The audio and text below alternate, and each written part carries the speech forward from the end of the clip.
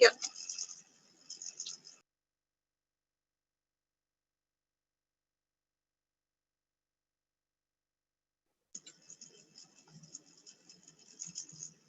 Hi, Stuart. Hello. How are you? Hello, Mayor. Hello, how are you? I'm doing fine.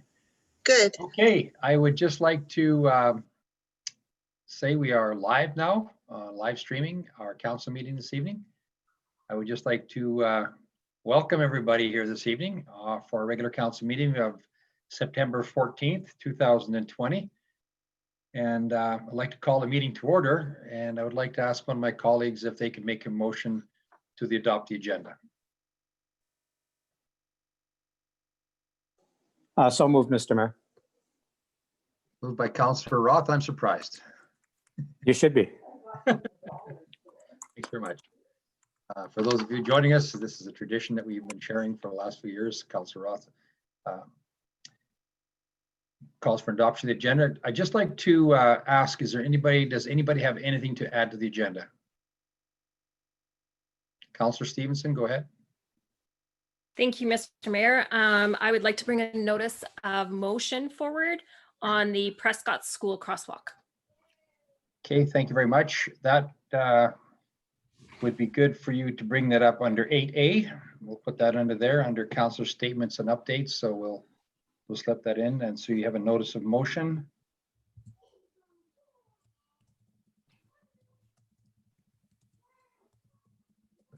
Okay, related to a crosswalk at Prescott. Okay, thank you. Any other additions or to the agenda from council? Seeing none, Mr. Farbrother, any additions or changes from administration's perspective on this agenda this evening? No, Mr. Mayor. Okay, thanks very much. So with that, I'll call the question on the motion for the adoption of the agenda.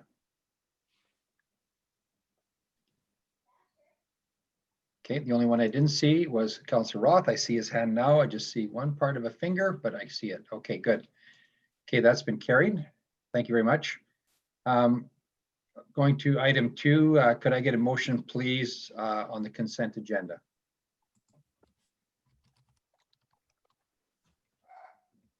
Mr. Mayor, I'll move that the recommendations contained in the following reports be approved.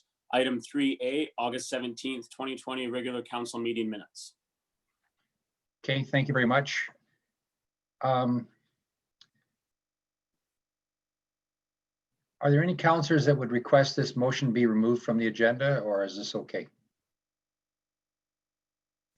Okay, seeing none, thank you very much. I'll acknowledge the motion from Councillor Oldham in regards to the consent agenda on that one item. So with that, I will call the question on the motion for the consent agenda. All those in favor? Okay, thank you very much. That's been carried.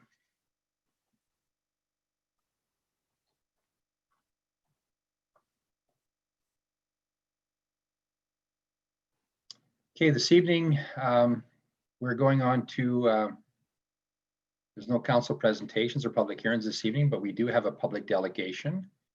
And we have some very special friends here this evening from the Spruce Grove Public Library for their 2021 budget presentation. Mr. Wolanski, could you introduce our special guests and presenters?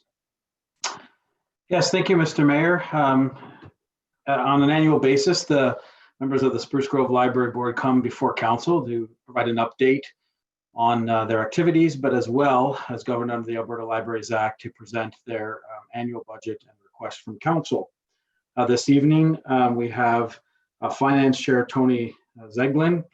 Apologize if that's not the right pronunciation, and Leanne Miglin-Carter, who is the interim director, to present the presentation this evening. Okay, welcome Tony and welcome Leanne. Thank you for joining us here this evening. A lot of us had a chance to go through the presentation prior to this, but we appreciate you being here to present on an annual basis. So go ahead. Looking forward to it. Thank you very much. Good evening, Mr. Wolanski, and that is the correct pronunciation of Zeglin, so thank you. You got it right. You might be Polish background, is that correct? We don't know. He's on mute. Yeah, Anyway, thumbs up. Thumbs up. Thumbs up. Thank you, Mr. Mayor and members of council. I am indeed Tony Zeglin, and chair the Finance Committee of the City of Spruce Grove Public Library, and along with Interim Library Director Leanne Miglin Carter. We are here to speak about the future of our library and will provide a clear picture of our dire finances, as well as focus on our fiduciary and social responsibilities in our shared community of choice. We are appreciative of how highly Council values the library, its programs and services, and its staff deemed excellent and great. Thank you for this recognition. But the truth is, we are no longer an industry-leading library. We are not delivering programs and services at a level of excellence. We are not even providing them at essential levels according to the best practices for public libraries in the provinces of Alberta. And each year we are falling further and further behind when, now more than ever, our shared community of choice needs its library to be at its best.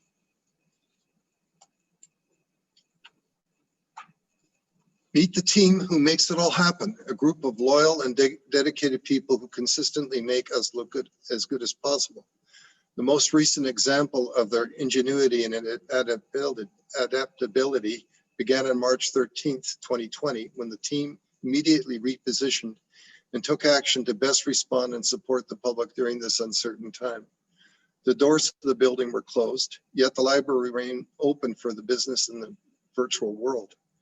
While all other cultural, recreational, and leisure activities in our city had no choice but to cease their programs and services, the library was there for our community and delivered homeschool, entertainment, wellness, and lifelong learning opportunities to record-breaking numbers of participants.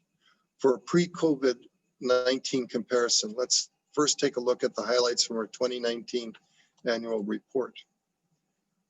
Open hours remain consistent from previous years, but will look different in 2020 and 2021 due to the pandemic, and because we will have to shorten hours and possibly remain closed on Mondays as a result of 2019 funding levels. Total annual visits increased by 6% to 231,317 in 2019. Libraries get busier during times of socioeconomic downturns. So once the physical doors open, as they have, those numbers will increase significantly. Downloads continue to increase well beyond capacity, with some patrons currently waiting 50 or more days before their ebooks are available. Currently, 17.28 FTE staff level is 12% lower than 2019, when we had 25 positions, while demand for our services increased year over year. 2 customer service clerks were not replaced in 2020. In June, the library board began recruitment process for a permanent director of library services, the process for which will be completed shortly. Fundraising initiatives include the Escape Room event that raised more than $5,000 in the month of October in 2019. Library Giving Day in April was postponed due to COVID, but the Great Canadian Giving Challenge took place in June and raised $6,841 in total. The funds raised are desperately needed to replace dwindling tangible capital assets and do not bolster the bottom line as revenue, because each dollar raised has a predetermined purchase attached to it. Example, it might go to the collection, computers, equipment, or furniture. As for programs and participants, attendance in 2019 resulted in sold-out programs at no charge to participants. The community wants and deserves more, but the current number of library staff and limits of our physical space means we are not able to keep up. In 2020, even in the COVID-19 pandemic, we continue to see increases. Demand for and use of library cards to access free services and resources, which increased dramatically upon closing our doors. Library card renewals up 125%. Patron online registration up 83%. Overall active library cards almost 10%, 500 more people accessing library digital resources and online programs. Demand for and participation in virtual programs for families and children up 174%. Demand for and circulation of digital materials spiked by 57% over last year. Demand for and response to online public inquiries via a live chat service, newly available on our website, contributed to the month-to-month increase in virtual and curbside visits. 31,741 virtual visits year to date, and almost 1,100 curbside visitors between April 20th and June 20th. The library's past success as award-winning library is well known to you and includes being locally recognized as the Youth-Friendly Business of the Year 2009, provincially recognized for excellence in technology 2014, and dedicated to community service 2016, regionally recognized for dedication, commitment, and contributions to tri-communities 2015 to 2016, nationally recognized for excellence in summer programming 2016 and 2017, and most recently, the Provincial Ministry Award for Excellence for Library Service, Indigenous Programming 2018-2019, funded largely due to a grant that has since expired. But our 11-year championship run has ended due to the inability operationally to meet ever-increasing public demand. We do not want to disappoint the people who chose to live in Spruce Grove and have such great needs for our services. We don't want to, but we have to. So that brings us to the other numbers, the dollars. And you will see we're facing many losses in 2021, 2023. The library board is and has been striving to reach essential levels of service for years, defined as the lowest acceptable level of service as mandated by the province of Alberta and published in their best practices for public libraries to ensure equitable and effective service to all members of the public. Unfortunately, we are in the red, below the essential level of service. Personnel, using 2018 city population numbers, essential requires 17.88 full-time equivalents and 3.57 professional librarians. We only have 17.28 and 2.5. Hours. In 2019, we were able to proudly report that our hours of operation were almost excellent, but the current situation is much different. Both governance and operations agree that reduction in hours for the rest of 2020 and 2021 will happen without a funding increase. Collection. Currently, the library collection has 69,482 items below essential. Our auditor stated we should have been investing $120,000 per year to achieve and maintain a physical collection of 72,000 items, 2 per capita, a goal not achieved due to being chronically underfunded. In 2019, we were able to spend $100,000 in collection, but in 2020, we had to reduce this to $50,000. 2021 is even less, and we will fall even further behind in achieving this provincial standard. Technology, we have 15 internet accessible computers for clients, not the minimum 22, and 17 for 17.28 full-time equivalent staff. Facility, the same message as during our Out of Space campaign in 2017. We are so far from provincial standards in that regard. Looking to the future, as our community of choice continues to grow, we need to be in a position to open a new facility at acceptable levels of service and provide more, not less, than we have in the past. The 2021-2023 budget we are presenting supports the board's goal to achieve essential, the lowest standard is set by the province of Alberta, by the end of 2023. To achieve this bare minimum of acceptable service, this budget includes funding for personnel, including the addition of a full-time professional librarian in 2023, open hours of operation for 55 per week. Current budget restraints will decrease this number below essential to a predicted 50 hours per week. Increasing the collection, which has been reduced year after year due to using up reserves. An asset replacement strategy to achieve per capita requirements by 2023.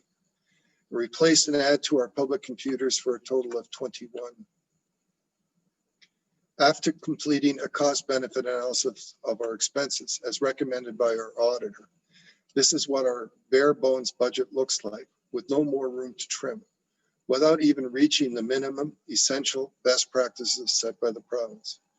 We are providing programs and services on a shoestring budget. For example, we have only allocated $9,000 for programs that attract on average more than 59,000 participants in a year, average of 2018 and 2019 numbers. We're on track to be well over 50,000 again this year, even with the impacts of COVID-19 that reduced programming and took it all to be virtual. We are planning for a wage freeze in 2021, along with 0% increases to training programs, professional fees, and hospitality. Deferred equipment and IT replacement plans so they occur in 2022 and 2023. Providing for higher IT operational expenses projected due to increased license costs. Providing for an increase in demand for ebooks. Deferred marketing expenses to be recaptured in 2021 due to our library's 60th anniversary next year.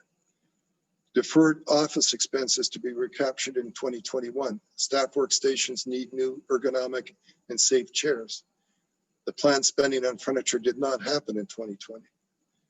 Provide for auditor fee increases as per letter of agreement with Matrix. Deferred costs of meeting room recaptured due to being able to rent and use rooms again. Cover costs of insurance and expenses projected to rise based on trends. Plan for contracted service requirements to protect the library from any unpredicted liabilities. As highlighted, you see the cash outside of our reserves, which are actually planned spending dollars and not a savings account. Based on the actual money in the bank next year, we only have $10,821 to spend on collection. By adding the amounts allocated for furniture, plan of service, and needs assessment, that number increases slightly to $27,796. $20,000 to be spent on public computer replacement deferred from 2020, $30,000 in 2022 on staff computers, $16,227 to be spent on equipment in 2022, which falls short of our needs when which total $100,000 over 2022 and 2023. There are no funds to spend on collection in 2022 and 2023. All funds will be deleted by the end of 2022 with no available dollars for the equipment or any other assets spent in 2023.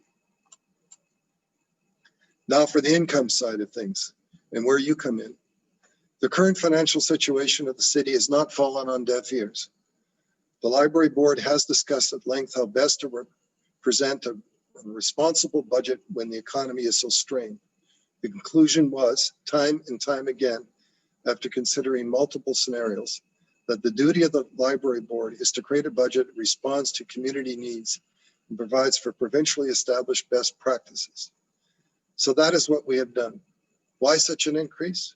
Although now is considered by some to not be the best time to ask for an increase, it actually is the best time for our community because our library remained open virtually during all other COVID-19 closures. And we anticipate increased demand for library services during these continuing times of economic and social stress. Why ask for an increase in funding now? Because now, more than ever, people need their library.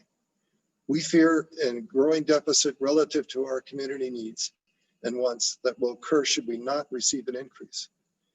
If we were not to ask for this now, well then when?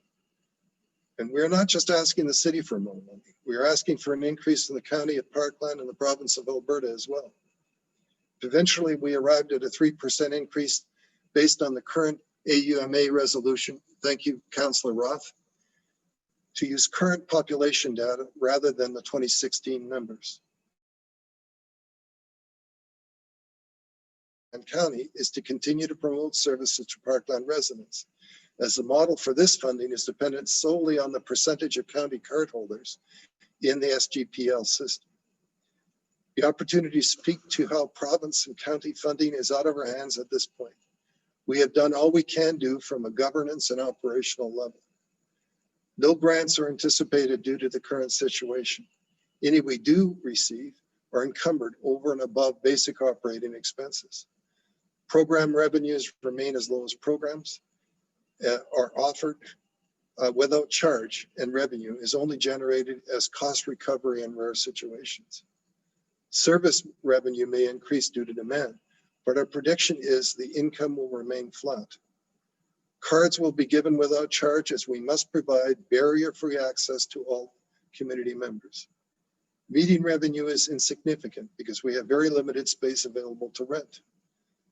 Extended loan fees are expected to remain flat because the current economic situation's more uncollectible accounts from outstanding returns or lost items. Other income accounts include things such as the WCB rebate. Interest income may decrease as the only interest we earn is on cash in the bank, and we have less and less of that. Cash in the bank comes from the transfer from reserve accounts tied to future spending plans. It is vital to maintain our asset value and preserve a collection that is depreciating faster than we can replace it. In terms of collection, if we cash in most of our reserves for 2021, we will have, should this increase not be approved, we will only have $27,796 to spend on new library materials, and consequently deplete funds previously planned for furniture, plan of service, and needs assessments. Computers, $20,000 spent in 2021 for the 15, not the needed essential 21 public computers. The remaining $30,000 will be spent on 2022 for staff computers. Equipment, $16,277 in planned spending for 2022, 32,000 of what we need, 32% of what we need. $33,278 short of the $50,000 we need for 2022, not including the required spending in 2023. Furniture, we have not purchased furniture for 10 years. 2020 spending did not happen because the full funds were not there to do so, and the small amount available will be moved to collection. Creation of a plan of service mandated by the provincial government to take place no less than every 5 years, costing some $15,000 to complete. Without the 2021 12% increase, we will need to pay for it from collection reserve. The reality is by the end of 2023, there'll be no money to transfer from the reserves. There'll be no funds available for required asset purchases. It is very clear, even with the 12% asked for 2021, 2022, and 2023, our deficit budget years without any reserve funds, as you will see on the next slide. The operation reserve of $50,750 is our balance that carries us from year to year to the following year, which barely covers 1 month of payroll. We hold it in the event that our provincial funding is delayed, as we saw during both changes in government, most recently in 2019. The board has the option to spend the general in 2022 and 2023, but that would not be fiscally responsible as per the advice of our auditor. When it comes to money, in the most honest and sincere way, we are out. The budget is the board-approved auditor's version, which includes non-cash dollar amounts, whereas the cash in, cash out numbers, as you saw before, did not. With all of the 0% variances next year, the majority of 2021 expenses are frozen from 2020 amended budget that accounts for funding at 2019 levels. These increases are necessary to reach essential levels of library service, including amortization expense, a non-cash amount that represents the reduction in value of the assets that are physically inside the library building. The auditor recommends that these amounts, as the spending saving required to replace assets, are at their end of life cycle.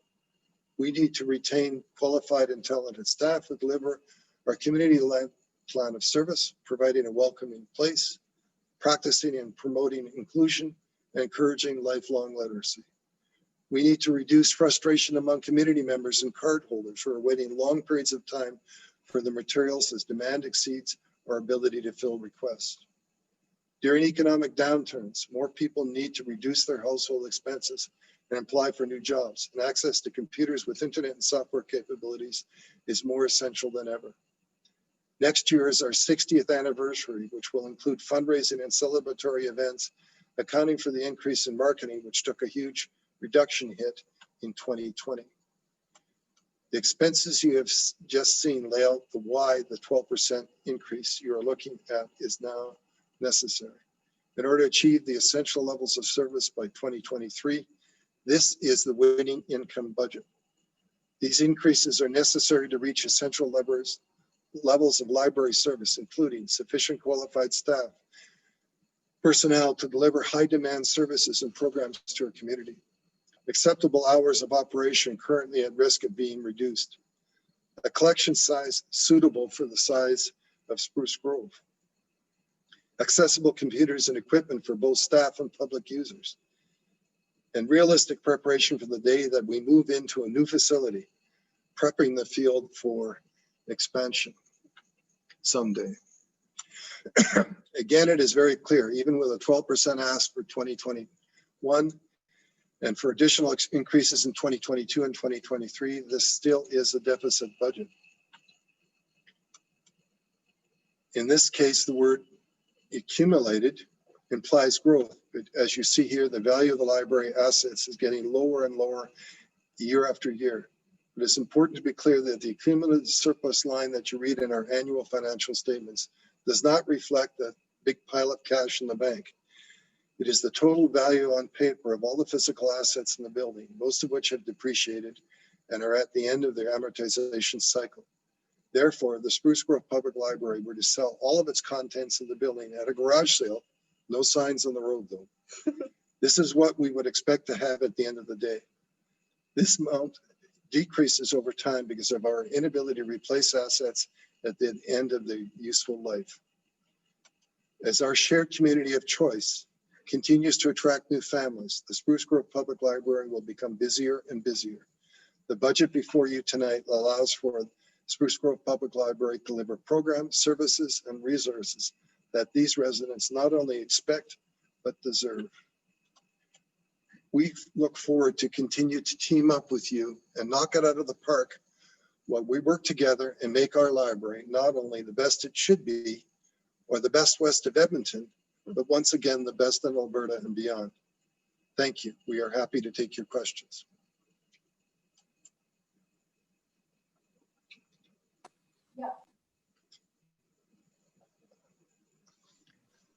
Thank you very much for the presentation, Tony, and very comprehensive presentation, and there's a lot of asks in there for sure. I'm going to open up the floor to my colleagues on council if they have any questions or comments.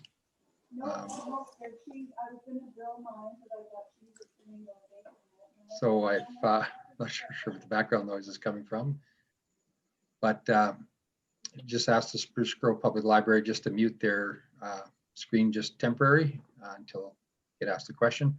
So any questions or comments from any of council? Just raise your hands. Councillor Roth, go ahead. Thank you, Mayor Houston.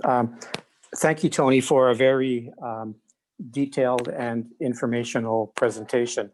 For me, the most telling part of that was the chart on page 23 that shows the 3 levels of service. You don't have to go there. I'll describe what I'm talking about. You used the term dire in your introductory remarks, and I think that one of the reasons for using that term is told in that chart.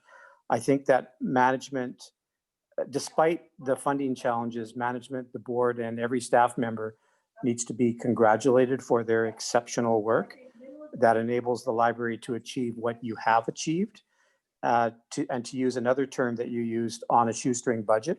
I'm not saying that you won't get what you're asking for, but you know that every city department and all other agencies and organizations that the city funds are facing the same challenges. Council does recognize the financial and operational problems that the library faces. And to Leanne, thank you for your good work, because you've stepped in to a demanding job in a very difficult time. And you've taken over as interim director in probably the most difficult period of time that the Spruce Grove Public Library has ever faced.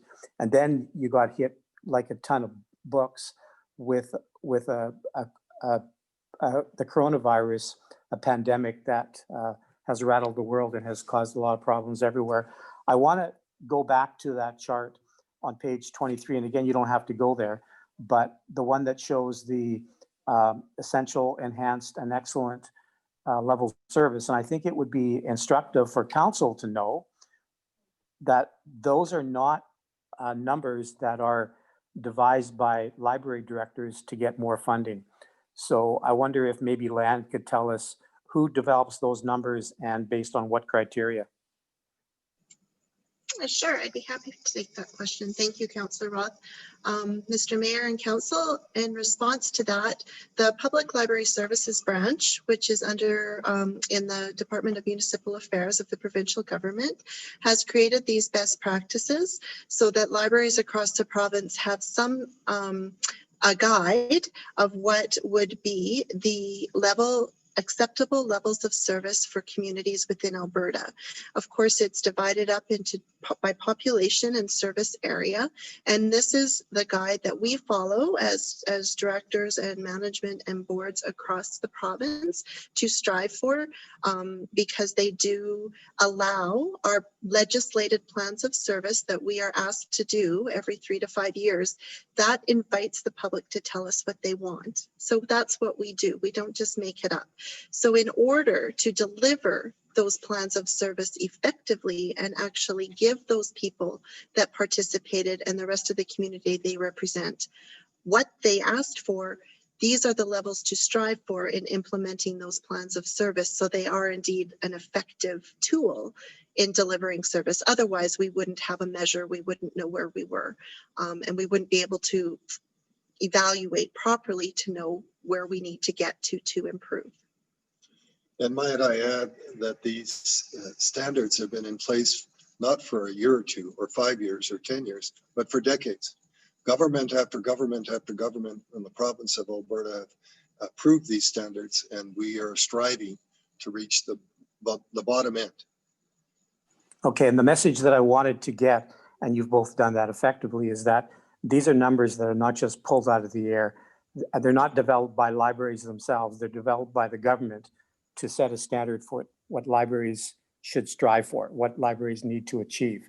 So that's the message that I wanted. Thank you, Leanne, for that.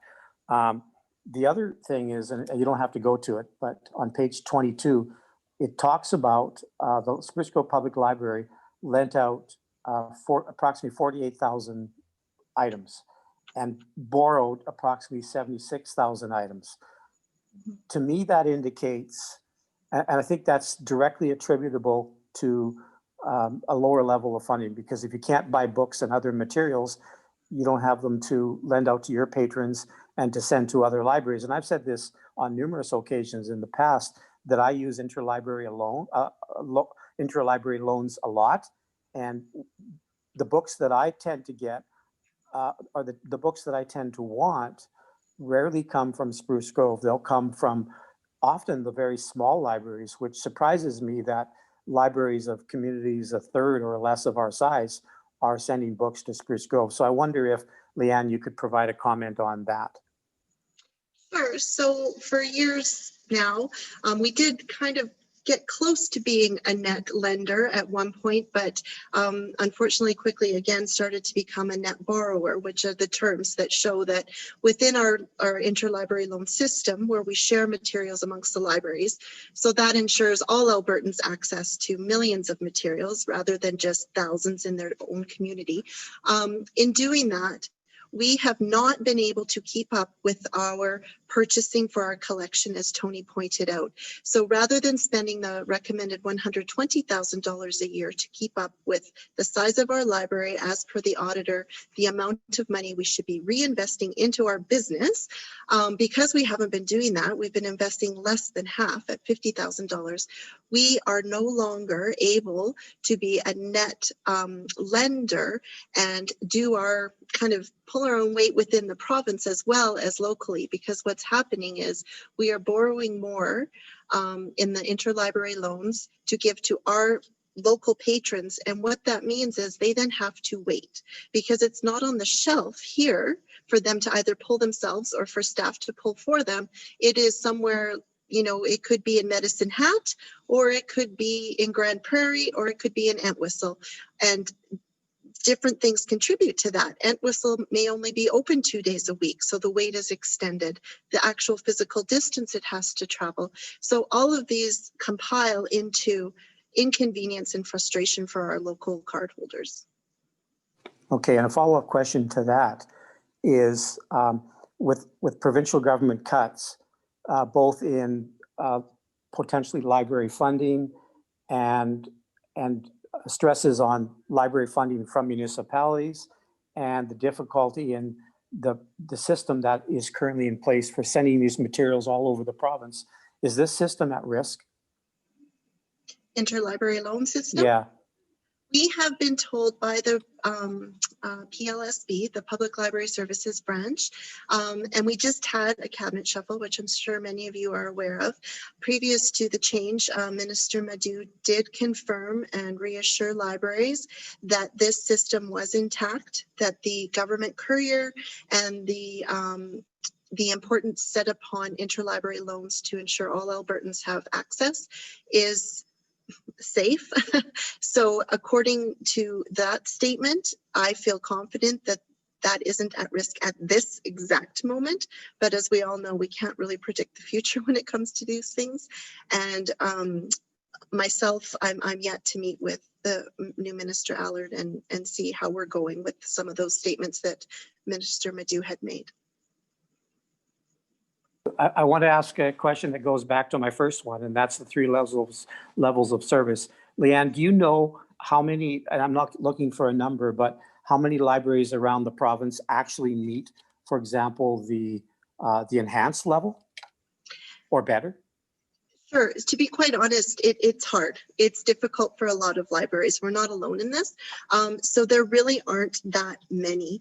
Most are striving for essential, or striving from essential to enhanced. So in polling, just kind of an example of different sizes and different locations across the province, it looks like the majority are striving for a sustainable essential level. And what I mean by that is they're very, very close. Some years they meet it, some they dip below. So that would be the majority. The next group would be, the 2/3. The next third would be divided in half, with those comfortably sitting at enhanced and those comfortably striving for excellence because they're just that close. Does that make sense? Yes, it makes sense. And the last question is, I noticed in the presentation report that we received that the Spruce Grove Public Library added 7,483 new items in 2019, which gives a total collection of almost 78,000 items. I'm wondering, what is the lifespan of a book in a library book? 10 years. Okay.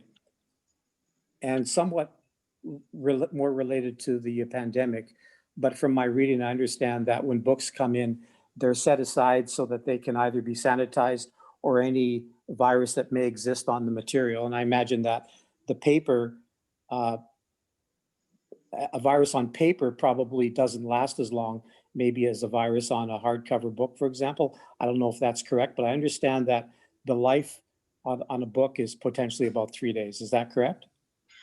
So we are following YRL's recommendation to keep an eye on what is known as the REALM study for this kind of thing. And their recommendations at the beginning started at 72 hours quarantine for all items returned and have increased to 96 hours. That recommended increase is actually because of the life of the virus on such things as DVDs. And I'm talking about the DVD themselves. They've tested everything. So not the case, but the actual DVD, the disc itself, or the CD, we still have those here.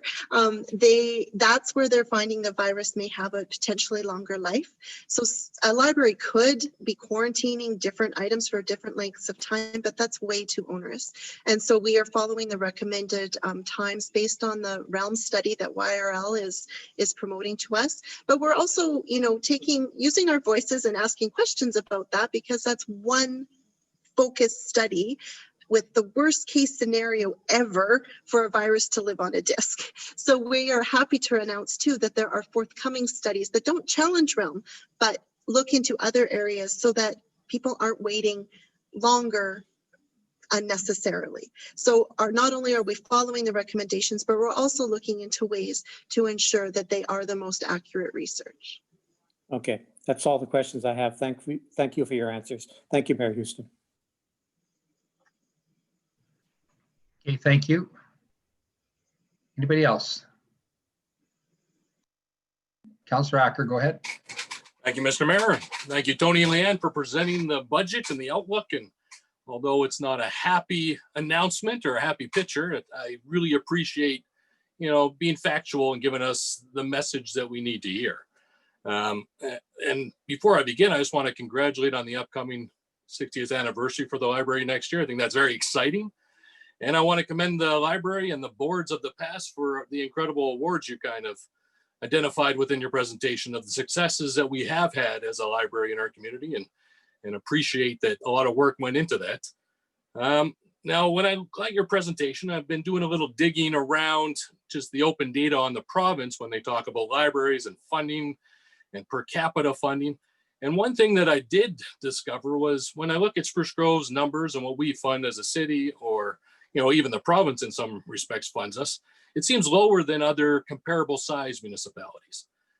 Do we have any kind of scale or idea of how we sit on an average size community of ours, of the funding levels that we're providing versus funding levels an Airdrie or a Leduc might be funding their libraries? Because when I was looking at the data, there seemed to be a discrepancy, and it was in some areas quite high. Either they're a much higher funded library in their community, it's a higher priority, or in some cases I saw that the province was funding us differently than what the per capita should have been. Do you have anything to say on those points? Sure, I can take that question. Thank you, Councillor Acker. So in your research, I'm sure you noticed that the public information about this per capita funding is 2016, which is part of the problem for the funding levels that we do receive from the province, as we all know how many communities around Alberta, across Alberta, are growing. So that is also the problem for the public information that is out there for the local appropriation amounts, because since 2016, those amounts have gone up and down. So what they captured then is not exactly what it is now. Again, I did do some research with some like-sized libraries over across the province, and we're all around that 24, 26, 28, 32 mark right now. So although the province publishes what they call the top 30, which is the top 30 libraries, their local appropriation amounts from as high as $60 per, the top 30, Spruce Grove isn't in that top 30. But when we look at the middle, that's where we fall, according to what was going on in 2016.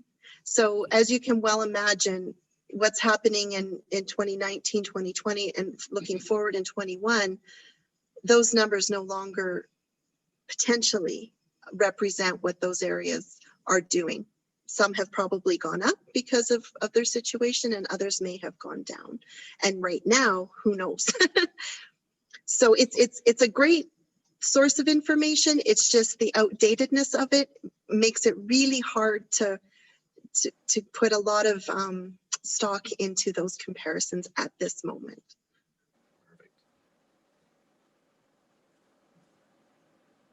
I can't hear you, Councillor. Mr. Wolanski had his hand up there. Go ahead.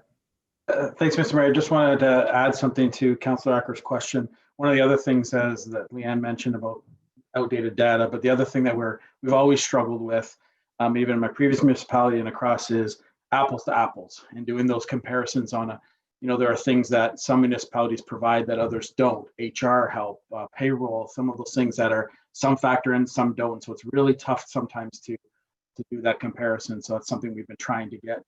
I know many municipalities and libraries are trying to get consistency in those numbers. Perfect.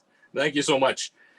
When I look at the information, it's obvious that there's a huge demand, and I know for a fact, just in speaking with residents, that during COVID, now with schools going to a lot of homeschooling, I see that the demand for library services is only going to go up. I see there's a lot more need for somewhere to go and study, places to get reference material. So I think it's timely to be coming in here. And I think you made an excellent point in your presentation of how the library did continue to stay open, provide services when there wasn't a lot of opportunities in that early March, April, May time. But I, understand that I think we still have some struggles to go through with this pandemic and the situation. I believe that the library is that central hub for our community that provides some of those resources. So I appreciate the numbers. Like Councillor Ross stated, every department, every business, every resident is stretched for the dollar during this pandemic, and the economy isn't doing the greatest, but we appreciate getting the numbers so we can make those tough decisions when we come up into corporate planning of the priorities of of the community and where we need to do those investments. But thank you so much for the presentation. It's valuable information. Okay, thank you very much, Councillor Acker, and thank you very much, for the response, Leanne. Any other questions or comments? Councillor Oldham, go ahead. Great, thank you, Mayor, and thank you, Ms. Smiglin-Carter and Mr. Zeglin for being here. Sure nice to have you. First of all, I want to congratulate you on your New Beginnings Listening Circle Award. Always great to hear of our award-winning library getting more awards. As Mr. Zeglin pointed out, over the last many years, we've had a lot of them, and that's a great thing to hang our hat on. Ms. Smiglin-Carter, please pass on huge congratulations to your staff managing an incredibly challenging time. Anytime I'm in there with my family or my students from the school, they're kind, they're informative, they're hardworking, and we sure appreciate the excellent work that they do. And Mr. Zeglin, please pass on to the board. Thanks. Libraries don't exist without volunteers like yourselves and the board contributing and giving back to the community. And I know yourself have given in many ways over the years, and I can't share my appreciation enough for that. Couple numbers that just I caught that I'm not unsure of that I want to maybe clarify before I begin. In the presentation, and I don't need to go back to the pages, but in the presentation it referenced 21 computers. And then in the chart that talked about essential and enhanced and excellent, it referenced having 21 computers. Can you clarify for me which level we're currently at for computers? In the graphics up top there, you have many, many numbers in your presentation, and it references 21. And I heard you say 21, so I'm assuming maybe the number is 21 and we just didn't update the chart, but I don't want to assume. So the recommended is we actually have in-house, we have for public computers, we have 15. Okay. And the recommended would be 17. Sorry, 22, sorry. So that's where that number came from. So we have 15. A recommendation for our population size would be 22, sorry. So Okay, if we no said problem. 21, maybe. Just so you know then, on the page, I think it's the top of page 21 for your own reference. Yeah. On the top right-hand corner, it said the library has 21 public computers. Oh, that's our 2019. That is our 2019 annual report. Is that what you're looking at? Yeah, the report that you shared. Sorry, I can absolutely answer that question for you. No problem. When we provide our numbers to the province, they we're very appreciative. They've gone to generating this annual report so that all libraries have a consistent look across the province and what they're presenting to councils. So that number of 21 actually also includes 2 children's and 2 youth computers that are called our AWE computers, and they're touch and they have a colorful keyboard. So the report blends those numbers together. So that's where that difference comes from. So it's the 17 public, which were the 15 that we use. There were 2 that we use for what we call OPAC, and they just search up things. They just tell you what's in the collection, and then the remaining were those children's ones. So that's the calculation behind that number in the annual report. Okay, OPAC, wonderful. Online public access catalog, as opposed to something that can search the internet. Yeah, no, I appreciate the differentiation. Thank you. Sorry, thank you. I just misunderstood your question. No, that's okay. I wasn't very clear. My next question around the numbers that you provided just is on, again, in the graphics, it's on the very bottom of page 20. You said the library has added 7,483 new items, bringing the total collection to 77,710. Is that the right number? It was at the end of 2019, yes. Perfect. That's all I needed to know. Thank you. Yeah. And again, just so everybody in council knows, this is a report. Like I said, we used to build our own annual reports. It was just a task that we had to do with the numbers. But now the Public Library Services branch, we have to give them all of our data. Then they push it through and give us these graphics, making it more reliable, consistent, and accurate. Okay. And may I say kudos to Councillor Oldham. When we were putting this budget presentation together, we were thinking of you because you like to delve into numbers, and you didn't disappoint, sir. Thank you. Mr. Zeglin, we're just getting started, my friend. So I'm looking forward to digging in a little bit more here if you're all right with that. Of course. All right. So as I looked through the presentation this weekend, it occurred to me, and you've referenced it many times, Councillor Roth referenced it in detail, the best practices document. Yes. So I thought, in my 3 years on council, I haven't yet gone and actually read that document in detail. So I spent a dreary Saturday morning in Spruce Grove reading through that document. And there's a few things I think might shed a bit of a more positive light to how I read it. So I just want to clarify and maybe ask a few questions around a few specific things. I asked our city clerk in advance of the meeting to maybe have a few pages pulled up for me so you can see the same thing that I'm seeing in the public and my colleagues on council as well. So the first one is around technology. In the presentation today, it's listed as 21 computers, could be 17, could be, depends on how you look at what a computer is, 15. And I accept that there's variance and maybe some opinion there. But on page 42 of the best practices document, it says it's not 3 computers per 5,000 people. And I know the city clerk is working hard to bring it up. It's 2 computers for all cities under 5,000. And then 2 computers for the first 5,000 and 1 computer for every 5,000 after that. Mhm. So if you look at those numbers, 2 computers as the base, is hopefully coming up here. I appreciate all the work from city. I asked a lot of them today. So it says here, and this is the document under technology, over 5,000 people, the top left a button there says minimum 2 public access computers plus 1 computer per 5,000 population. So the formula is then a base of 2 plus 1 for every 5,000 people. And we're between 35 and 40,000. So even rounding that up to 8 would be a minimum of 10 computers to meet the essential level. And if we move to the next column, the minimum 2 public access computers plus 1 computer for every 3,000 people, we're certainly under 39,000 people right now. And that would equate to 15 computers, which is the minimum number of computers we have. So I think when I read through this, it occurred to me that, and thank you, clerk, you can take that down now, I appreciate your help, that we would for sure be at the enhanced level. And depending on what you count as a computer and what you don't count as a computer, we may be bumped up actually to the excellent level if you counted 21 computers. Am I seeing that right? No, you are there, absolutely. And we've got it up ourselves as well. And I think that when we looked at our population in the other areas where it has a wider, like it's not just over 5,000, there's more grids on some of the other areas. There's, but in this category, that's the highest grid. No, and I'm coming back to that, that Okay. in this particular case, that yes, that it is just the 5,000 over.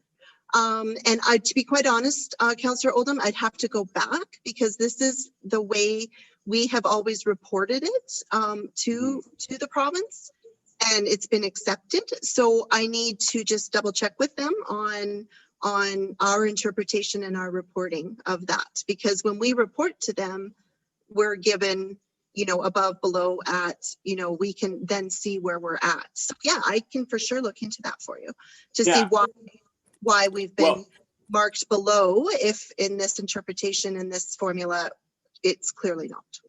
Yeah, and on the chart that you provided for us tonight, it says minimum 3 computers per 5,000 people. It would be very easy to interpret that graph as 2 plus 1 is 3, so 3 per 5,000. So I think it's just the detail of it.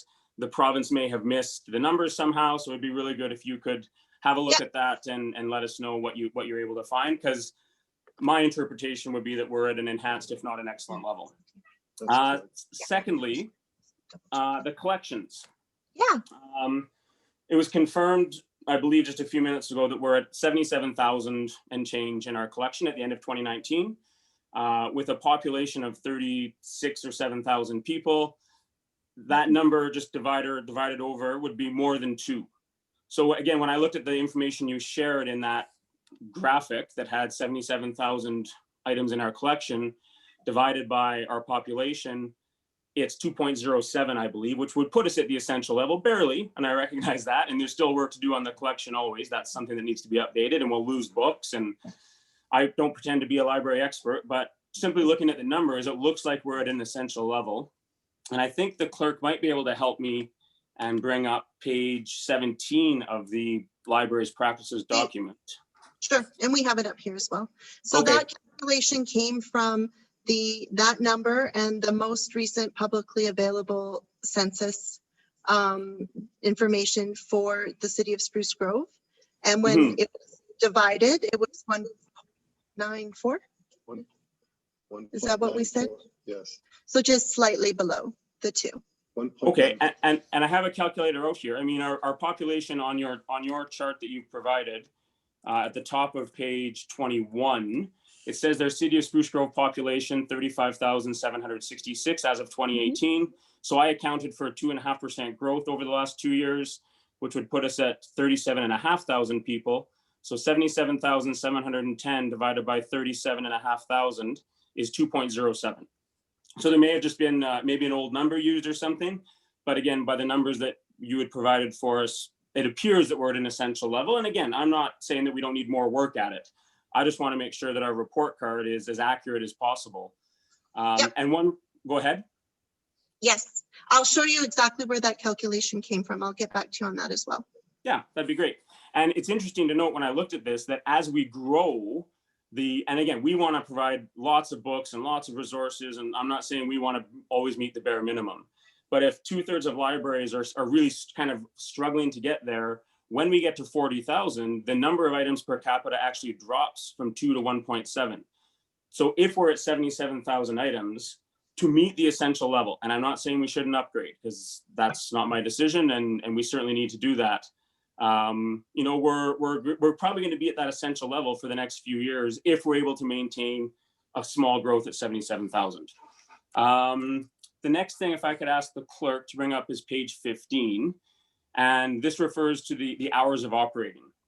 And this is certainly a challenge, and I can't commend you enough for the incredible service that you provided to our community during COVID. Basically, I think we were one of the top service libraries in terms of providing for our residents in the province. I have searched many libraries and they were closed. They weren't doing curbside pickup. So ours was really good. And we can see here in the chart on the screen that between 20,000 and 40,000, it's recommended at 55.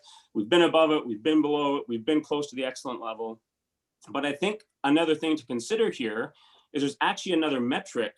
And if the city clerk could just scroll down a little bit, and again, thank you for your help. It talks about another level of enhanced, essential, enhanced, and excellent levels. And I've never seen this one presented before.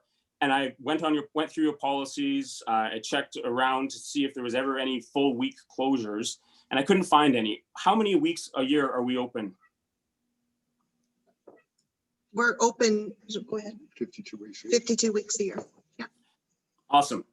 So I think it would be fair, if we're giving an accurate report card, to include both of these metrics in the graph, and to say if we're open 52 weeks a year, that meets an excellent standard, which is awesome. That's what we want for our community. We may be struggling in the hours, and I recognize that funding affects that. This isn't a question of whether you need more funding or not. It's just an accurate representation of the reporting.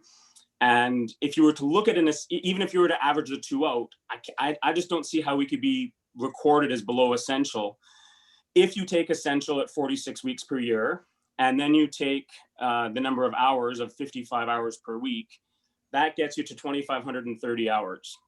If we're providing 52 weeks a year at 50 hours a week, we are more than those hours in the essential level of service. So I would just ask for a recalculation, maybe, or a consideration of both of those metrics when we're reporting on our hours of operating. Does that sound fair? No, that's fair. And that takes into the definition as well, that within those 50 weeks, we could be still open 52 weeks a year, but we would be striving for the standard hours within those 52 weeks. We could still be open 52 weeks a year with fewer hours being closed evenings, Sundays, Mondays, right? Yeah. So that 52 or 50 weeks per year is also defined as still having those standard hours appropriate for the size. That accommodation in the standards, Mr. Oldham, is due to some public libraries are actually in schools. Mm-hmm. And so Yeah. Schools typically are open to the public less than 40 weeks a year. Mm-hmm. So that there's a combination in that regards. Yeah, and there's actually, it doesn't apply to us, but as you know, there's a whole section in the best practices on schools that are attached to libraries. And I didn't spend Yes. any time on that because that wasn't our, Yeah. our situation here. But I just think if nothing else, that we're able to report both of these metrics, even if we don't combine them, Yep. Just to let our community know that, you know, in the records, we are doing this at an excellent level. We're not doing all things at an excellent level. We're working hard. You're working hard. But I think And it'd be fair to report that. And as it has been said, the idea of the best practice is that it's an independent, neutral yardstick, if you like, by which we measure ourselves. So I thank you very much for delving into the details like this. And Yeah. it is important. It is important to be on the same wavelength. Yeah. The question correct. remains. The question remains: do you want a library that's open 45 hours a week for 46 weeks? I don't think so. I think we want to have a library open as ideally 7 days a week, ideally for 55 hours a week on average for those 7 days a week, notwithstanding statutory holidays. And it's good. It's very good for you to do that. Yeah, Mr. Zeglin, I couldn't agree more. The more access we can provide for our community, the better it is for everyone. And I'm just focusing on making sure that we're all looking at the same report card and that we're measuring and we're sharing with our community and we're understanding actually where we really are. And that we have challenges and we have areas of improvement. I'm not trying to dissuade that, but just trying to understand these metrics. It's the first time I looked at it was this weekend, and it's worked out well. So for personnel, obviously I recognize that we're a little bit short in that area, and I really do appreciate the approach from the library board that this is a 3-year plan. And anytime you're looking for growth and improvement, you know, to try and fix everything in 1 year is a challenge. And I look forward to not only in personnel, but in the 5th metric that you shared with us tonight, being the facility. You know, we've worked together with the library board on some ideas, and for various reasons, those haven't worked out. But I think it's something that we can work towards in a long-term strategy. And I know there's a document in the best practices. It's very complicated in terms of how much square footage is needed, and you've filled that out, and that's nice to have. And I think that personnel and facilities are areas that we do probably fall under the essential level, and as many places maybe do, but certainly areas that can be worked on and supported as time goes on. As I was going through this, I also noticed that there's another 4 metrics that are included in the document. And I don't recall seeing them in the past. And I just want to talk about them really quick, because I think if this is the metric that's been, or the document that's been chosen as the guiding principles and one we want to look at, I think it's good for everyone to see some other, and we need all metrics. Like, it's not fair to pick and choose which ones we're going to use. So I would ask the city clerk to kind of go to the information services. I think I provided the number earlier tonight. And it's a chart. So it, in theory, would be fairly straightforward. This is information services. It doesn't have the heading, but it's the one. Can you, Ms. Midland-Carter or Mr. Zeglin, maybe just give us an idea of where we're at, and if we're deficient in any, at least the essential ones, what might we be able to do to improve upon that area? Yes, I can. Well, I'll tell you what, when I read it, I was pretty sure we'd be enhanced or excellent, because Yes. every time I go into the library, I see these things happening, but I'm not the expert, so I defer to you. Yes, yes, definitely. When we are, and that's why we've been winning awards. When we do perform, our staff go above and beyond always, and we are able to deliver these services, which is a cumulative chart. So it's essential, enhanced is all of essential plus, excellent is all of essential enhanced plus, right? So we are definitely meeting the general library needs of our community. This Awesome. does not speak to the plan of service, which the community says above and beyond what we deserve as humans and people of Spruce Grove who live in the province of Alberta, core library service. This could be all we do is right here. Mhm. We're super excellent excellent at what's core, absolutely. But our community wants much, much more than core service. They want the programs and resources that we are giving them above and beyond what this chart reflects. No question. That's absolutely. We have lots of demands in our community, and I just thought it was fair to bring this up because it is a measure, it is a chart like all the other ones. If we're going to use the first 5, we might as well use the other 4. And again, what I don't want is the picture painted that we're deficient in all areas as a public library, because I don't sense that to be the truth. I don't feel that when I walk into the building. I don't hear that from our community. There are challenges. There's funding requests that are valid that will enhance the library. I'm looking for an honest representation of this document, and I think if we include this, that's fair to have all 9 levels that are included in the document represented in how we communicate with each other and how we communicate with the public. We'll just maybe look. There's 3 others that you're aware of: resource sharing, Indigenous service, and accessibility. I don't need to take too much more time in going through each one. Again, they don't have charts, they just have best practices. When I look at it, I would imagine we meet most, if not all, of the best practices in there, but I've taken lots of time tonight, so I'm not going to ask to go through each one of those. I would maybe make a request if it's at the board's will to share maybe where we're at in terms of those best practices down the road. I think it would inform our public as to where our library stands. People take pride when they feel they are part of something that is successful. They also want to rally around when they feel that they want to support something that could use more. And I don't think those 2 concepts need to be separate. I think we can be proud of our library. We can show metrics that are from a provincial document that show that we're doing mostly an enhanced essential job, potentially even excellent in computers, depending on how you define a computer. By my quick calculations here, we're maybe below essential in 2, we're at essential in 2, and either enhanced or excellent in 1. And so I just want that to be portrayed to our community that yes, we can be proud, and yes, we can have demands and asks and funding requests, and those don't have to be mutually exclusive. And if we can work together to understand this document that is very important to the library in a more fulsome way, I think it would be, helpful to a lot of people.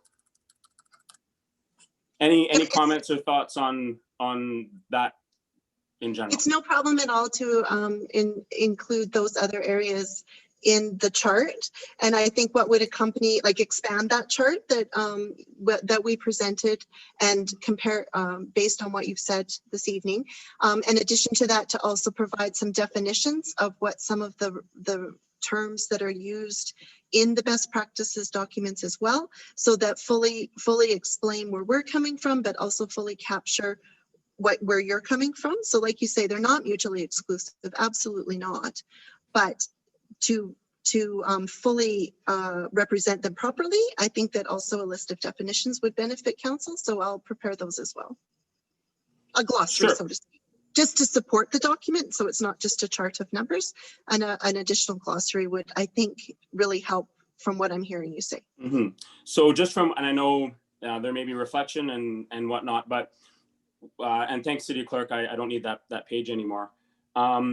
Is there a general agreement that we're probably not all below essential on every item once we've gone through this? I mean, the computers for sure, the collections most likely, 77,000 divided by population. Are we willing to come together a little bit on that, or are you still wanting to do a further analysis before kind of commenting? I would say, sir, with all due respect, 50 hours per week is below that metric. And I think that's a very important one. I think there are very few public libraries, independent, standalone public libraries that aren't open 52 weeks a year. So that metric, I don't think it applies as much as in our situation. I think that our community wants to have a library open 7 days a week. I think the situation we're currently in, and the board has to make an official decision, our board, about closing it on Mondays, but that's likely what's going to happen unless we get an increase in funding. So we can move the chess pieces around on the board a little bit. But I have to say, our library is a proven marketable institution of 60 years.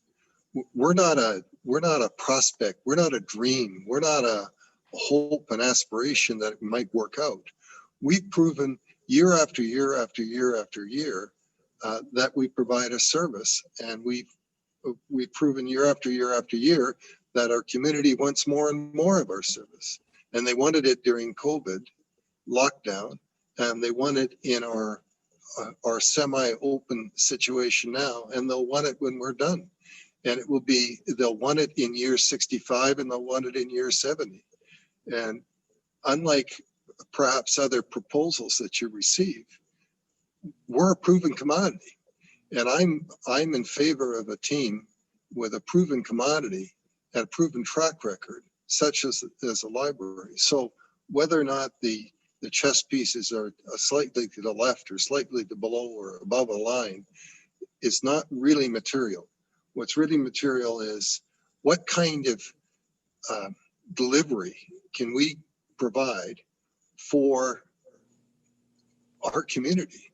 And, I can't think of any other institution that services as many people on a regular basis per capita. You take our cardholders, divide them by the population, and compare them. Go ahead, please do.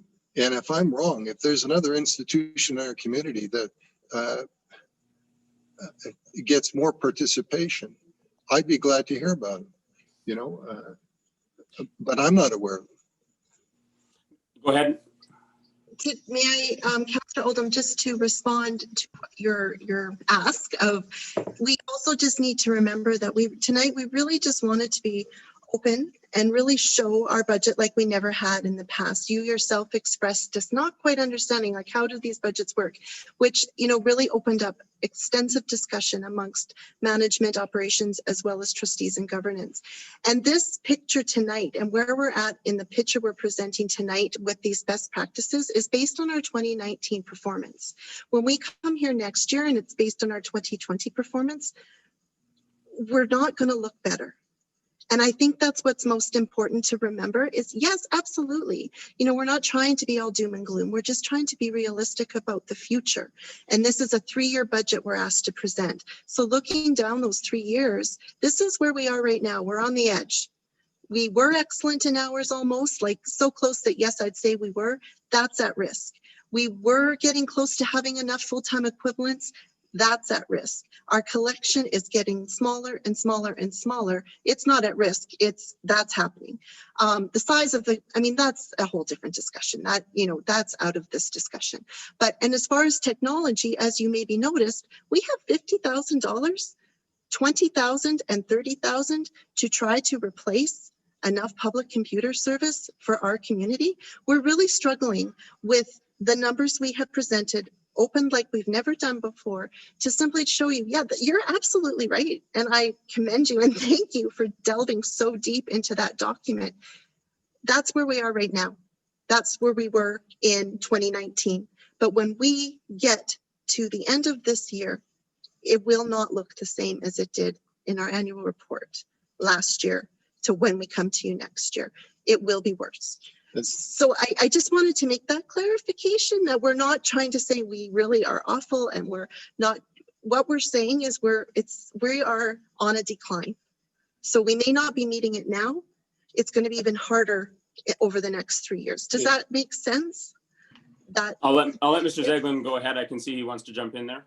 Yeah, in 2022, our documents show that we're not going to spend anything on the collection without an increase. 2023, do we really want to be in a situation that way? No, we don't. So, we're not talking about something that's, we're not out in left field here.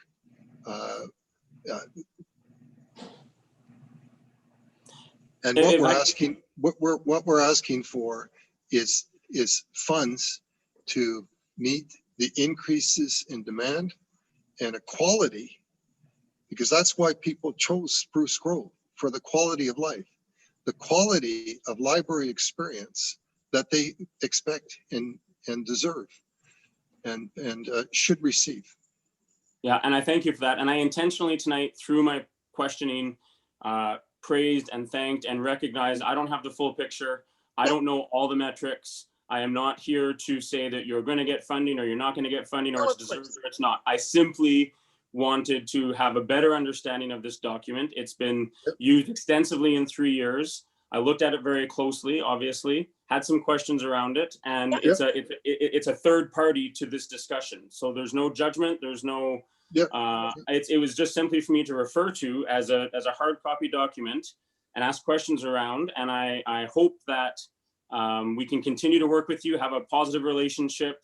There's big things coming in our city and we want the library to be part of that. And the accurate accounting was simply just a question to help navigate where the library can vision to go next. And the analogy that I wrote down is if you feel deficient in everything and you're trying to keep all these balloons up, technology and personnel and information services, it's overwhelming. I can't imagine having that feeling all the time that we just can't do it all because everything is falling down on us.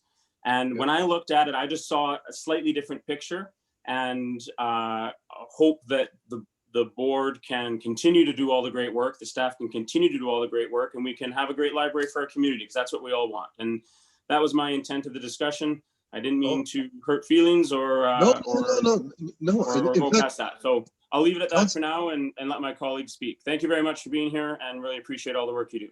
Okay, thank you very much, Councillor Oldham. And thank you very much, Councillor Oldham, for doing a deep dive into that. And I think you brought out some good points. And I think one of the good points you brought out is the excellent service level that we are operating at currently with the metrics that you demonstrated.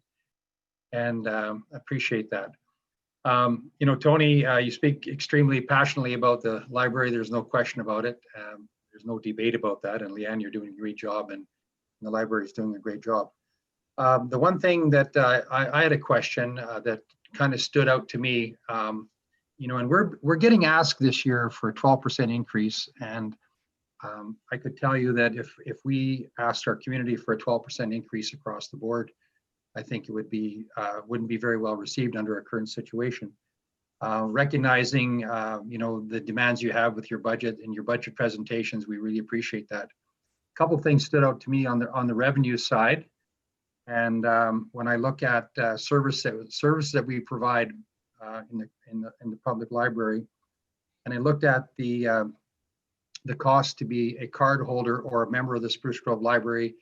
I know that a few years back we eliminated that, and I was just looking at the numbers that we have 6,648 library patrons, and if they each paid an annual fee of only $20 a year, that would generate $132,000. And so I just want to throw that out there as a number.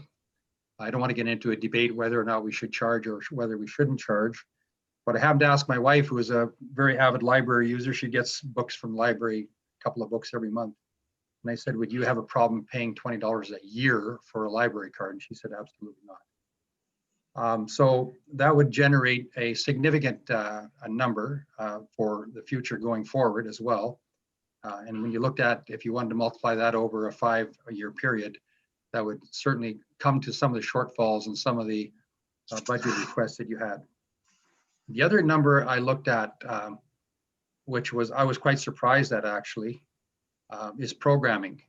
You know, what you raise on programming, and it was indicated that your fees that you brought in as a library, you brought in $500 on an annual basis, or $500 is what you brought in. And when I look at every facility and every program in our city that's related to the costs of being a member of the Tri-Leisure Center, it's $400 a year, potentially, to be a member of Aerials Gymnastics, to be a member of minor hockey, or to be in all these programs and rent facilities and all that. There's significant costs to it, and you know, they're certainly not going to be a cost recovery for us. But when I looked at if you had in your programming that you had program activities, you had 26,972 programs that you delivered to people. So that was 29,000 people that participated in a program, whether it be 3D computer building or whatever you're doing, or different things. If you charged only $5 for one of those programs, or even would be $134,000. So just on those two items for consideration for the board to look at, those two items, just a $5 program fee and a $20 annual fee, would raise $266,000, for the library, which would go a long way to a lot of the budget requests that we're being asked to fund. So I just wanted to put that out there for the library to look at. It's not something, but when I look at a very small nominal fee to take a program, or to have an annual card for $20, I don't think that would be too onerous. I know that there's a large percentage of our patrons are from outside of the city of Spruce Grove, and your budget request to them is a very small number compared to our city. And I'm going to reference Parkland County as an example, who I think they have about 28% of the service, but they only contribute around, I'm going to say around 9 to 10% of the funds that you're requesting. But they're only asking them for a 3% increase, and they've been reducing their fees. So you may have an answer, you may not. You may have an answer why you don't want to charge those fees, or you may have an answer that you say that we should be providing free access to everybody. But maybe there's an opportunity for us to say, you know what, there's a significant cost to a lot of this stuff, and if there's a way that we can ask for a very small contribution to some of these services, maybe it's something that the board could seriously look at, particularly on the cardholder program for a $20 fee for an annual basis. But anyway, I'll just throw that out there to you. I would be very happy in responding to Councillor Oldham's requests for information to also add the responses to yours, Mayor Houston, because there's some legislation prevents us for charging for programs. So unless it's cost recovery. So depending on what kind of program they are, if they're a library-based program, there are rules we have to follow, and not being able to charge because any cost, even $5, is a barrier to some families. So we have laws we have to follow, which I can lay out for you so you understand why we do not charge for them as program. That would be good to know. And I know that one of my counselors had mentioned to me that some people, yes, there's a barrier to paying a $5 fee, but there would be some families that would be able to pay $10 to help the library, or to voluntarily ask for a programming fee. And when you talk about cost recovery, you say you can't because of cost recovery. Well, every one of the programs and all the information you're providing is there's a huge cost to letting them in the building. And yes, we can't charge above the cost recovery. That's what I'm saying. So, Mr. Mayor, I'd like to comment in terms of charging people for the public library. Decades ago, the city council had the wisdom to set aside the Heritage Grove. And sometime after that, they had the wisdom to put on all the trails. And those are wonderful core services for a community. And there's no charge. There's no charge for someone to go and use a water park. There's no charge for someone to go and use one of the trails. There's no charge for many of the things that are provided for via the tax dollars from our individual citizens. And there are some things that just should be provided for. And the library is one of those shoulds. It should be a barrier-free environment, both financially and socially. And if we can't welcome all people of all socioeconomic situations, we can't do what is best for the whole of the community. Sure, we could have an elite library. We could charge $1,000 a year and have the hot off the presses, every single newly published item, either in electronic form or physical form, immediately for those people. But that's not the vision of our public library. Our public library is emphasis on public and all levels of public. So to charge people after they have paid taxes for it in this situation would not be appropriate any more than you would want to set up a booth or toll gate to go on the trails or to go on the spray parks, which are fundamentally important services. And I, as an individual taxpayer, quite happy to pay for them. All kinds of things that I pay for that I don't actually use for the good of the community. And the public library is a proven, dependable, marketable institution in that regard. And we have been for almost 60 years. You're on mute, sir. Yeah, sorry, I was just on mute there, but I think it was is not to debate whether or not Tony, you know, how you feel or whatever, but I'm just looking at the financial realities of some of the programming revenues that the library had, and I just, as a suggestion, ask the board to you know, to look at that respectfully. I'm not saying that it's, you know, that and I appreciate the service that we all provide, but I think in the reality of where we're going to be next year with our budgets and stuff next year, and I think every one of our councillors, I think Councillor Roth and Councillor Akron and Councillor Oldham also indicated that, you know, we have a lot of pressure on every aspect of the city, on every department, and so we're going to do our best, and we appreciate the presentation this evening, and we're going to move forward with this as well as a lot of other, and I'd really appreciate some feedback from Leanne on you know, on some of the suggestions that were made this evening. And I really also actually want to thank Councillor Oldham who painted a, you know, a really good picture of what you're doing. I mean, what he indicated when he dove into the depth of what the library service is providing, is that we're providing you know, even a higher level of just basic essential services that was, and you know, that was indicated by the best practice of library services. So with that, I don't see Councillor Grilke. Go ahead. Thank you, Mr. Mayor. I want to echo my previous councillors' kudos for the job well done. Sorry, I've got a cat on the table by my iPad and he's going to knock things over. What I wanted to ask you both was just some of the picture that occurred over the last 5 or 6 months. And specifically, I know that you reduced hours during COVID.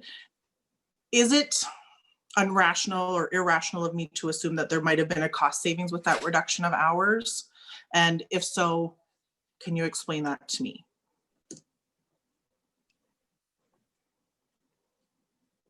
You mean a cost saving in staff or Yeah. overall?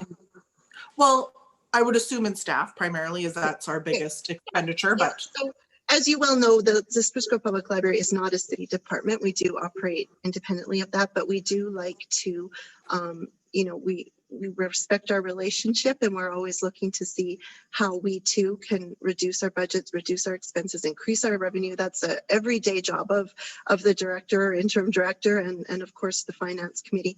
So we're always looking for ways. And so just as all departments in the city were asked how they were going to reduce their costs during COVID, we did the same thing. We had 2 staff, although we continued to provide service at a level, you know, had we been open, the same amount of work goes into those virtual programs. We did not replace two employees who left, so there was no replacement. We did reduce hours, so thus there was a cost savings with the amount of hours everybody worked to best reflect the output of programming and services. So yes, there was. We did, and more. We did a complete cost benefit analysis of every angle of spending, as per our auditor who said to do that. And we did, and that's where we came up with the deferred spending for our computer cycles. Everything changed there. How we're going to purchase some of our assets were deferred. So absolutely, I mean, it's an everyday action to see how can we save money, be more efficient with our money, and where can we develop funds most effectively. And I guess maybe that's just not expressed here because we're looking at the 2021 budget. Correct, yes. So Okay. next year, when you have the 2020 financial statements, that will Yes. be very, very clear. You We'll be bet. able to see that actualized. Okay. That's right. I have another question and a comment perhaps. My comment would be that I would like to see a comparator of year over year. And I know that, you know, you're sharing more information than you probably need to and that you've had before. What I would like to see is all of our numbers that you've shared of hours and checkouts and all of that. I would have to assume that those are either higher numbers than last year, lower numbers than last year, or the same. I would love to see a comparator year over year. There is likely a couple of numbers that have decreased, and I think that's fair to represent those as well. I don't remember the specific ones, but I know that there was a couple of hours in the presentation on your website that we got last year or earlier this year. There was a couple of reduction in hours, and I think that's fair to paint that picture, just so we can kind of see maybe where you're focusing more and where you maybe can repivot some focus. The reduction of hours from 63 to 50 in 2019, it seems like a large reduction when the grant money from the city wasn't, of course, it wasn't all that the board had asked for, but it was still an increase over the previous year. So can you remind me why the severe reduction in hours from 63 to 50? So the funding was the same as the previous year, correct? You said that, right? So we are operating on 2019 rather than what our ask was. So we're operating on the same amount of funds that we had in 2019. We're using that same number now in 2020. Right. Yes. So originally, before COVID hit, of course, we had planned on the original number I mean, it's a plan. Like we said, it's a corporate plan. So based on that initial plan before COVID and the cease of increase in taxes, we had a different plan. And then after we were being maintained at a 2019 level, we had to decrease some of that other plan. And it also had to do with what I mentioned earlier, the ask, how is the library planning to save money now that we're all under such extreme financial stress? And of course, hours were the first thing that can go down because we weren't able to deliver the same amount in-house that we could virtually. And while I appreciate that, and I'm not trying to, the decision to reduce to the 50 hours was made in February of 2019, and there was only approximately a $37,000 differential to reduce. The hours were reduced as of our June. We only reopened in June, right? So the hours weren't reduced before COVID; they were reduced after. Okay, I thought I had read in past minutes. I will go and double check those. Okay. Sure. Yeah, no, because our hours were set as they were from the year prior, and we need a special board motion to approve any change in hours, and that occurred in June. Yeah, I'll go compare and make sure that I'm not misspeaking. I just want to say, when I saw the outlook, and as Mr. Zeglin mentioned, it's a dire outlook. It was hard for me to rationalize because we as counselors, aside from an email that was sent out with some misinformation, we've never heard a bad word or any concern from a patron about the library. And I think that speaks to the amount of good work that you and your staff are able to do. And maybe Councillor Oldham brought some more light on if the dire picture doesn't always equate to the public's perception.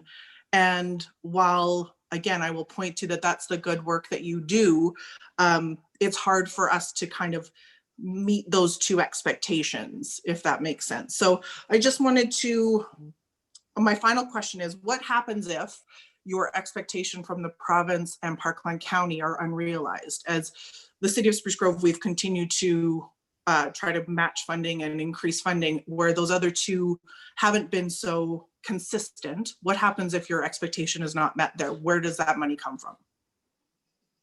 Or do you have it promised from Parkland County and the province that 3% increase will come? We don't have any promises from the province. Who does? Other than the hope that the AUMA resolution might have some impact. We don't have any ability to negotiate with Parkland County. Correct me if I'm wrong, but that's something the city of Spruce Grove does in the tri-region. They've got a formula that's been approved on by the 3 municipalities that we have to live with. So all we can do is try to actually increase the number of people from Parkland County using the library services. Therefore, they pay us more. Those are the only two things that we can do. But you know, the bottom line is, if our funding bodies decide to give us half of our funds, well, we're going to have half the library services. When we go from 2020 budget proposal back to 2019, well, there are ramifications for those things, you know, and we're in a world where things were not a big demand 5 years ago, like ebooks. You know, we're projecting we're going to need $35,000 for ebooks in 2021 and $40,000 in 2022. And ebooks are a lease. We don't actually own the book. We get the lease and we can lend it out depending upon the institution we get the ebook from 12, 14, 15 times. And then that lease is expired. So it's an ongoing expense that is different than a tangible asset like a book that can last up to 10 years. So we will endeavor to provide the best service. The only message we're trying to send is, based upon our understanding of the best essential practices, and based upon our understanding of what our patrons are telling us, and they've told us through input into the plan of service, they told us through surveys, they told us through communication, they want more, and they've spoken with their feet, much like the feet that go up and down the trails through the Heritage Grove Forest. They've spoken with their feet to come to the library and communicate with the library, and they need and want and demand our services. So that's what we're trying to do. So what will we do? We'll do the best we can. We'll do the best with the money we have. And who can ask for anything more? And I trust that you, and I believe you wholeheartedly that you will do the best with the money that you have, and will look forward to having some more hearty discussion with my other counselors when we come to our corporate planning here in the next couple of months or less than that. So I want to thank you both for the presentation. Thank you for being here and providing all the information that you've been able to provide. And I will yield the floor to the rest of my colleagues. Thanks. Okay, thank you very much, Councillor Grilke. Councillor Stevenson, and then Councillor McKenzie. Did you have one? Okay, Councillor Stevenson and Councillor McKenzie.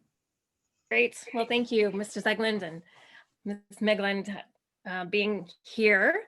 I have to say I've been enjoying all of the online and virtual programming.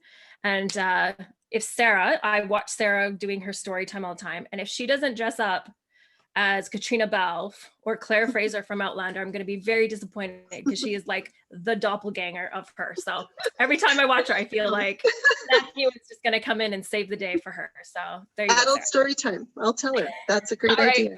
perfect. I will be there, front row. So I just have a couple of questions. In terms of your annual report, obviously the numbers can tell a particular story. And like Councillor Oldham, sometimes I like to dive into them a little bit. And I have asked these questions in previous years, and I don't know if I've actually ever gotten the answers for them. But let's start with the library card. So the number of people that got a library card went up, and it said 6,280. Do library cards ever expire? Like, will this number ever go down? Yes, it will. They expire annually. They expire annually. So You have to come in and renew your card annually, yes. And we do Okay. that, to make sure that what we report is actually accurate, rather than, people have moved 10 years ago and we're still counting them. There's one Right. exception. This year was an exception because the YRL the YRL automatically renew all the library cards. No. No, I'm sorry. No, that's okay, Tony. Yeah. There was we did work with YRL to make things so much easier for people that needed to renew their cards, that we went to an online system, and they did assist us with that, definitely. I believe that's what you're maybe thinking. Okay. But yes, so we did get assistance from YRL to make things easier on people during COVID. But as a library, we choose to renew annually. Okay, can you just clarify on what you just said about like an online renewal? So they don't have to physically now come in, they can do everything online? Is that the case? During COVID, we allowed people to email us and telephone us for their renewals. Okay. And new registrants can take place online. Like, you don't have to come in and then we get back to you. Eventually, you have to show some ID. There's just stuff, right? But yes, during COVID, all of that became an exception. And we did provide a chat service as well. So between chat, the telephone, and our email, we were able to help people renew their cards quickly versus, of course, they couldn't come in. And then again, the new registrants would have used our online system that allows them to register as a brand new user. Okay, so I assume that maybe that will that continue in the future? Obviously, I understand why you need the ID, especially if they're renting out equipment and stuff. But is that something that is a positive and like a continuation Absolutely. that's coming out of COVID? Many positives, in how libraries can be even more valuable to the community came out of this situation, and that is one of them. Absolutely. Okay, so that leads beautifully. It's like you and I talked before this. Can you describe to me some of the positives that came out of this? Because we often know in a time of not a pandemic, because none of us have experienced that, but in times of crisis, there's opportunities to innovate and to emerge and find new ways to do things. So can you maybe provide a couple of examples where the library is seeing an opportunity to innovate and maybe deliver differently or whatever? I'd love to hear about that. Absolutely. So right top of mind is the absolute crazy increase in spike of e-resources and downloadable books. So people that didn't care to come into a library all of a sudden couldn't go buy their books anymore, and they were having some financial challenges and discovered that with your library card, there's thousands and thousands of downloadable options for you free of cost with your library card. So our downloads of books skyrocketed. So what that means is we met a new market we've been trying to get to for a very long time that went, wow, I didn't know, that the library card allowed me to do this. Secondly would be the e-resources such as lynda.com, which is like professional development courses, has quite a significant cost attached to it outside of it being free with your library card, as well as Hoopla, which is kind of like a Netflix / iMusic type of thing that provides free music, TV, and television movies. So for people that were trying, having to cancel some of their accounts, such as Netflix, due to loss of jobs or reduced income, all of a sudden they came to us with, we can't leave our house. What can we do for free? So again, the e-resources, the e-books, and then lastly, the huge component was our homeschool community, whom we've always had a very close relationship with, but it grew exponentially with so many people now at home having to teach their children at home. And so those areas, we tapped into brand new demographics with people who did not realize what they could get with their library card. Those are the top three for me. Perfect. That's wonderful. And it's wonderful to hear the pivot and the ability to take advantage of your existing resources and put them to where the resources were needed. So on the flip side, were there things that you've noticed now going forward that you don't need to do anymore? Or are there programs that you've evaluated and said, okay, well, now it's 2020, this is what we're looking at for the foreseeable future? What sort of things have you done there to look at existing programming and shifting? Yes, exactly. Absolutely. And I mean, that again, that's kind of like our budgeting process. That's a daily thing here.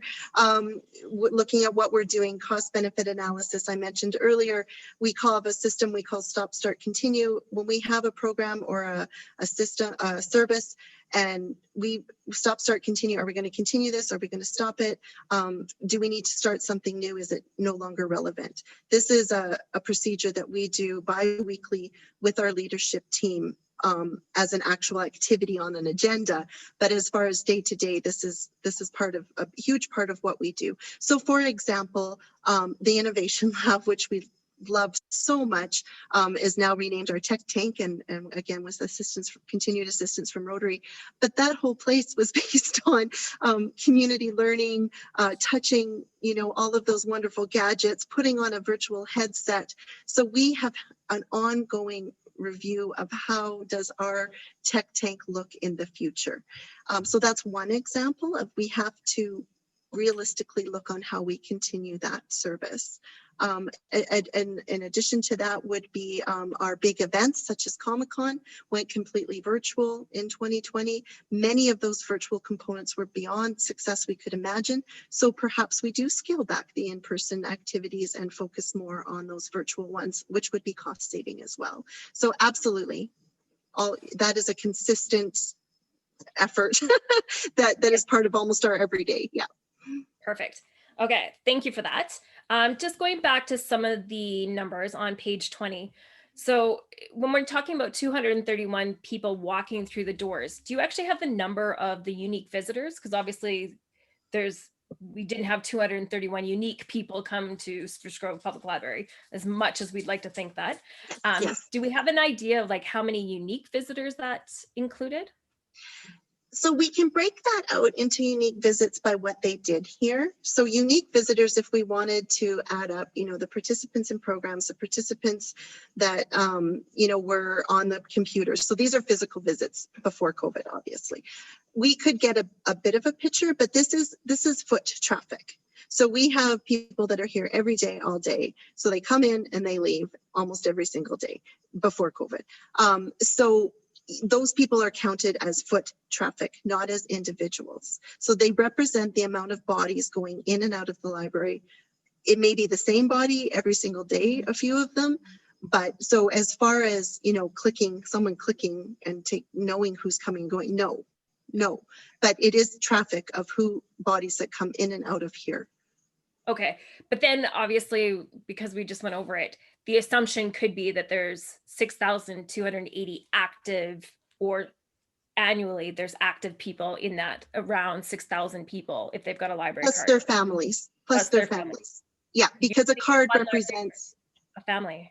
A mother may have a card, or a father may have a card, and they take out books for their children, and they don't allow their children to have a card even though they're allowed. So, one single card does not, for the most part, in most cases, represent one person. It's usually a couple or a family. So yes, there's that many cards, but the number of users attached to that card are often greater. Okay.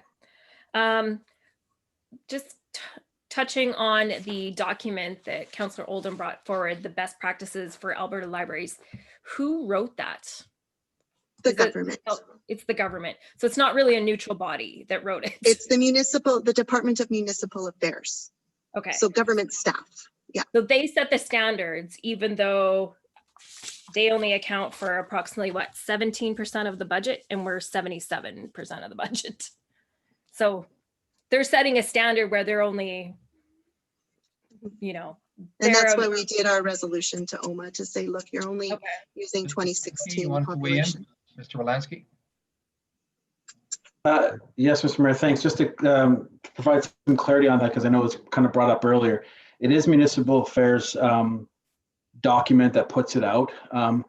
In 2003, 2010, and then in 2017, there was committees that were struck to create it.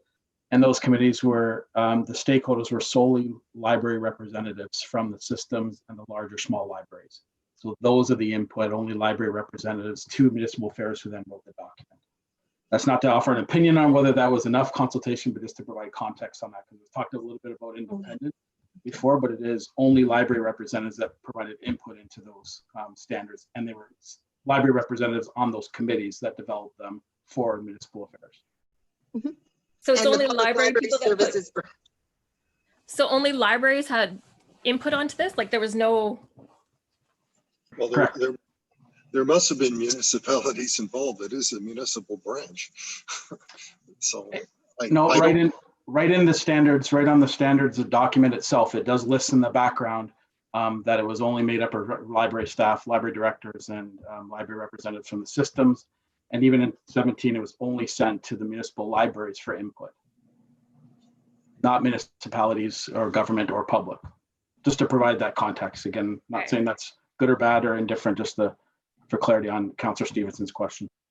so if I'm understanding that correctly, it's almost a self-reflection of libraries as a whole saying, on behalf of our own industry, this is what we think are essential enhance. It's not the government saying you have to meet that. It's not the municipalities saying that.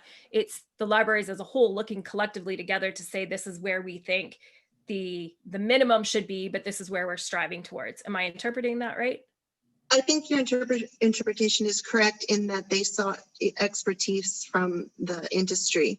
Yes. So what we'll do is we will, with the background that, again, I've got a long list of report items in my report, but I'll make sure it's succinct for you. But yes, I will connect with my colleagues at the Public Library Services branch and ask about how, the input shook out so that it's a better representation of who developed the standards. And I guess my last question, sort of comment a little bit, is just the ask of 12% versus the 3% increase ask from the provincial government and the County of Parkland. It seems it's a big ask, especially in a year like this. I know that we have a group presenting next week where they lost their budget by 50% this year.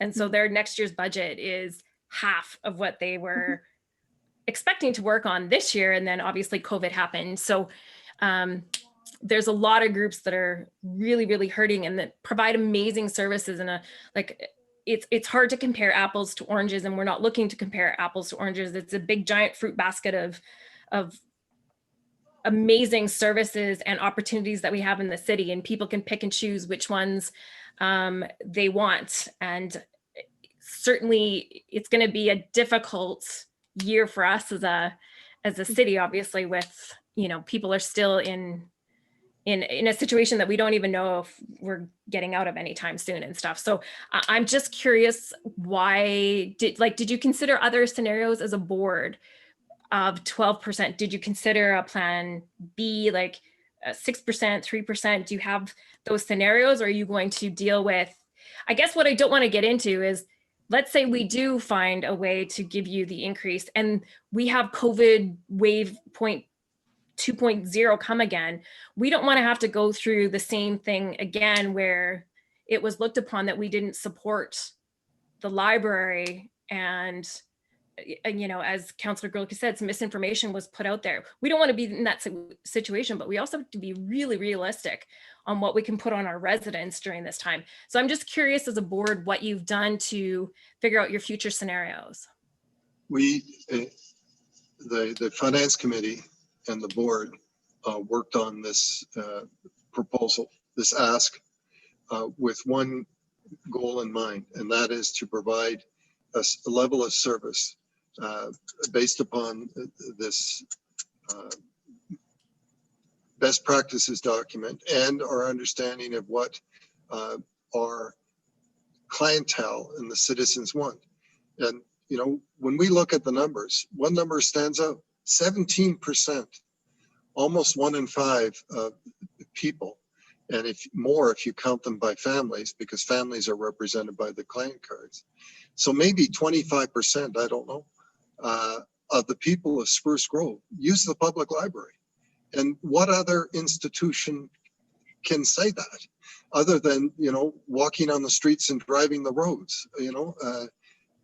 We are in high demand. We're used by a significant percentage of the population year after year after year after year. So it's not something that is fanciful in our minds. So when we put our budget proposal together, we had it based on those two ideas. And once again, if we get, what is the minimum according to legislation that the city can? $2. $2 per capita. So if you want to give us $74,000 and that's all we have, well, we'll have a volunteer library and we'll go back to 1961 and we'll have 4 or 5 hours opening and so on. We don't want that to do that, of course.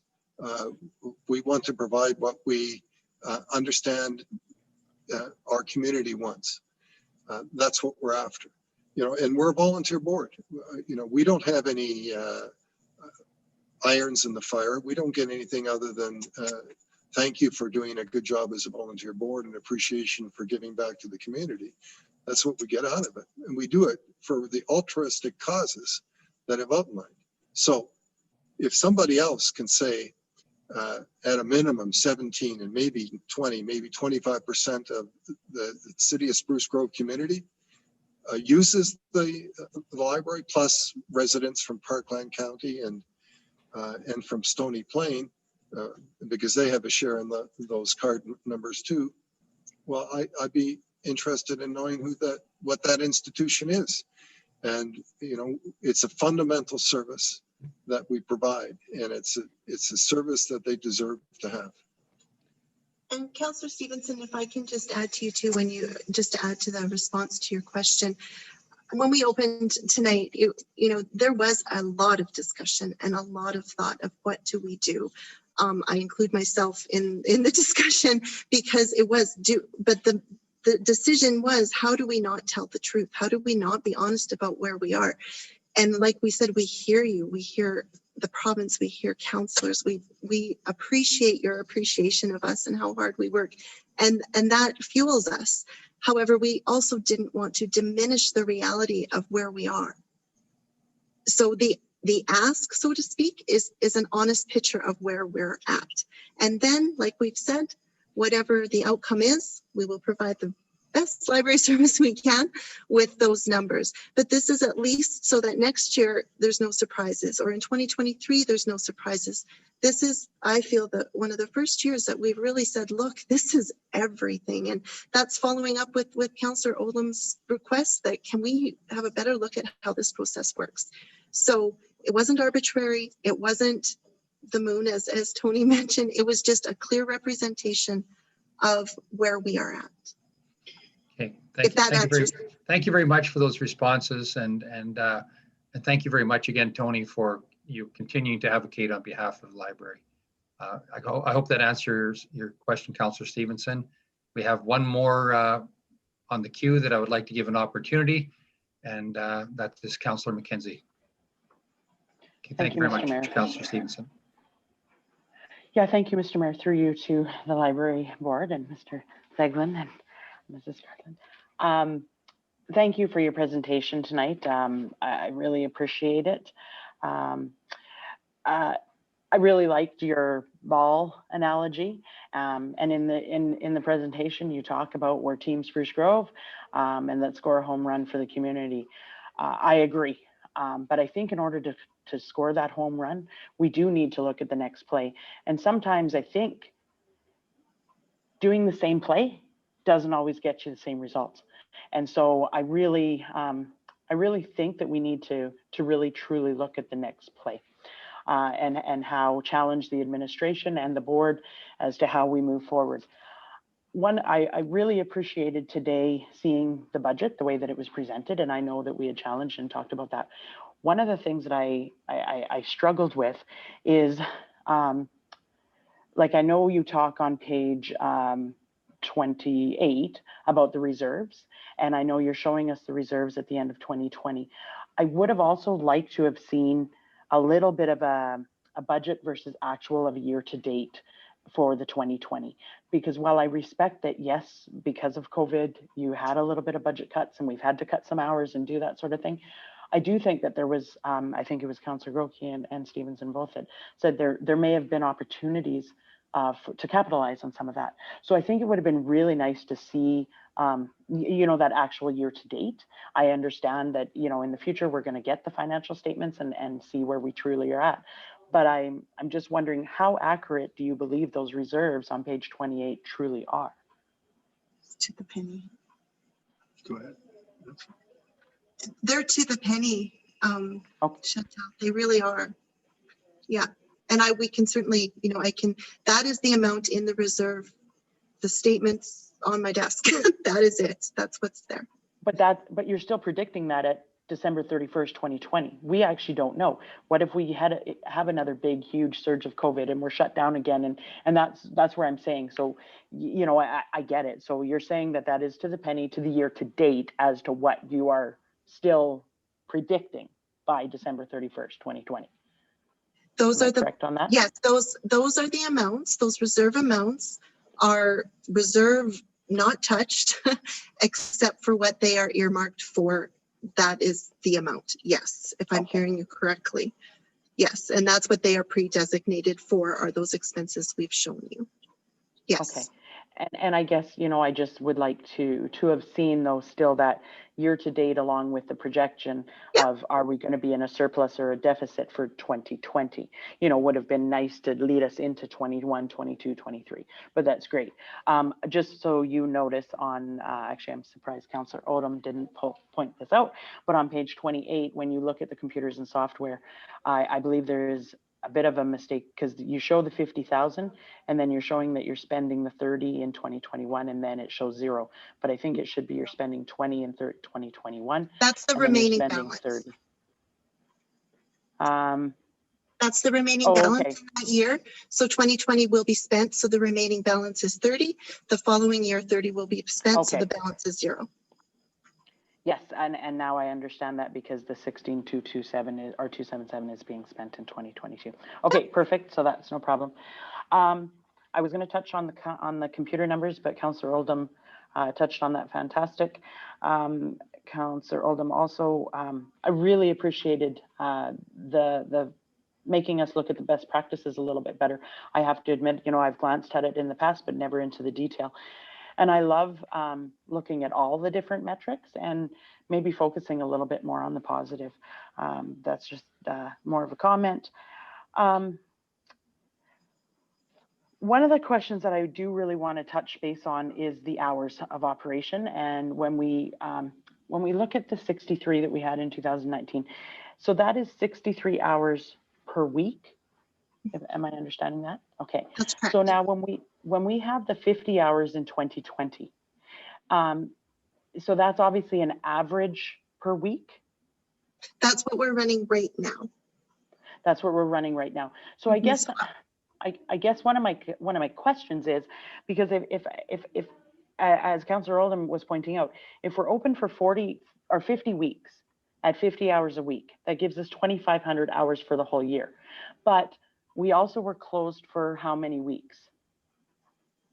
Well, we still provided service. So our doors were closed, but the library wasn't closed, if that makes sense. Yes, it does. So we were closed for 3 days. But were we providing the 50 hours of service a week? Yes. Okay. Actually more. How do you, yeah, I guess my base. question is, how do you compare that, right? Like, so we had full-time staff working still those full 50 hours a week, or did we reduce that? No, we were still here working and putting out services and answering phones and being online chat and providing programming on the telephone. We were here working. Yeah, that's awesome. And I just wanted a little bit of clarity on that. Yep. So I think for me, again, I think I really want to say I really liked the presentation and would like to see a little bit more, and all my other colleagues have talked to a lot of it. So I kind of had a little bit of fun when I was making my notes, and I'm just going to end with this. You know, again, we need to look at the next play. And I think with Spruce Grove, we have increased our support to the library every year. And in 2019, or with 2020, we didn't cut. We just kept the budget the same. And with that support, I do believe that Spruce Grove has assisted in getting the bases loaded. So again, let's get that home run, as your report says, and let's look at the next play. So the library administration and the board has to look at the next play to change the play a little bit, and let's capitalize on the opportunities provided. However, I think what we need to do is look at some of the other players and get them into the game. I love that you've looked at Parkland County and the province and asked them to increase their support, but they haven't done that in the last 3 to 4 years. And so, you know, we need to make sure that this team has all the players giving their best and being equal.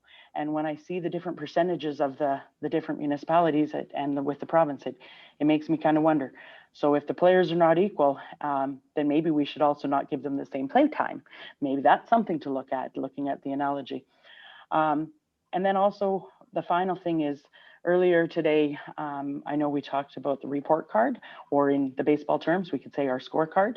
And I think Councillor Stevenson talked about this. And when you have a document that's provided by the provincial government, and year after year, the library board is providing that scorecard to the province, and yet they're not increasing our funds. So we're not meeting their metrics and they're not increasing the funds. It really, you know, makes it hard to say, how do we do this? So again, you know, I think the city of Spruce Grove, we should continue to support the library in getting the province to join the game and make it the game fair to all. So again, appreciate your presentation. The bases are loaded. Let's look at some new plays. I look forward to what the board and the admin can bring to us. So thanks, guys. And if I could add a little to the metaphor that we've been playing with, and this is for Councillor Ross' benefit, because he would be disappointed if I didn't do this. I want to compliment Councillor Oldham, because he kept referring to how he wanted a bigger, more detailed, more broader, wider picture of what we're doing. So we're trying to be Cy Young Award winners, and we're trying to be the best pitchers for the library we can.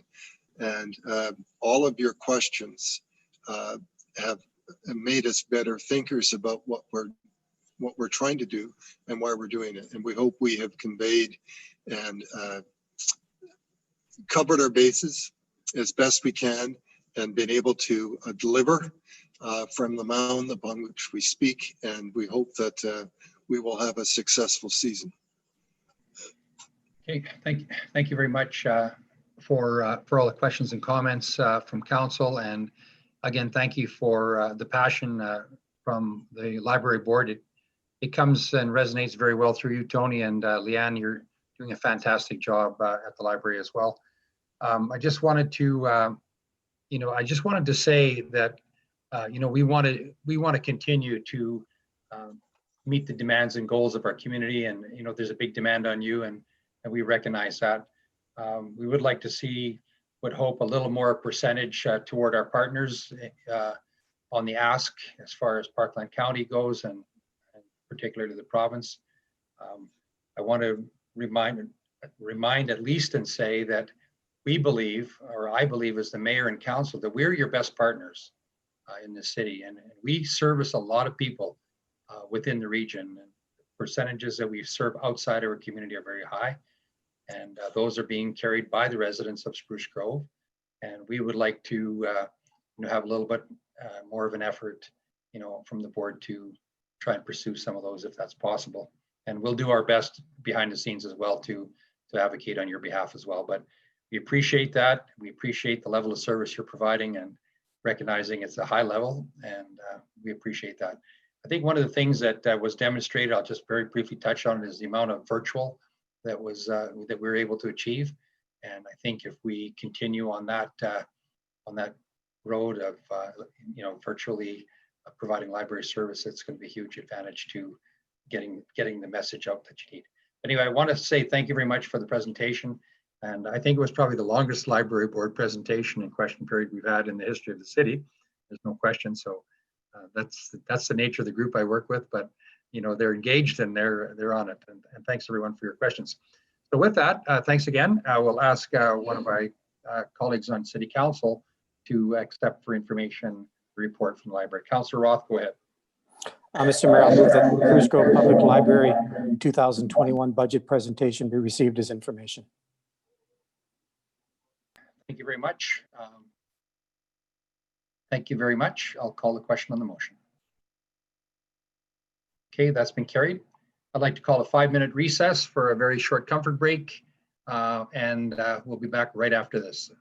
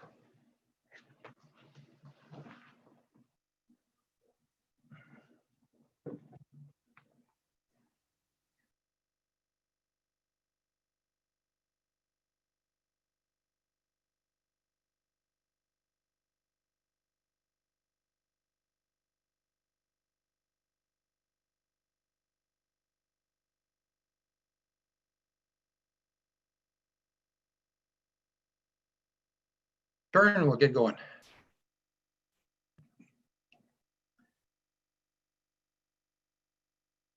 One more counselor to return and then we'll get going.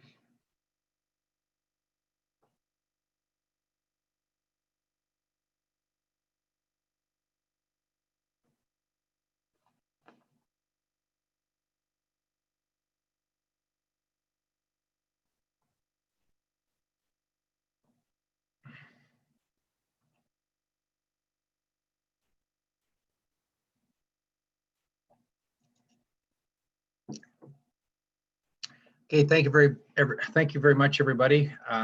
We're like to call the meeting back to order, and we are going to go on to our item number 7, public question and answer period. And I just wanted to ask the clerk, has anybody been registered to speak? Thank you, Mr. Mayor. We do have one person who has registered to speak. Okay, I have. So with that, I'll ask our deputy mayor if he could read the public question and answer period preamble. You have that? You bet, Mr. Mayor. Members of the public wishing to address council verbally during public question and answer period at tonight's meeting were given the opportunity to pre-register with the city clerk's office until 12 p.m. today. Members of the public were also given the opportunity to email a question prior to the meeting and may also submit an emailed question at this time. Public question and answer period is an opportunity for members of the public to ask questions of council. Speakers will not be allowed to discuss items that are before the Subdivision and Development Appeal Board or the Assessment Review Board, or any issue currently being dealt with in a statutory public hearing. The question and answer period does not involve opinions or formal presentations. Those should be referred to the presentation and delegation section of a future council meeting. Administration will assist members of the public who wish to make a formal presentation. These questions may be answered by council or referred to administration for further investigation. In all cases, you will receive a reply. Those persons wishing to speak during the public question and answer period may speak for a maximum of 5 minutes. Okay, thank you very much, Councillor Oldham, for the preamble. And I'll ask the city clerk to introduce the speaker. Thank you, Mr. Mayor. Our first participant is Brenda Cryer of Valletta Court, Spruce Grove, and she is registered to address council verbally. Ms. Cryer, your microphone is now unmuted and you may ask your question.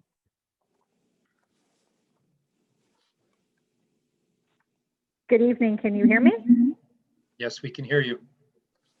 My name is Brenda Cryer, and I am the chairperson of Prescott Learning Center School Council, and I represent the parents and the community of Prescott Learning Center.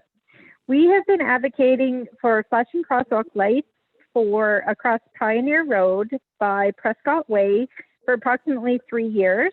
We've been told when the road opened and traffic got busier, we would revisit this. And now with the increase in the traffic and the pedestrians before school, after school, and late into the evenings, can you please let myself and the community know if we can please have the crosswalk flashing lights installed for the safety of everyone in the near future? Okay, thank you very much, Brenda, and thank you for the question. Interesting tonight. I believe that some of the question that you had may be addressed tonight. We have a motion being brought forward that you'll be able to listen to in right after this, actually, from Councillor Aaron Stevenson that would relate to that question. I know that when we had the initial question, there was a study done by the City of Spruce Grove that at the time didn't warrant it. And I know that we promised to revisit it when we opened up Pioneer Road. And I think we did revisit it. In fact, I think we ended up contracting or a voluntary contract at least to use TELUS to monitor that intersection. And in discussions with our administration this week about that, it didn't really give a lot of conclusive evidence to the fact of whether or not flashing lights would be required. But we recognize the concerns from the community. I know this has been a 3-year process, and you keep coming back to it. But it may be something that we'll be revisiting here in the very near future. But Okay. I just wanted to thank you for the question and let you know that we are going to be having a discussion on that in the very near future. Thank you very much. That's it. Thank you. And that's it for questions. Has anybody else registered or called in to speak or ask a question?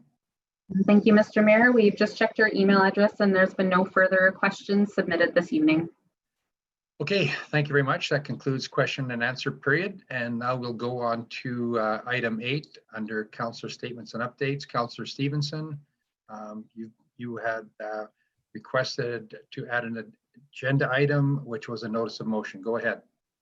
Yeah, I feel like this might be the quickest reaction to a question and answer that we've possibly ever had here in City Council. So thank you to Brenda Cryer for calling in and asking the question. So I am actually putting a notice of motion forward tonight.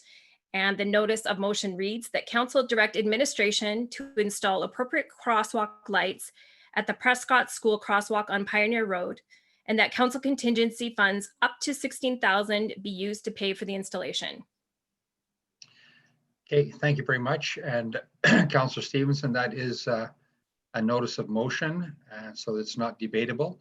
But that notice of motion will automatically be placed on our agenda on September 28th, which will come back to council for consideration, deliberation, and debate. So thank you very much.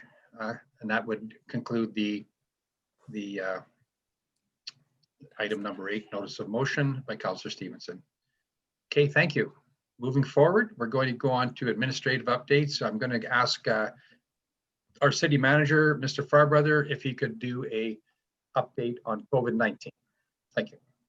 Thank you, Mr. Mayor. In the interest of time and the fact that there is an item immediately following this update, the only update we're actually going to provide this evening is the current numbers.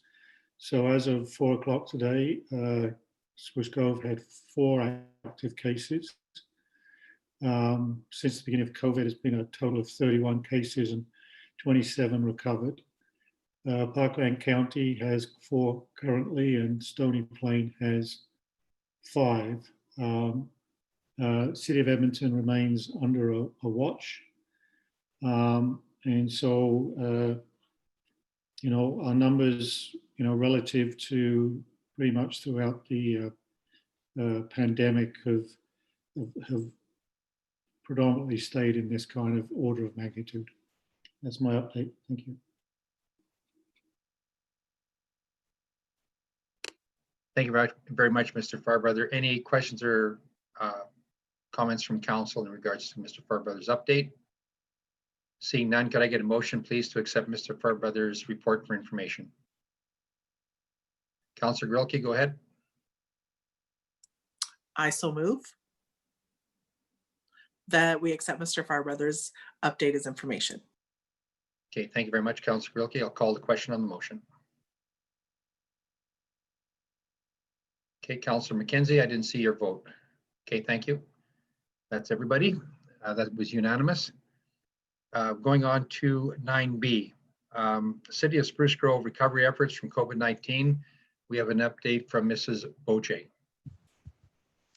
Good evening, and thank you, Mr. Mayor and Council.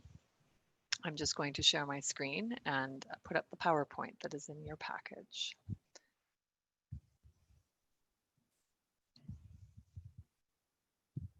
And could you confirm that you can see that presentation, please? Yes, we can see it. Fantastic, thank you. It's very small, so I got to slide everybody's picture out of the way so I can read it. Wait till you see the graphics. So I'm pleased here tonight to present on behalf of the Recovery Framework team that is made up of our subject matter experts that have joined us here this evening as well. Ms. Peter in Community and Social Development, Ms. Armstrong from Planning, Mr. Walker from Economic Development, Ms. Hetherington from Communications, Ms. Christie from Finance, and Mr. Hayter from Integrated Planning and Strategy. The last time we were here with you folks was at the Committee of the Whole early this spring to share the draft recovery framework and receive your feedback and comments. We are here today to update you on where some of the indicators of community health are at and where things are at on some of the programs that you folks endorsed. The team is here and will be able to present to address questions you may have related to the presentation or the supporting materials in your package. You will recall when we were here last on this topic, we were in phase 1 of the provincial relaunch. Provincial and regionally had been successfully in what we would call flattening that curve. Federal and provincial stimulus programming was just starting to get into play. Many small and medium businesses were still shuttered and unemployment rates were at record levels across the country. Like many municipalities, the City of Spruce Grove had developed a framework to capture the approach that would be used to support, monitor, and report on the recovery from the pandemic in the community. The City of Spruce Grove used a 3-prong approach to address the social, economic drivers in the community and ensure optimal use of governance tools available to the municipality were employed. You may recall this visual from the last time we presented. While we would love to say that we are over in the recovery and moving well into adaptation, there are times where we find ourselves back at the response because of a new factor introduced. The uptick in COVID cases in the capital region and the City of Spruce Grove and surrounding area means that the city needs to be agile and move to response mode whenever and where needed. However, each response the city takes and the corresponding effect it demonstrates through recovery informs a longer-term strategic approach to adaptation. We will speak to some of these adaptation examples further on in our presentation. The next few slides highlight a few of the indicators that have been provided in attachment 2 of the Recovery Framework Update. While the city took a number of steps to support residents and businesses in the community during the start of the pandemic, none was as visual as the deferral programs of Municipal Property Tax Penalty Deferral Grant Program and the Utility Penalty Deferral Program. Each of these programs ran for 3 months with differing start dates. July 1st to September 30th for the Municipal Property Tax Penalty Deferral Program and April 1st to June 30th for the Utility Deferral Program. As noted in the graphic on slide 4, the number of applicants and the corresponding dollar value of those deferred tax applications did steadily increase from the end of June through to August, which was at the time of when this report was produced. However, we need to keep in mind that these figures are made up of approximately 514 deferral asks. When we net those requests out, we actually note that there was over 20% drop in the number of outstanding accounts from 2019 levels. While we have increased the overall remainder levels by 20% due to the deferral requests, there is a sense by administration that actual payments will trend back to normal as the fall unfolds. And after this report was produced, we were starting to see that continued trend line drop down. So what does this tell us? It says that while there was an appetite for residents and businesses alike to take up the program, some of the worst case scenarios that the city had explored and modeled was not to the level where these rates could be seen as the general financial indicator of health. As outlined in figure 2.2 in your attachment 2 in your package, the utility deferral program continues to carry a much higher number of counts in arrears than what we see with the property tax deferral program. We can tie this observation to the sheer volume of accounts versus what we see with tax accounts. The time when the report was pulled, by August 31st, again, we'd seen those numbers start to taper down closer to the 2019 levels. We can attest that the earlier rates we saw in the attachment to residents needing the time to get caught up in payments.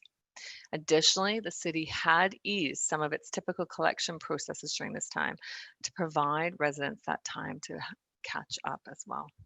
Ms. Frostad will be joining council in a couple of weeks to provide a much more robust financial update where more current data on these particular programs will be provided. Oops, too far. Development activity is tracked through the planning department, provides us an insight into the economic health of the residents and the businesses of Spruce Grove. Now, since again, this report was produced, it was just the timing of our preparation for council, there have been new data provided, and it demonstrates that these rates that we see on your slide are starting to improve. We do also note, though, that 1 or 2 different permits and changes in that can have a substantive effect on these volumes. And so we have to keep that in mind as well. But what is interesting on this slide is the volume uptake in the semi-detached. This observation aligns with what the greater capital region has been observing with respect to the starter mid-range housing market. In the last 2 months, it has seen a remarkable recovery, exceeding at times the sales values activities seen in 2019. Residential real estate prices have been surprisingly steady across the metro region over the past year, though Spruce Grove has shown a 2% decline in single-family detached prices. Housing inventory for sale in Spruce Grove has shown a significant decline over the same period. By contrast, however, the absorption rate for residential lot supply remains very low and is now at 50 months across all categories, which does explain the lower number of applications for new subdivisions. In attachment 2, there are a number of additional graphics that present the development situation in the city. Not unlike the downturn seen in this slide in front of you, one positive sign is that positive direction that permits took overall in July in comparison to the previous few months and against 2019. The connection to that semi-detached housing market is apparent, but a positive nod to the path forward. Shortly after this package was submitted for council deliberation, Statistics Canada reported their August unemployment numbers. And across all geographic locations, unemployment rates had dropped between 0.5% and 1% from July levels. Alberta's unemployment rate now rests at 11.8, another percent lower than July, but still up over 7% from 2019. The Edmonton region unemployment is now at 13.4%, a drop of over 2% from July, but still up 6% from a year ago. The Calgary region is around 14.4%, and only a marginal drop from the July period of 14.8, and also up over 7% from last year. What is also very startling is youth unemployment rate. It is currently at 27% in the month of August, with youth males trending around that 28% rate and females around 25%. There are a number of factors that influence why Edmonton and Calgary's unemployment numbers continue to trend so much higher than the national average. The national unemployment rate currently rests at just over 10%. Alberta has been struggling with steep declines in revenues and investment in the energy sector for several years prior to COVID, which did lead to the province significantly underperforming in the national economy. As well, Alberta has one of the youngest populations in the country, and many youth are accessing those various employment subsidy programs that are in existence. And administration has heard from local businesses in the community here in Spruce Grove that have observed this trend as well. There are a number of other economic indicator slides in attachment 2 worth perusing. The economic department, in partnership with other groups, track the commercial vacancy rates in the city. When we review the trend data in this area, industrial rates appear to be trending higher than the last dip of 2015.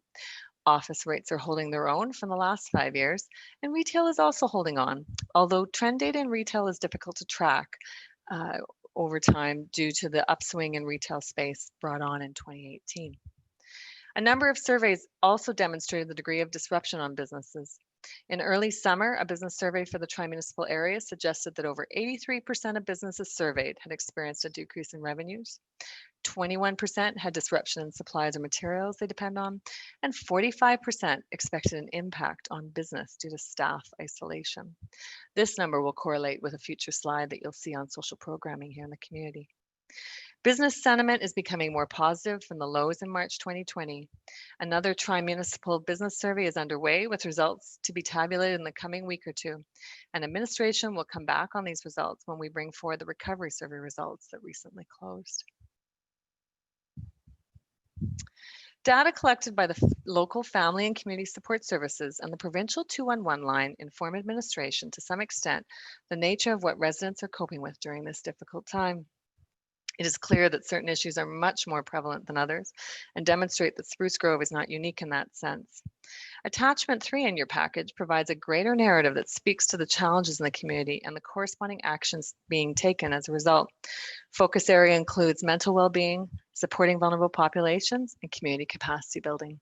And as you can see in the slide in front of you, this does have that correlation to some of that commentary you heard from your business community members through that survey earlier in the year. So as discussed back in May, engagement is a key tool and a process as we manage through the pandemic. And you as council have provided us feedback to that effect. You can see on this slide the various groups and organizations that administration interfaces with on a regular basis to ensure that programming and tools administered by the administration are optimized. Attachment 4 lays out the engagement plan for the city and includes elements of collaboration, apprising local citizens, providing connection to local resources, and utilizing public engagement where and when possible, and monitoring the circumstances of the city through the various indicators, such as what is before you this evening. About a third of the groups that administration does engage with are local, with another 50% regional in scope and the remainder provincial. The communications team is actively reviewing the recovery survey results and will bring those back to council later this fall. The rate of the response via phone and online has ensured that the analysis will be statistically valid. The survey was designed to engage citizens to secure their opinions on priorities, programs, and services in relation to Spruce Grove's recovery from COVID, and insight for us into how to proceed into the future. And as mentioned early, when we bring those pieces back, we will bring back that business survey as well. At this time of preparing this presentation, school had not commenced and the rates of COVID incidences were still moderate. It is clear that we are in the recovery space for the foreseeable future, but there are many opportunities to leverage the learnings and adapt our business practices. We will continue to evolve how we can safely deliver services to the public, including the availability of counter service where warranted, use of recreational facilities, and the like. While we opened up the doors of main floor City Hall the start of September, we applaud the efforts that citizens undertook to conduct their business with the city through virtual means. From bill paying to processing permits, it was impressive to see how citizens and businesses were able to adapt. We would like to continue to encourage that adaptation as we continue to operate during the pandemic. While our services may not always feel the same as they were pre-COVID, it is the city's intention to continue to provide services using a number of tools available. To that effect, we will continue to deploy staff using a model that ensures appropriate coverage of roles if individuals become ill. The use of remote work options and hoteling will continue to be profiled as safe and efficient ways to deliver some of the services and the work of the city. The movement towards hoteling concepts in some of the city facilities, such as City Hall, will ensure cost-effective use of city infrastructure where needed and aligns with many organizations who are adapting to the new world of COVID and a more efficient use of public tax dollars. Other tools that incorporate the use of technology will become more prevalent as the city continues to modernize its customer service interfaces. This does conclude the presentation, and the team and myself are prepared to respond to any questions or receive further feedback that Mayor and Council may have. Thank you. Okay, thank you. Thank you very much for the presentation and the fact that our staff are working diligently behind the scenes. A lot of our senior staff working on this. Appreciate all the correlation of information as it relates to I think social services as well as our economic recovery and some of the challenges that are facing those in our community that are experiencing mental health issues, financial issues and stuff. And I think that was pretty easy, quite well demonstrated in your slides. I'll open up the floor to my colleagues on council if there's any questions in regards to the report. Councillor Oldham, go ahead. Thank you, Mayor, and through you, thanks for the great presentation and all the work that's been done to help inform how we move forward. Can you tell me a little bit more, or someone tell me a little bit more about the Regional Housing Coordinator? I see that's a position that's just about to be hired or in the process of, and I'm super curious as to how that might, you know, on the ground help and what the plan might be for that person. I'm wondering if Ms. Peter could speak to that. Yes, thank you. Through you, Mr. Mayor, thank you for your question, Councillor Oldham. I'd be happy to answer that. So the Regional Housing Coordinator is a new position. It has been hired.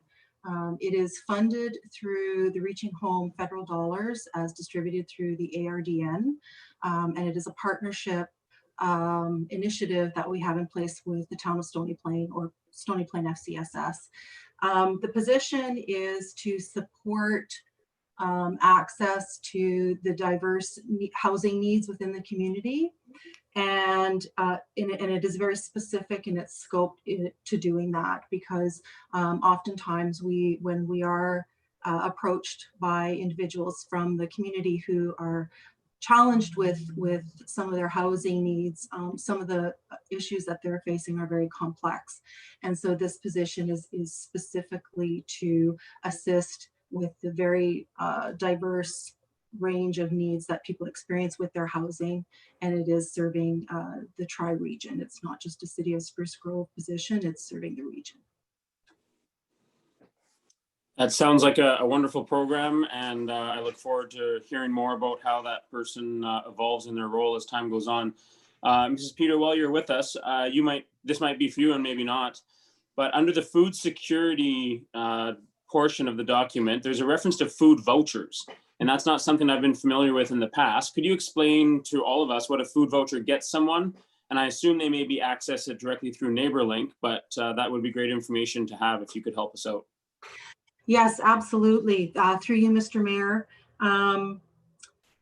With the onset of COVID, there were some modifications made temporarily through the FCSS Act and Regulation. Typically, we're not allowed to use FCS dollars for that type of service or support. But because that accommodation was made, we were able to purchase a number of food vouchers to be distributed through NeighborLink to get to the people who need them the most. And we know that food security, especially at the onset of COVID, was one of the primary issues that the community was experiencing with the isolation. And so through that, we were able to purchase a number of food vouchers at $50 a piece and distributed directly through NeighborLink. And so just from my own understanding, those food vouchers, would they be like for a specific grocer or a place where someone could go and get food, or is it a package of food that they get, like more like a food hamper? What exactly does it look like for the residents that are accessing this? It would be a card to a grocer. Okay, that's great to know. Thank you.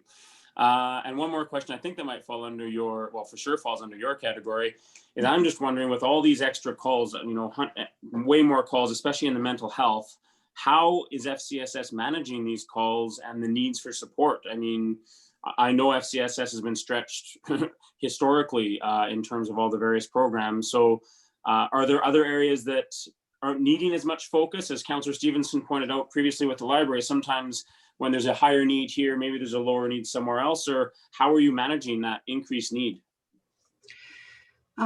That's a great question. Through you, Mr. Mayor. Yes, we have had to adjust some of the focus of our programming. Certainly, we have seen a lot of increase in requests for supports for vulnerable people. Some of the areas where we have suspended temporarily some of our programming or looked at different ways of delivering the programming, or even are thinking about whether or not we're going to continue the programming, would be things like home support. Obviously, with the onset of COVID, it's a very vulnerable population, and we did suspend the programming there and have undertaken a program review to determine if and how we're going to continue to provide or offer that service to the community, or even if there's a need for that. And there's information that is coming out on that very soon. Other areas are some of the direct programming, the in-person programming that we've typically offered. We have very quickly transitioned to a virtual platform where we can. Sometimes that can be challenging. It hasn't certainly solved all of the filled all of the gaps, but it does provide us with an opportunity to help to engage the community and still offer some of that programming, but certainly not to the same level as we have in the past. Mm-hmm. But again, serving those really vulnerable residents with that basic information and referral service to those very needed services, especially at the onset when all of the services were pretty much changing on a daily basis. That was very, very challenging. But also with the case managers really focusing on providing those virtual services to our most vulnerable residents, and really a couple of other really important programs right from the beginning that we very quickly transitioned to would be the Help Seeker app, so that as the community groups are changing what their services are, they have a system that they can add that into, and it's kind of up to date and live. So that's really where we focused a lot of our efforts when we pulled away from some of that other direct programming.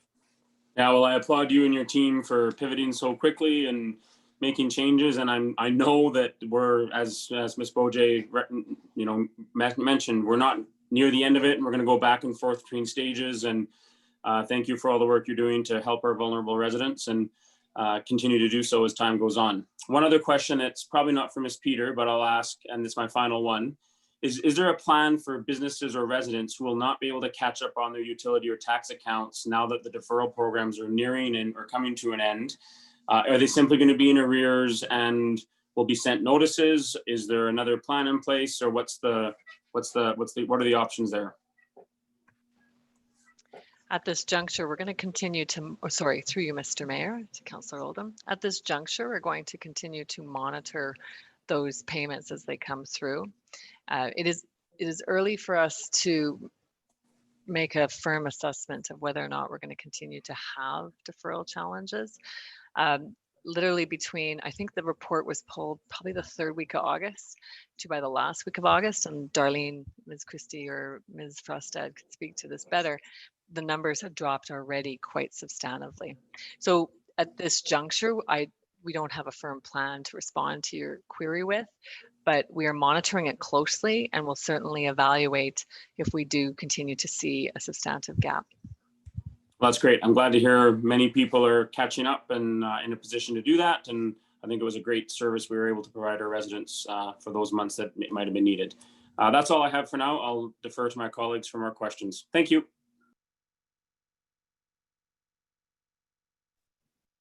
Okay, thank you very much. That concludes. I have Councillor Acker has a question. Go ahead, Councillor Acker. Sorry. Thank you, Mr. Mayor, and thank you for this update. I must say, Ms. Boje, your voice was very calming going through the report. Very nice. And I'm happy to see some of the trends are correcting and we're not looking as bad as we thought early in spring and throughout the summer. It's great to see. But the one, and Councillor Oldham mentioned it, figure that jumped out to me was the mental health increase of calls or demand at 235%, but I had no quantifiable way of measuring. It's an increase of 235%, but what are the numbers? Or was there 10 people and now we have 20 or 40? It's a 235% increase. It doesn't tell me what the scope of the problem or the scope of the issue is, but it is concerning to me. So I don't know if there's any data behind that. Good question, Councillor Acker. Through you, Mr. Mayor, thank you for that question. We can definitely do that breakdown for you and provide that for council. I don't have those numbers with me right now, but I will just clarify that the scope of this information is only from the FCSS office. We're not collecting information from other service providers who offer services in the community. So, but I can definitely get you those numbers. Fantastic. And I do see we did some mental health programming that was, I think we were at capacity and we're looking at some more in the fall. But a question I have as we look at all the different ways we're going to provide virtual supports or virtual programs or virtual services, as the city identify what gap there is in our community that, number one, don't have internet, or number two, don't have a device they can access these? Because it's great that we can provide alternative means, but do we know, is there a segment that we are not reaching because they don't have access to any of this? And is there an organization or maybe another nonprofit that can help support that? Do we know if there's a problem, I guess? Through you, Mr. Mayor, that is a great question, and it's one of the questions that weighs on us as well. And it is a part of, we are continuing to provide services virtually at this time as much as we can. We do recognize that there is a segment of our population. We don't know exactly what the numbers are, but there is a segment of the population that is going to experience that as a barrier. And so, we do have an accommodation plan in place or becoming in place in the works to allow for those vulnerable residents who may be challenged with that to be able to access services. And one place that we do know that allows for that access publicly is the library, and that is one area that we encourage our other service providers to do referrals to that place. And I know there are a number of organizations that are looking at filling that tech need in the community. I know that Tricala has looked at some of that.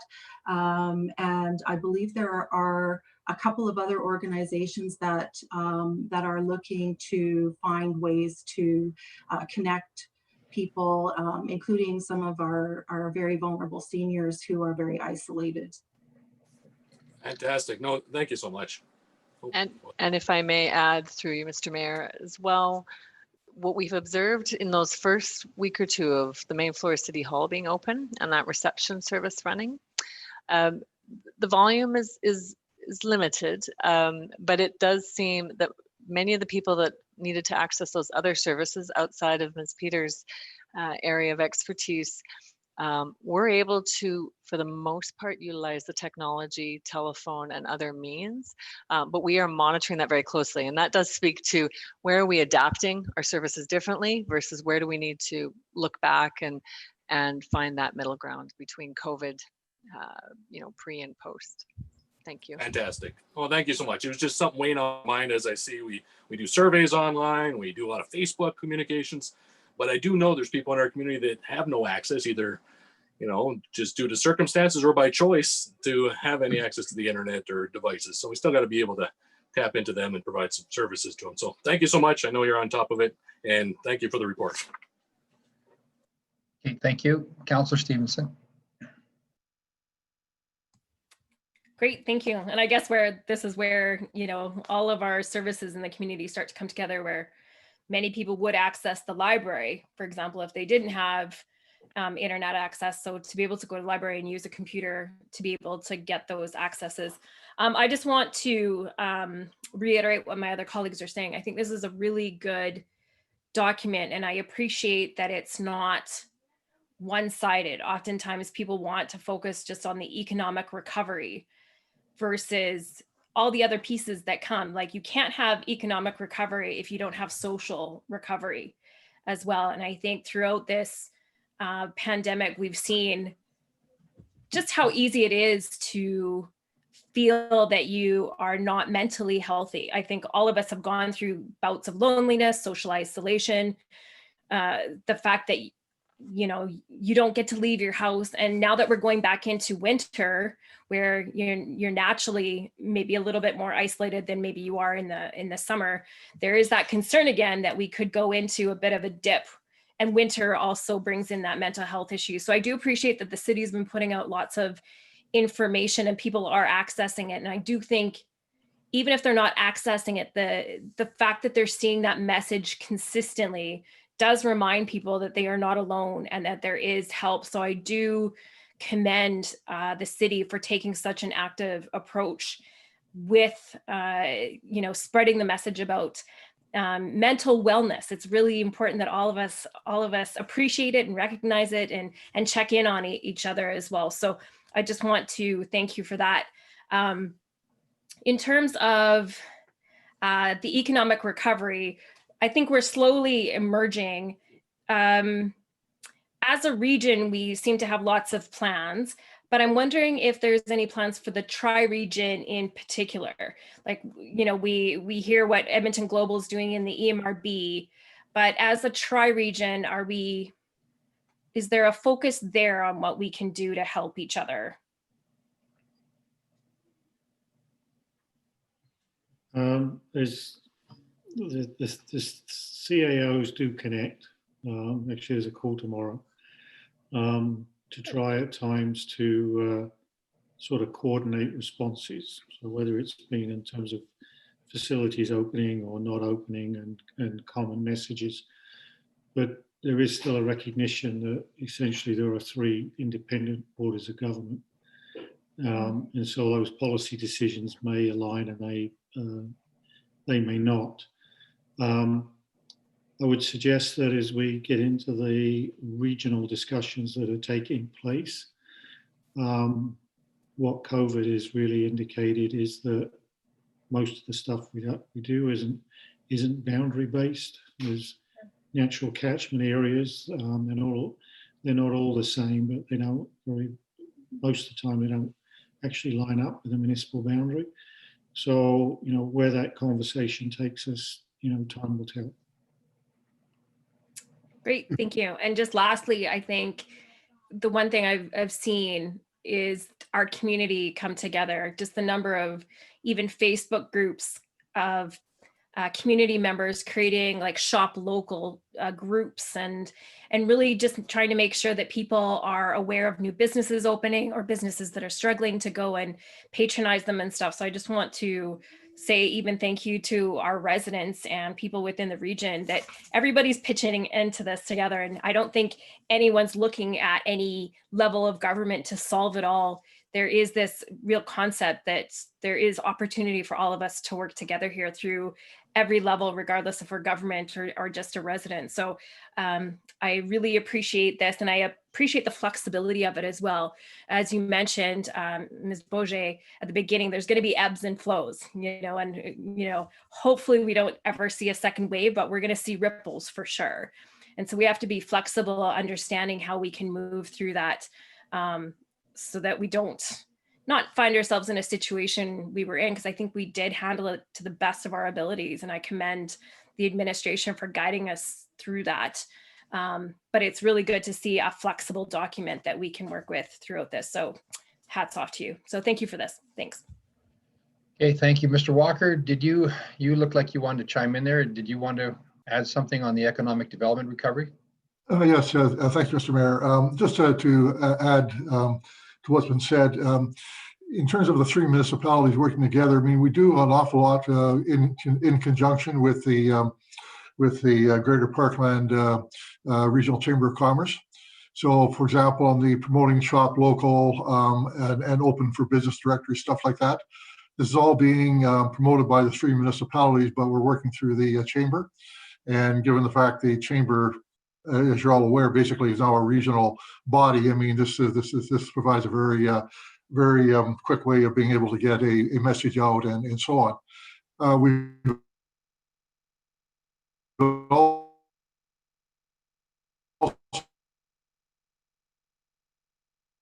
been working with the chamber with regard to surveys. So that's really been the form in terms of how we've operated.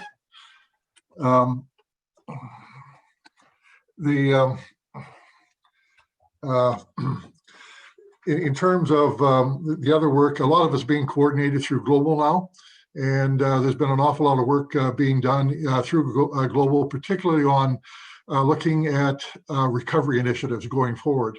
How do we rebuild the economy, stuff like that. So there's a lot. There's an awful lot of work of that nature being done at the regional level. So I just wanted to pass it along. Okay, thank you very much. Councillor Roth. Thank you, Mayor Houston. I want to ask a question that's been asked and answered before, but privately, and I want to get this out into the public arena because I've been asked a few times, and I'm sure other council members have been asked as well. We've talked about the reopening of City Hall. What about any plans that may be discussed or in existence for getting council members back together face to face? Not that there's anything wrong with virtual is fine.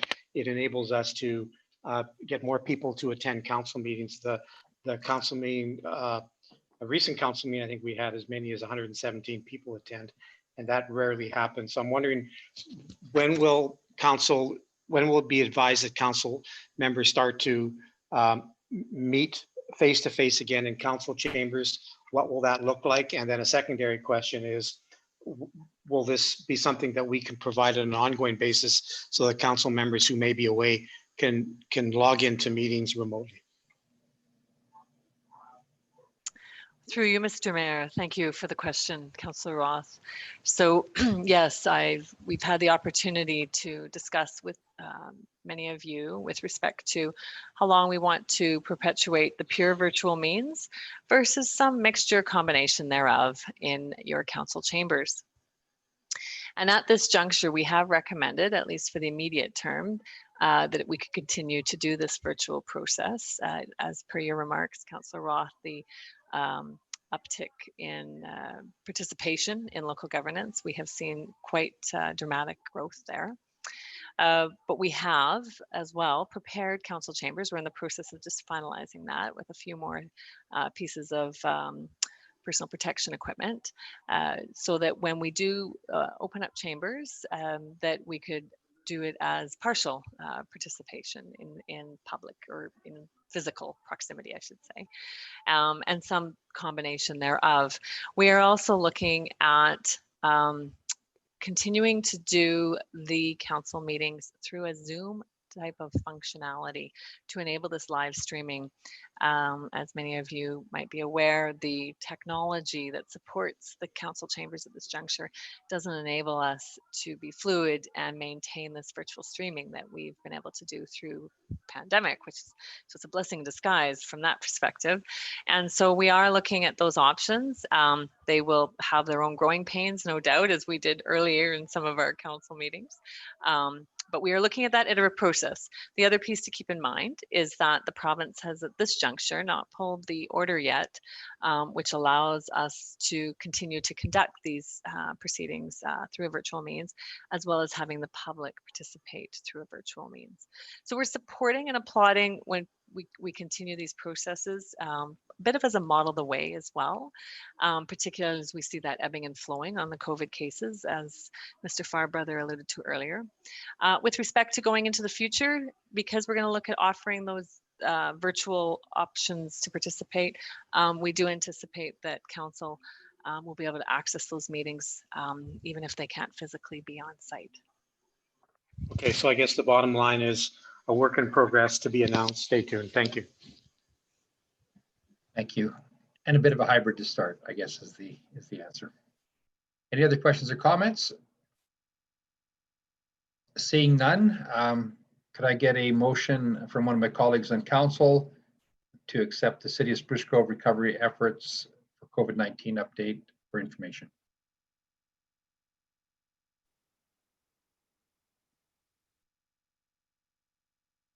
Councillor McKenzie, go ahead. Sure, I'll make the motion that council receive the City of Spruce Grove recovery efforts from COVID-19 update as information. Okay, thank you very much. I'll call the question on the motion. Okay, thank you very much. That's been carried. Moving forward to 10A, could I get a motion, please, for third reading of 10A? Councillor Stevenson, go ahead. It takes forever to get the mouse sometimes. That third reading be given to bylaw C-1108-20, 2020 fees and charges bylaw amendment as amendment. Amendment as amended. Oh my gosh. Okay, thank you very much. Mrs. Frostad, you are going to do the presentation. This has been a work in progress. So go ahead, Mrs. Frostad, on your presentation. Thank you, Mr. Mayor. I will keep it quite brief. You notice that it came before you as amended, and the amendment is to change the definition of the large customer to incorporate the situation that had come before council, and we had gone to the community and spoken on those issues, and they've been resolved to all parties' satisfaction. And so you have before you tonight the amendment that will allow those parties to be considered a large customer and be charged $37.20 per month, one charge versus multiple charges on a smaller meter. And I can entertain questions. Okay, thank you very much.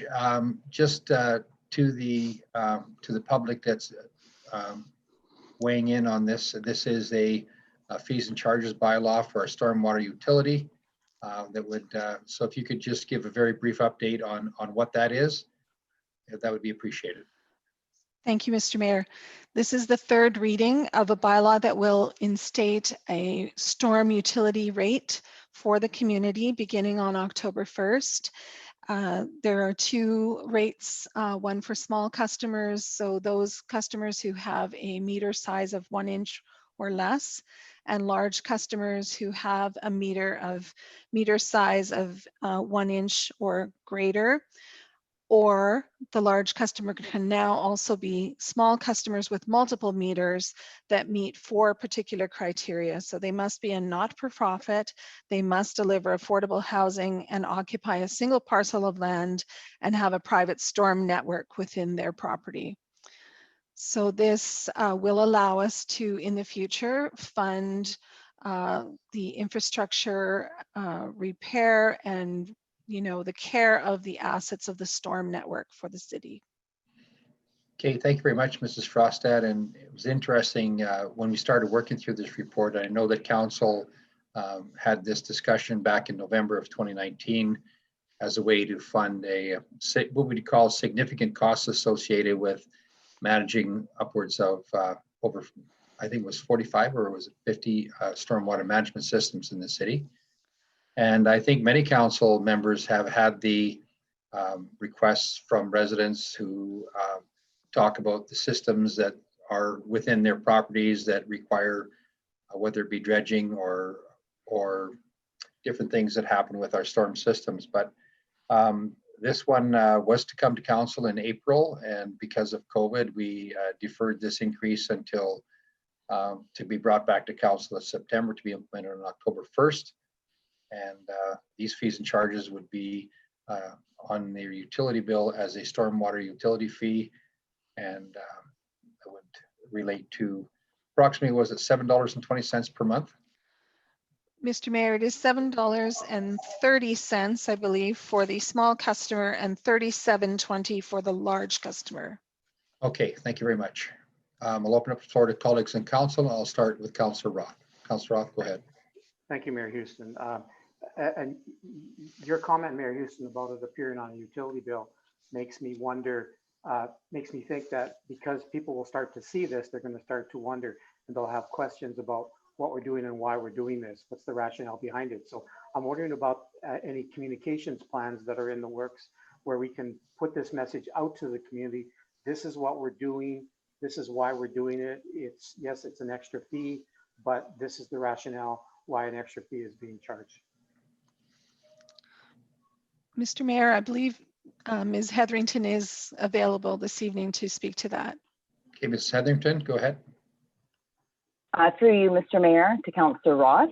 My team has been working very closely with Ms. Frostad's team in developing the communications rollout on this back in April, actually. And so they fine-tuned it throughout the summer based on some of the more recent council meetings, and they will be rolling with communications to the community starting tomorrow. Okay, excellent. Thank you. Okay, thank you very much. Any other questions or comments? Councillor Ackert. Thank you, Mr. Mayor. And just through to administration, I want to thank you for addressing the issue we had with our last discussion at the last meeting from the Grove Seniors. And I see in the report that you've looked at some other potential comparable properties, but they don't fall into that criteria, mainly because they're for profit or the way they're set up.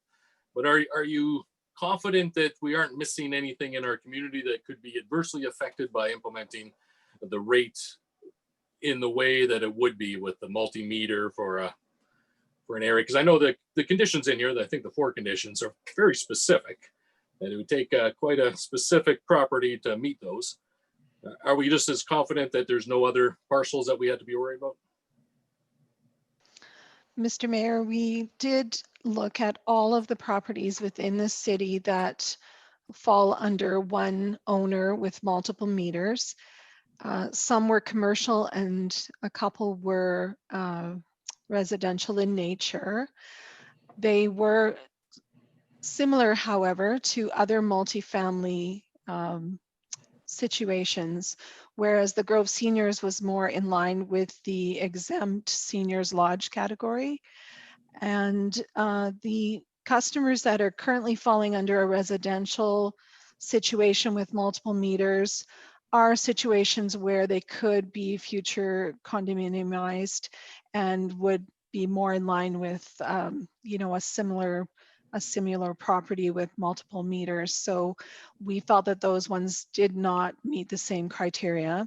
And as for the non-residential or commercial type settings, there was a few small strip malls and so on that had multiple meters, but within those situations, there was a variety of meter sizes. So therefore, each customer needed to be treated individually, and they were for profit situations. So it was felt that the uniqueness of this situation had to do more with the affordable housing component and the fact that there was a non-profit situation here, and the storm network, the fact that they had a storm facility within their property.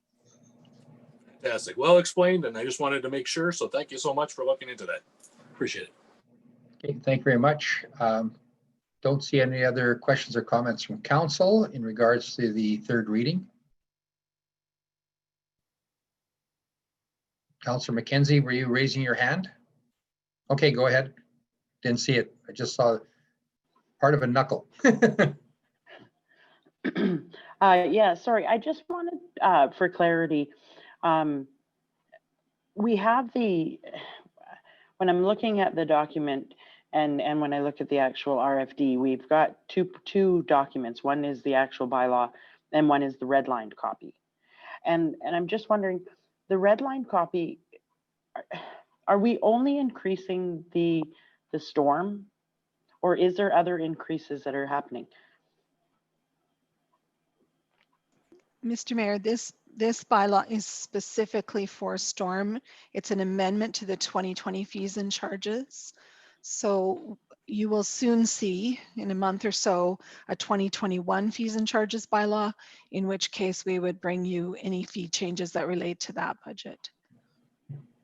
Okay, so I'm just wondering then, on page 99, there was the electronic billboard advertising. It's from 2019 to 2020, it went from 35 to 40. Is that, because all the other ones appear from what I had went through to be the same. So I'm just wondering if that was supposed to be in there as well. So Mr. Mayor, that fee increase would have been approved the first time that the 2020 fees and charges bylaw came before this council last fall. Okay, and that's what I wasn't too sure on that, because I know the water and wastewater, I remember, and I'd actually went back and found that, but I didn't think that one was. Okay, that's all that I wanted. Thanks for the clarity. Okay, thanks very much. And the only other one that I noticed was the slight increase in the some of the water rates, and I think that was also approved earlier. I'm correct. That was the some cube water. Okay, thanks very much for the questions and comments.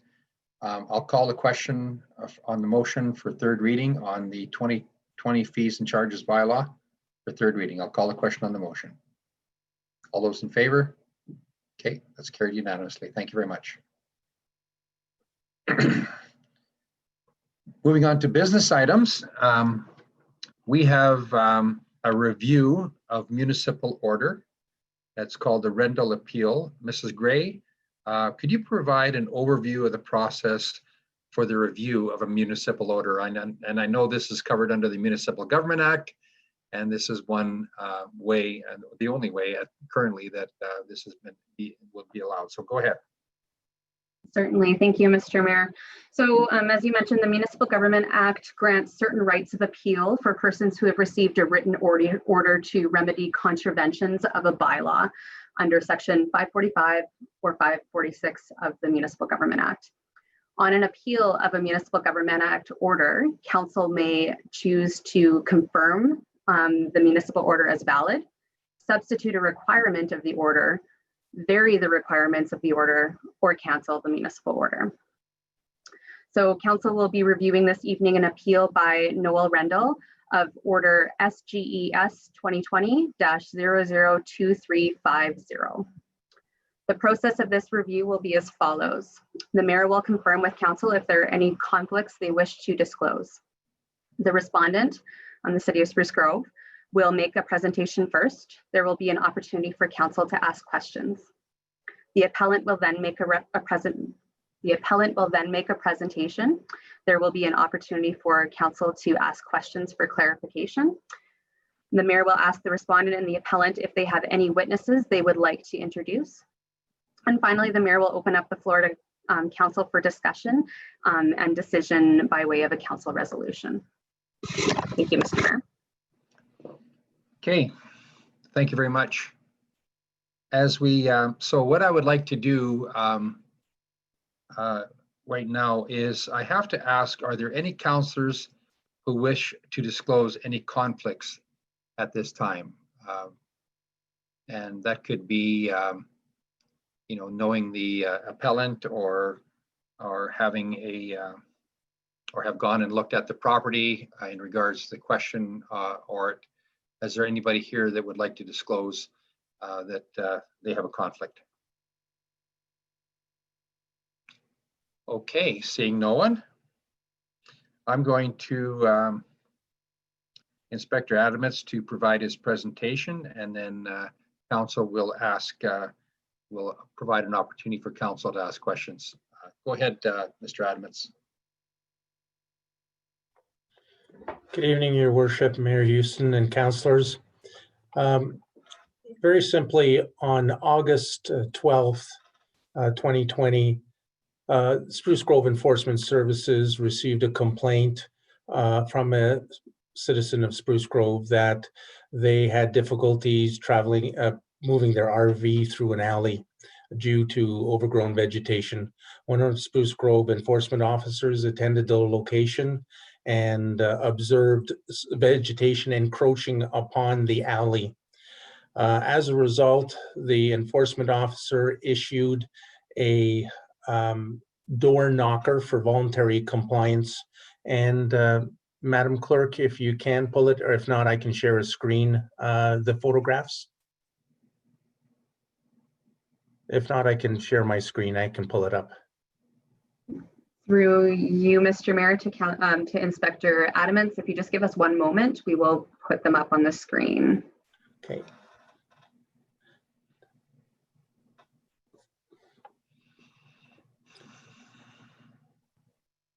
So the photographs that you see are the photographs that the officer took of the vegetation. There were actually 3 residences in question. As you see, photographs 1, 2, and 3 there. If you scroll down a little farther, you see these photographs, number 4 and number 5, are specifically directed at the appellant's residence from the alley looking towards the residence. And on photograph number 6, you will notice, just if you scroll down, you will notice a door knocker that was used. And specifically on it, it directed to basically to remedy large shrubs, trees, weeds, impeding alley, remove trim, cut back from road. And a compliance date was set for August 21st, 2020. That was left on the doorknob of the residence. And later that evening, Enforcement Services received a call from the appellant. Based on the nature of the conversation, the Spruce Grove Enforcement was of the opinion that the individual was not going to comply with the order, so they took a more formal process to and issue a municipal order. The municipal order was issued on August 13th, and with the compliance date of August 27th. The officer cited section 8.1 of the traffic bylaw, which states no person, traffic bylaw C91115, and it states specifically, no person shall make or place an obstruction of any kind in, upon, or above any of the highways or boulevards of the city unless authority has been granted by the general manager of planning and infrastructure pursuant to a permit upon which such terms and conditions, including fees, as the city may determine. Now, Madam Clerk, if I can pull up the MGA order or the municipal order.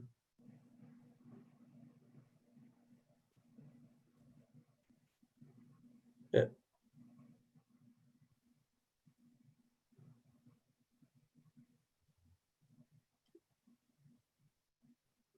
If not, I can share my screen.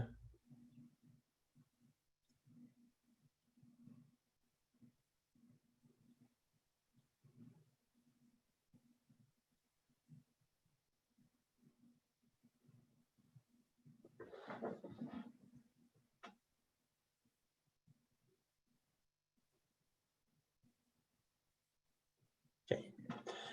Yes. If you scroll down just the verbiage that was used. So it states specifically section 8.1 highway obstruction, and the order to remedy states trim and or remove any vegetation which encroaches, obstructs, or obstructs the back alley. Now, the officer was a new officer, and there are more appropriate sections to use which are more directly applicable. Section 8.4 deals with trees, hedges, shrubs, but at the time under the old traffic bylaw, it only specifies within 5 meters of a highway intersection or if it impedes a sidewalk. So under the old bylaw, it is not the appropriate section. Another section that could have been used also is the nuisance, unsightly, untidy property bylaw under section 2.1. And that basically states no person being the owner or occupant of land or premises when the city shall permit the land or premises to be or remain in a nuisance, unsightly, or untidy condition. That bylaw, C 90915, defines what nuisance or unsightly is. I won't go there, but that's that section would have been slightly better. However, what was addressed under the new traffic bylaw amendment C 1092-19, which was adopted December 9th, 2019, specifically identifies this situation that's before us. And it states under section 8.4D that it says the owner of property abutting a highway that is also an alley shall maintain the verge of the alley so to not allow any type of vegetation to grow to such a height, overhang, or breadth that it interferes with the safe and convenient use of the alley. So in short, it's basically a complaint was received, officer attended, noted that that vegetation was encroaching on the alley. They issued an order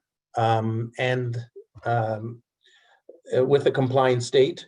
And although it may not have been the best section to use, there's an indication from these bylaws that the homeowner is responsible for the maintenance of that area and that section. So that is the position of enforcement services. Yes, thank you very much, Mr.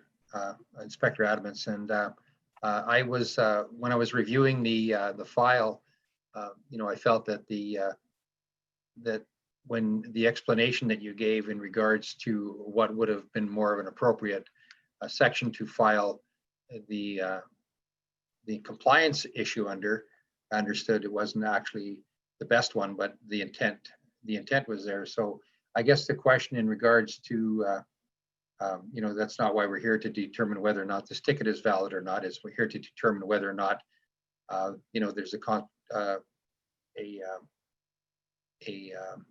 compliance issue with the current bylaws that we have. So with that, I'll open up the floor to my colleagues on council if they have any questions of our inspector. related to this file. And I think I could say for myself, it was laid out pretty clearly that there are provisions within our bylaw that talk about vegetation and keeping the verge clear and sight lines and stuff from vegetation growing up. And some of those pictures would have indicated that. So if anybody on council has any questions of Inspector Adamits, the floor is open. Otherwise, I will go to the appellant, Mrs. Rendell, or Councillor Oldham, go ahead. Thank you, Mayor, and thanks, Inspector Adamits, for sharing your perspective. My understanding is the door knocker was maybe shared with other residents as well. There was 3 listed residents that may have had this same challenge. What was the result, or how did the other residents manage this situation? Councillor Oldham, through his worship, Mayor Houston, an MGA order was issued on the other property. The compliance date has not arrived yet for them to remedy the area. Okay, so that none of the area to this point has been remedied? I can't speak specifically if those others have been remedied. I know that the order expires later than today. Okay, that's fair. And could you help me understand why, if the situation was found at the same time, why the orders would have different dates for compliance? That is, when I explained, is that voluntary compliance was offered through the door knocker. Upon the appellant receiving the door knocker, the appellant called Spruce Grove Enforcement Services that evening. And based on the nature of that conversation, the appellant had their reasons for not wishing to comply, and I'll let the appellant explain that. And I've I attached photos as well to show the location. But based on that nature of that conversation, it became clear to the officer that the appellant had was not willing to comply with it, so a formal approach was taken. That's okay, the very same dates. Yeah. So according to the door knocker that I see on the package here, it looks to me that the date to comply was August 21st, 2020. So if all the residents were found to be in violation on the same date and they were all given a door knocker on the same date, then the other door knockers would have been given, in theory, a notice to comply by August 21st, 2020. So something's just not lining up for me. If, quite simply, if the officer believes that there's no intent to comply, they proceeded to a formal order. That's the difference. Okay, so the other 2 residences that were given the same door knocker, in theory, to comply by August 21st, 2020 are just in limbo for the time being? No, they did not contact enforcement services. They did not indicate their intention not to comply. So but the date to comply has come and gone. That was to August 21st was given to voluntary comply to the door knocker. When that did not comply, they issued a formal notice, an MGA order, a municipal order, now to comply.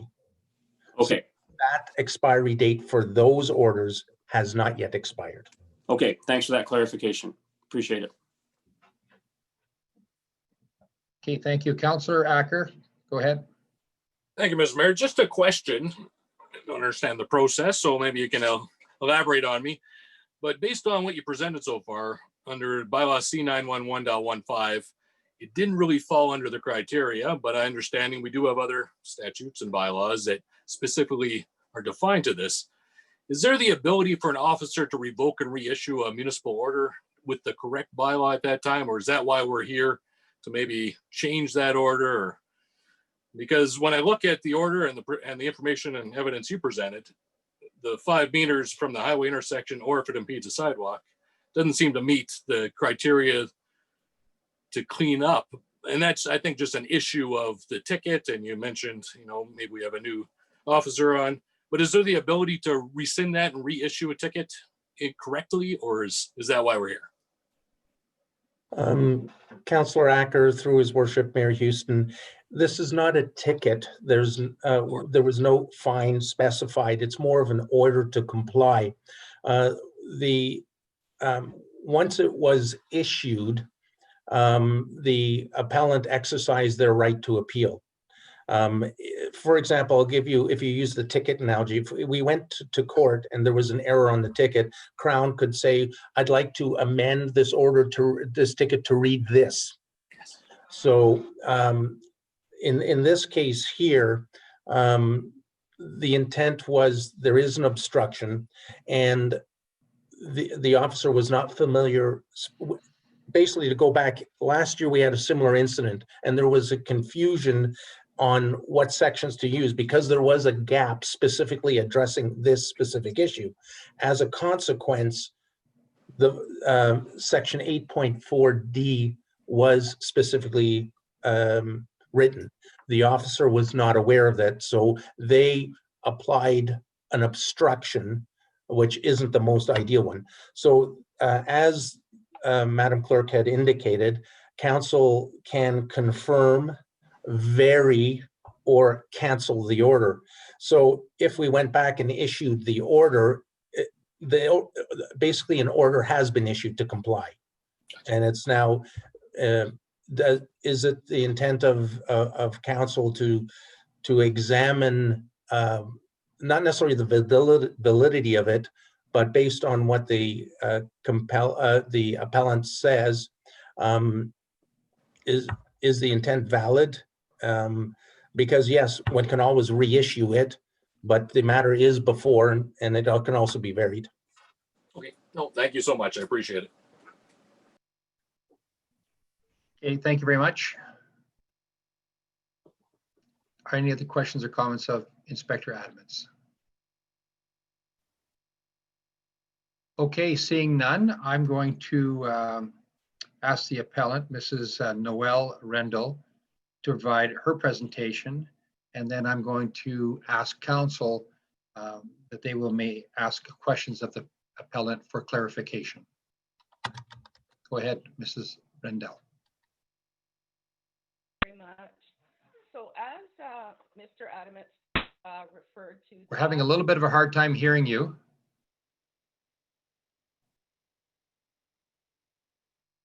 how about now? A little bit. Through the chair, it's still pretty quiet. Do you by chance have a microphone that you can turn the volume up on?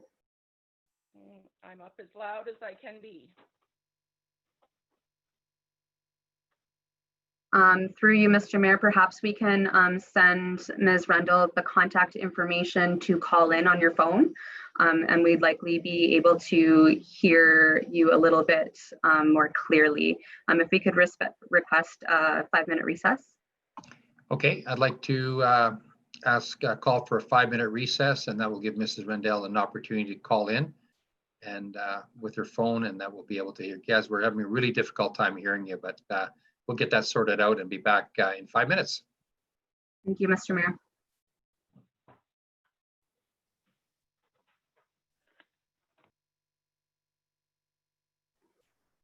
Ms. Rendell will be sending you an email right now with the proper information. Thank you.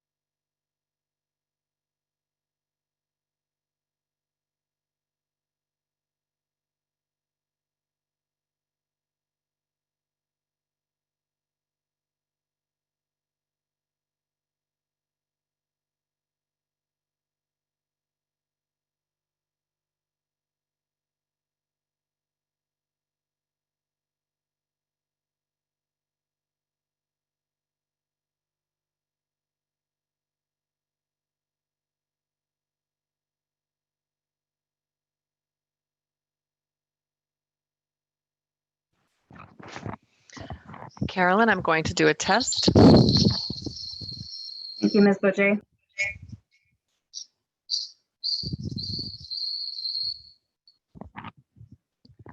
Go ahead, Noel, and speak into the microphone, please. Okay, test. Go again, please. Test. Can you hear me? Ms. Boucher, we're getting quite a bit of feedback and it's still quite quiet. Just for council's reference, Zoom has been having issues this evening with our call-in capabilities. So it might just take a few more minutes for us to try and get Ms. Rendell connected here.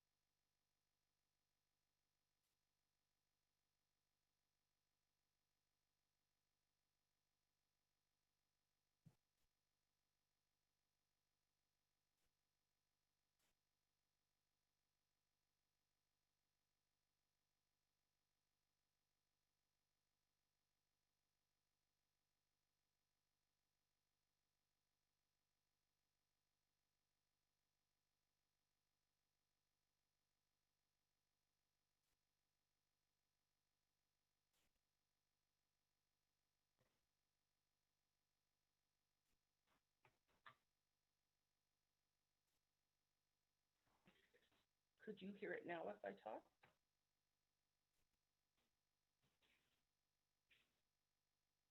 Are you on, Wendy? Could you hear me?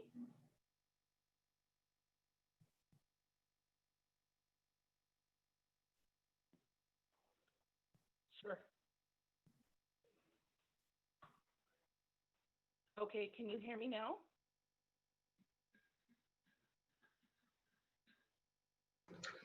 Ms. Rendell, you're very quiet. I'm going to send you another message with another phone number that I just got through in. So if you just hold on one moment.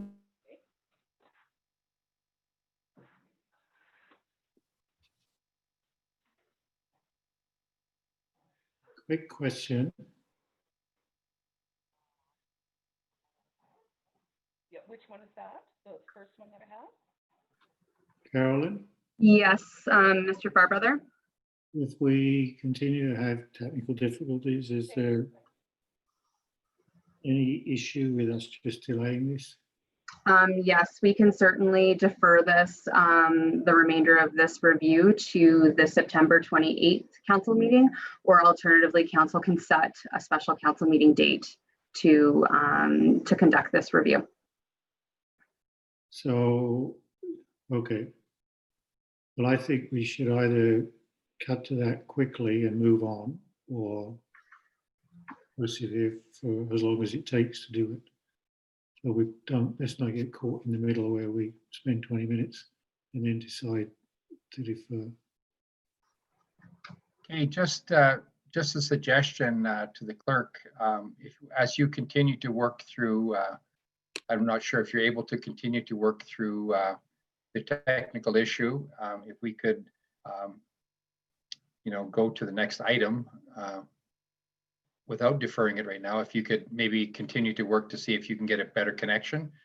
And then we could come back to this potentially at this meeting while we're here. Certainly, we'll have my team work behind the scenes to try and get Ms. Rundle connected, and we can press pause, I guess, on this review and move on to the next item. So do we need a motion to defer temporarily during this meeting to go to the next item, or can we just go? I think we can just go at this point. Okay, thank you. Let's do that. And thank you for the suggestion, you know, to potentially look and see, you know, what we could somewhere to do. So we'll go with that. So can we go to 11B, please? And could I ask for a motion on 11B? Councillor Acker, go ahead. Thank you, Mr. Mayor. I move that the reserve bids for the 2020 tax recovery public auction be approved as presented. Okay, thank you very much. Mrs. Frostad, reserve bids and terms and conditions. What's that going to do related to the tax recovery? So, Mr. Mayor, can I just ask if it's your desire to discuss them separately and to have two separate motions? We can just handle the reserve bids initially then? Yes? Yes. Sure. Okay. So this item comes before council once a year. It is part of the tax recovery process that is legislated in the Municipal Government Act.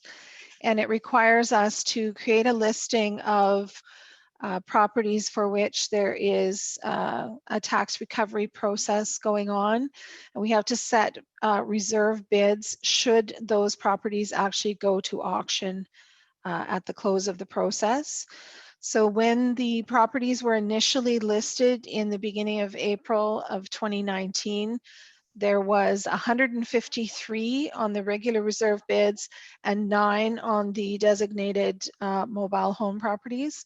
Those numbers have come down at this point to 13 reserve bids on the other properties and 2 on the designated mobile home properties. So the reserve bids are set with the advice of the assessor. You need to set the bids as close to market value as possible to protect that person's investment at the time of auction. And that's all I'll say about the reserve bids unless there's any questions. Are there any questions or comments in regards to the properties listed under the tax recovery public auction?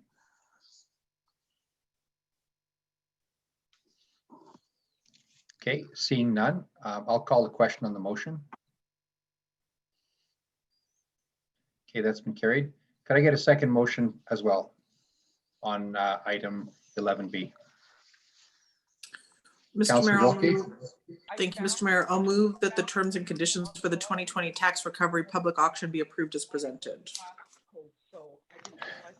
Okay, thank you very much, Councillor Grilke. Mrs. Frostad? Mr. Mayor, you have as an attachment to this RFD as well, a listing of terms and conditions for the 2020 public auction. These terms and conditions were developed actually last year with legal advisement, and we have not made changes to them for this process. Okay, and just for clarity for council and for those listening, these properties are based on the tax recovery that we're passing this evening will be on a public auction bid in regards to default on taxes, and recovery is going to take place. So, Mr. Mayor, each of the persons involved here has right up until the auction date to either enter into a tax agreement or make payment of their outstanding amounts. And we often do find that by the time we get to auction, there's very few left on the list. But this is just part of the process that we have to follow through in order to meet the timelines in the MGA to prepare for the auction. Okay, that's good. That's good to know, because I was kind of concerned at the number of properties that were on there related to the condition that we're in. But however, and I do know when it gets closer to the date is that we have very few normally. So thank you for the update that this is part of the process. Thank you. And they can also enter into a tax agreement, giving them up to 3 years to resolve the issue. So it's quite generous. Okay, thank you. Any questions or comments in regards to the terms and conditions? Seeing none, I'll call the question on the motion. Okay, thank you very much. That's been carried. So let's move on to item 11C. I would ask for a motion on the dissolution of the former Economic Development Advisory Committee. Can I get a motion? Councillor Stevenson. I'll make the motion that the former Economic Development Advisory Committee, established by Council Resolution in 2010, be dissolved, and that the members who served on that committee through the years be thanked for their service to the community. Okay, thank you very much, Councillor Stevenson. Mr. Walker. Thank you, Mr. Mayor. This item should be very short. City Council approved a bylaw on August 17th that established a revamped Economic Development Advisory Committee. The bylaw made a number of changes that brought this council committee into conformity with the requirements of the Municipal Government Act. The RFD now in front of you provides for the dissolution of the former committee established in 2010 through council resolution. A number of the existing members will be transitioning to the new committee, and these will be brought forward along with other nominees for council approval in October. With that, I'd be pleased to answer any questions. Thank you. Any other questions or comments? Pretty straightforward. We're just dissolving the old one to make way for the new one. That's pretty much it. Exactly. Yep. Okay, nothing further on that. I don't see anything from council. I'll call the question on the motion. Okay, thank you very much. That's been carried.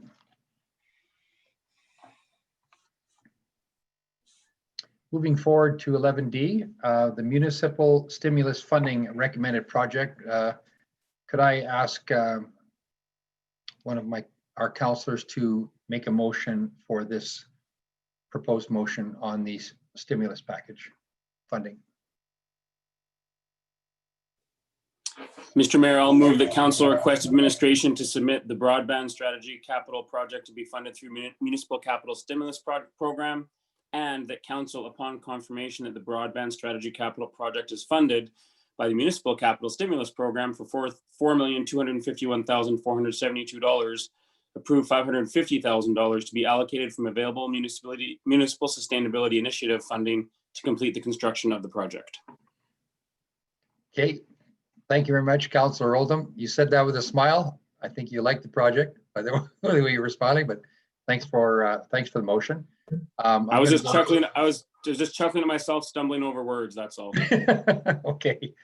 Okay, let's go to Mrs. Boje. This is a project that provincial government provided the city of Spruce Grove with $4.25 million to enhance and improve our position in the industrial area in the community in regards to broadband. So go ahead and let us know why administration is recommending this particular project. Thank you. Certainly, Mr. Mayor. Thank you kindly. As outlined in the attached request for decision, the province has announced the Municipal Capital Stimulus Program as part of Alberta's recovery plan. There are two components to this program. One is capital and one is focused on operational. At the time of this discussion, the operational amounts are still to be determined, and the preliminary remarks provided on the operational piece include only some funding towards transit. But again, what that dollar value looks like is still to be determined. So we're here tonight to discuss the submission for the capital portion, which, by the way, is due October 1st. The nature of a recommended submission originates from the letter that the mayor had provided to the province on behalf of council early this spring, and it is attached in your package following the request for the decision. As you will note, the city at that time had suggested 4 different options for the capital stimulus, premised on that time based on that they had to be shovel ready and possibly that the funds would have to be expended by the end of 2020. So keep in mind, this was on the front end of the COVID and the initial infrastructure push. by the province. Since that time, the province has provided further clarity around the use of the stimulus capital. Most notable criteria includes the need to have commenced projects by 2021 and the funds having been expended by then as well, that the projects do not trigger an increase in municipal taxes or draw on a provincial operating funds, and that the assurance is demonstrated by example that the municipality is committed to reducing red tape for the business community. There's a couple of red tape reports that we also have to submit as part of this process over the next 18 months thereabouts. Of the 4 projects presented in the Mayor's Spring 2020 memo, administration is recommending that Council apply to have the Broadband Strategy Capital Project approved. This project is seen to be the most strategic in nature and from a longer term perspective is seen as integral infrastructure to support the economic development efforts of the city. The efforts on this project will also fit well with the August 2020 broadband situation report that the EMRB released, which speaks to the need for broadband connectivity in the region as a critical horizontal enabler and catalyst, and essential for the region to achieve the vision and outcomes of the growth plan. The other 3 projects that you will note in the memo, while seen as important to the municipality, are not as seen to be as high priority for the stimulus funding and long-term economic activity, and aside from the roadwork efforts, would not consume the potential allotment of 4.2 million. If council is supportive of the broadband project, it is estimated that administration will have required an additional 550,000 to complete this project. At an information session last week with the province, it was noted that after the first round of applications are closed on October 1st, municipalities may be able to apply for additional unallocated funds. How this will proceed is fairly premature, as presumably municipalities will apply for their full allotment on the first go around, but administration will be monitoring this just the same. I do have my colleagues, Mr. Walker from Economic Development, Mr. Ives, our new CIO and Director of Information Systems, and Mr. Hussey, Head of Engineering, to address any technical questions that Council, Mayor and Council may have regarding this initiative. Thank you. Okay, thank you very much. Councillor Grilke, did I see your hand up or no? You didn't. Okay, you're petting a cat. Okay. Go ahead, Councillor Acker, go ahead. Thank you, Mr. Mayor. Just a question. I couldn't get around in the documentation, but I understand construction of the fiber, the broadband, serve the industrial commercial areas. But one thing I don't know is who is operating this fiber. We're going to build it with provincial funding. We're going to put the infrastructure in, but then does that get turned over to a telco, to a third party? Is the city planning to operate a fiber? I guess I just don't have my head wrapped around that portion of it. Through you, Mr. Mayor, to Councillor Acker. That's an excellent question, and certainly my colleague, Mr. Walker, might want to comment as well. But there has been some preliminary studies and work done by city administration around the various options that it would exist to how to operate this infrastructure. And if we are successful in our application, we will obviously need to accelerate this activity in terms of that preparation of those operational models. There is probably 3 or 4 different approaches that we can look at. We also have some learnings from neighboring municipalities that we will look at as well, as they're at varying stages of development on this front as well. Perfect. Thank you. Really quickly on this, I would suggest that at this point in time, it doesn't actually matter who ultimately owns and operates it. It'll actually just create an asset in the community, and then council ultimately will have that choice. Do you franchise it out? Do you concession it? Do you run it as a profit center? And that work will certainly need to be done in advance of any use of the asset. But there's a 12 to 18 month period to do that work. Perfect. I'm glad we have options, so I'm happy to hear. We'll have further conversations on that if this goes through. Thank you.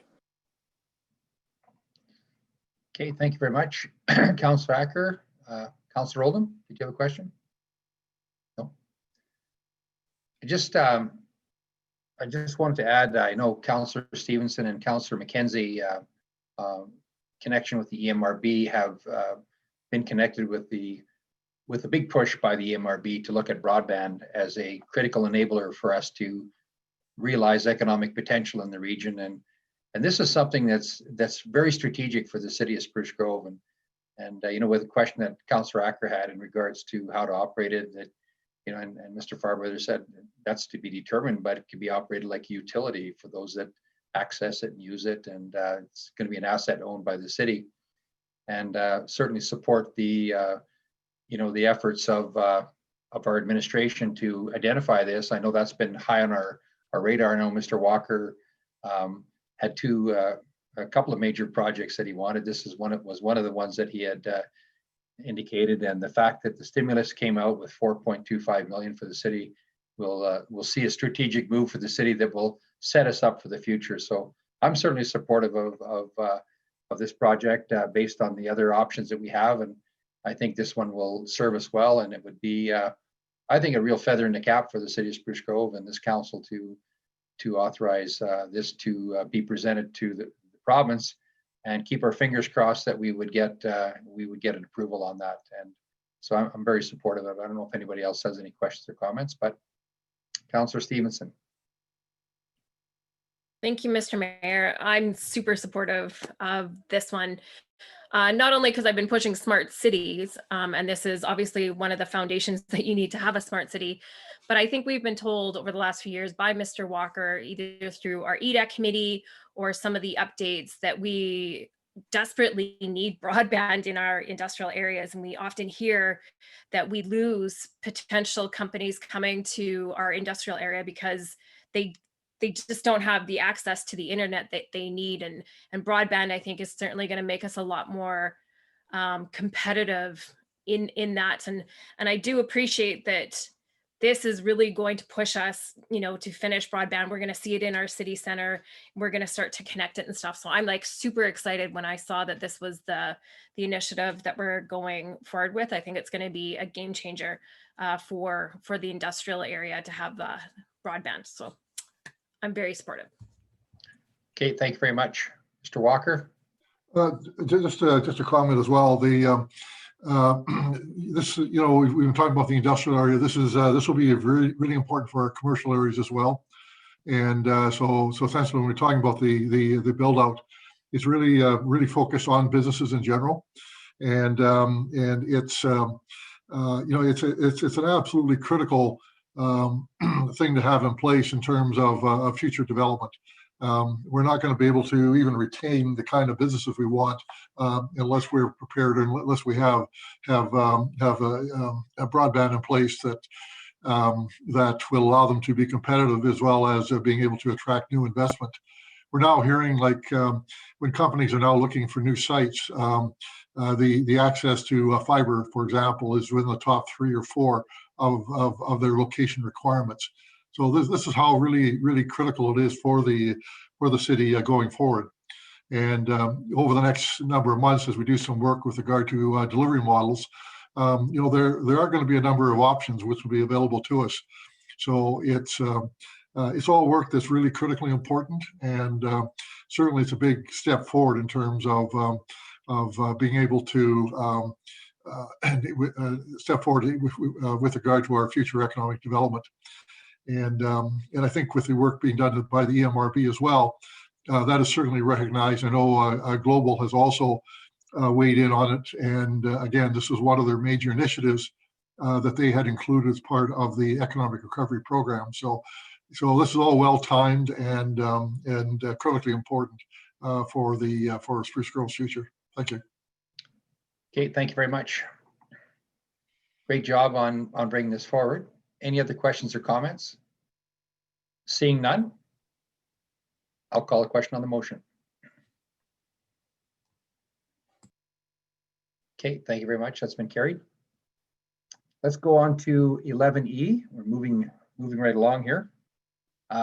Federation of Canadian Municipalities. There's a grant program that Mrs. Bourget will speak to. Could I get a motion, please, for 11E? Councillor Acker, go ahead. I'd move the council direct administration to apply for the Municipal Asset Management Program grant from the Federation of Canadian Municipalities to be used for the facilities portfolio, asset data collection, and to proceed with the following actions. Collect asset inventory data for facility assets, create inspection templates and assess the condition of critical assets, build a life cycle plan based on data collected, and that the city commit $12,600 from its budget towards the cost of this initiative. Okay, thank you very much. Mrs. Bourget, if you could speak to this in regards to the motion by Councillor Acker related to this grant. Thank you, Mr. Mayor and Council. So earlier this spring, the Federation of Canadian Municipalities announced a new grant program to support asset management efforts. The grant is available up to a maximum of $50,000, with 80% of the costs covered by the grant and the remaining 20% covered by the municipality. As Council is aware, administration has been actively looking to populate the necessary information regarding the city's numerous capital assets. This is a long process requiring time out in the field with the assets themselves, as well as analysis in-house.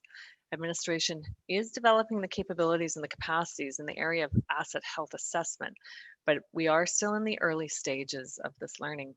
This knowledge is critical as part of the life cycle planning efforts that feed the overall capital planning processes of the city. As a result, administration would like to capitalize on the Federation grant to increase the data, develop that evaluation plan, and build the life cycle plan for city facilities. Specifically, as this category of assets are still missing pockets of information and evaluation framework to work from. Administration did consider other asset groups that could be invested in with this grant, but felt the facilities area was the one most in need at this time and would benefit the most from this broad-based approach. So I do have my colleague, Mr. Hayter, here as well, who looks after our asset management program for any specific questions. Thank you. Okay, Mr. Hayter, did you want to add anything to that? Thank you, Mr. Mayor. Good evening, Council. I think Mrs. Bourget encapsulated the gist of the application for this. I would just like to say that in this particular case, our facilities support a wide variety of services, just like our assets do typically. And it's very important for us to gain this sort of advantage that this grant can provide if successful in identifying our remaining assets, our condition assessment, our criticality of them, so that we can make really sustainable, really focused decisions about investment and optimizing our ability to promote our service delivery on these facilities. So I think this grant can really accelerate our efforts that we discussed back in May with Council. It's specifically referring to building that base, the fundamentals of that pyramid that leads to the optimal investment model. And therefore, I would welcome Council's approval of this resolution for the city to apply to. Thank you. Okay, thank you very much. And the maximum is $50,000 that we can apply for? Okay. All right. Any other questions or comments in regards to this grant application? I always love when we used to go after grants back in the old days. There used to be a lot more money on the table. So wherever we can, we always leveraged a lot of dollars that we had and we went after grants and stuff. So appreciate you flagging that one and noticing that was on the queue for that. So with that, I'll call the question on the motion for that grant. Okay, thank you very much. That's been carried. Even for Simon Farbrother, I think you voted on that one. Simon, I'm sorry. I thought I saw you just scratched your head. I thought I saw your hand up there. Okay. Anyway, that's been carried unanimously. Thank you. Okay. Let's go on to 11F, interim city manager appointment. Mr. Farbrother will speak to that, but first I'll ask for a motion on this item.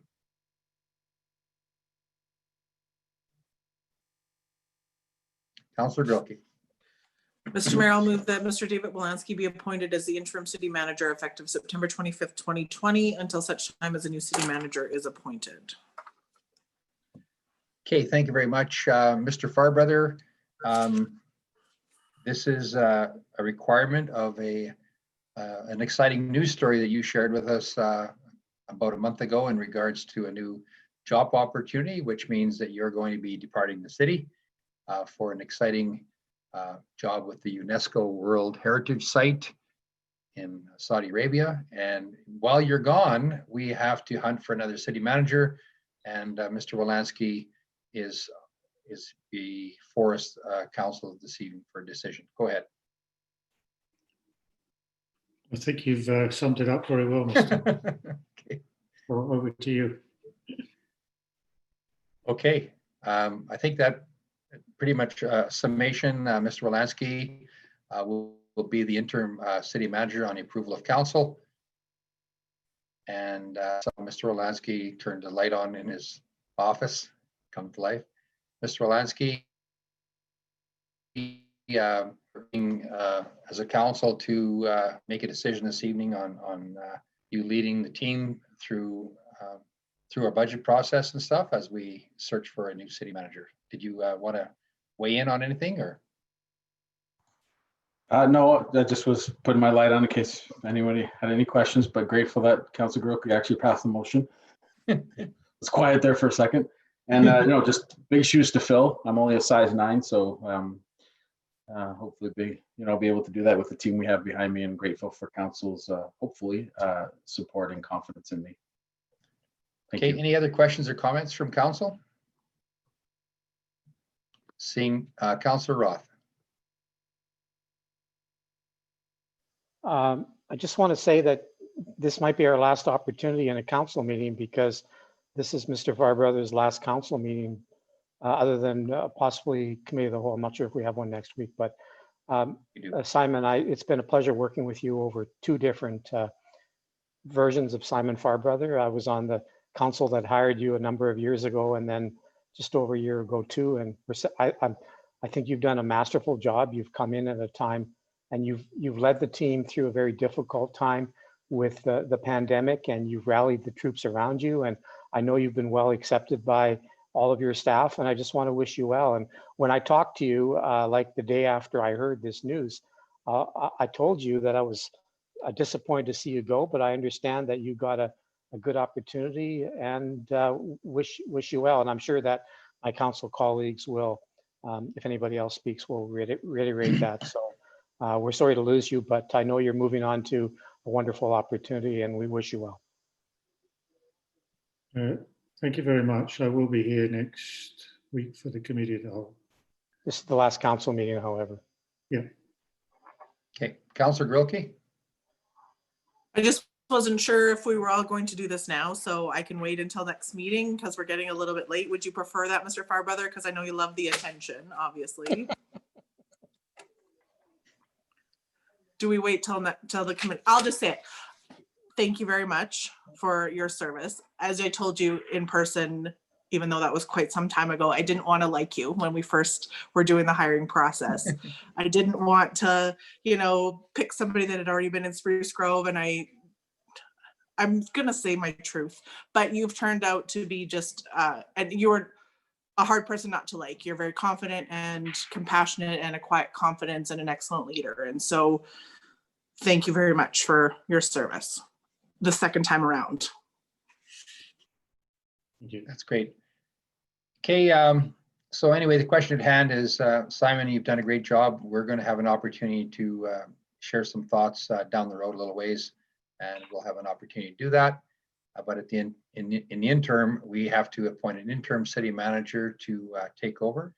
And I just wanted to say that David Wolanski has handled this position before, and he's done a great job at it. And I think he's recognized on our team as very capable, as are all of our senior team members that are here tonight as well. And we respect all the work they do, and we're hoping that they will support and work together as a strong cohesive team, as they've done for Mr. Fairbrother. So with that, seeing nothing further, I'll call the question on the motion for the appointment of the interim city manager. Okay, thank you very much. That was carried unanimously. And with that, I'm going to go back to our city clerk to see if she was able to make a connection in regards to the item we were dealing with previously under 11A, the review of municipal order. Thank you, Mr. Mayor. We do have Ms. Rendell on the phone right now. Ms. Rendell, do you mind unmuting your microphone, and we'll just test to make sure that we can hear you.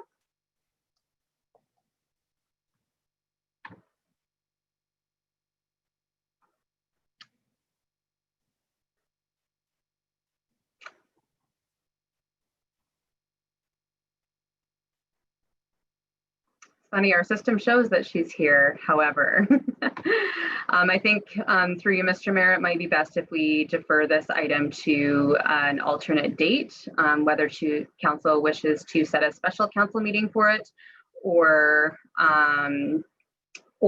just add her to the September 28th council meeting agenda. Mr. Hey, Mayor, thanks. maybe a question, a suggestion. If it is likely that there are to be other orders that are coming, it might be appropriate to try and schedule them all on the same time. I don't know the answer to that, but if that is, so maybe we should come back with a recommendation. Do we need to specify when this is? There we go. We have Noel. Hi, you can hear me? We can hear you. We've been waiting, and your phone was mic'd, and we were asking you to unmic. So you're back now. I am back. Okay, so right now is the point of the of what we call this review of municipal order, where the appellant, that's you, Mrs. Noel Rendell, is to provide a presentation, and then I will open up the floor to our council colleagues if they have any questions. So go ahead, Noel. We've been waiting patiently to hear you. That sounds great. Thank you very much. So just before I give you a bit of background on my neighborhood, I just wanted to say that Mr. Adamant, he alluded to the fact that the bylaw used on the, what do you call this? It was the card left. Anyways, the bylaw that was stated in there, and that was stated in the appeal that was sent back to me, I didn't find that it was appropriate to start. And on the deficiency card, it actually has the word impeding. So that bothered me as well. Not, I don't want to get hung up in the weeds, but so to speak.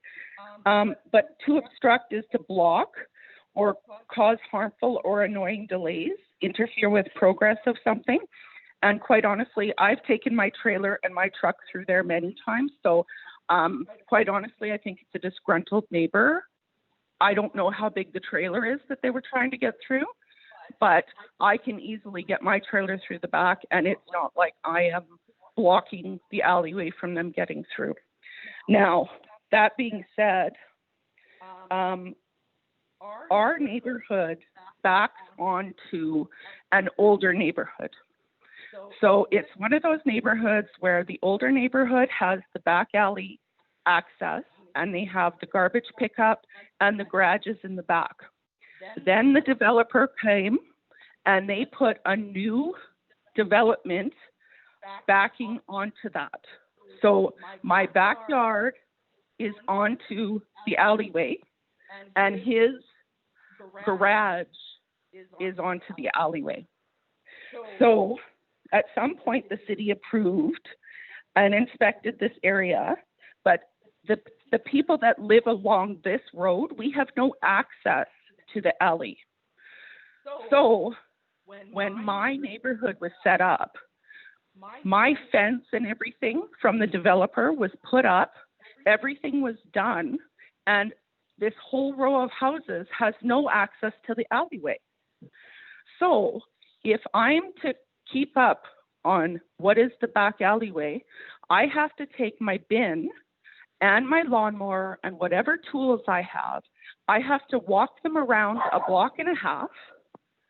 And then when I'm done, I have to walk them back over another block and a half because I don't have access to it through my yard.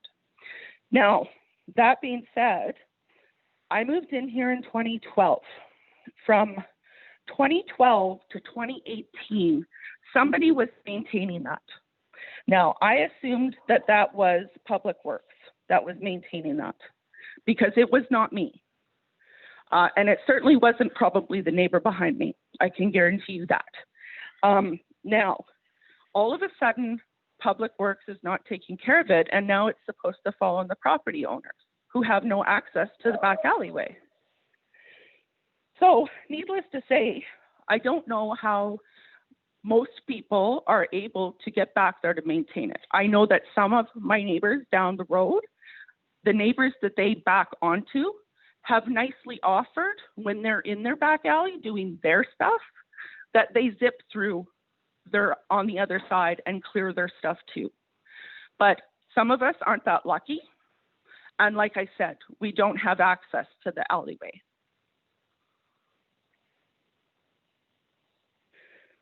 Again, the city would have approved that when this area was built. This area would have been approved, and I don't know, somebody would have come and inspected it. And I'm not sure if this was going to be an issue for the city, for bylaw, for it not to be cleared by Public Works. I'm not sure then why it gets approved the way that it is.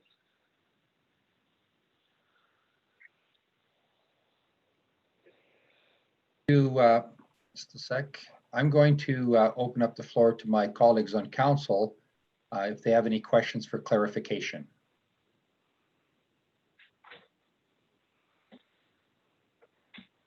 Councillor Grilke, go ahead. Thank you, Mr. Mayor. I don't know if I can still ask Inspector Adamants or somebody from the city a question. Is that possible? My question is, and we'll see if it is it still a developer fence or is it now the residence fence? Remind me again how that works. Mr. Adamants?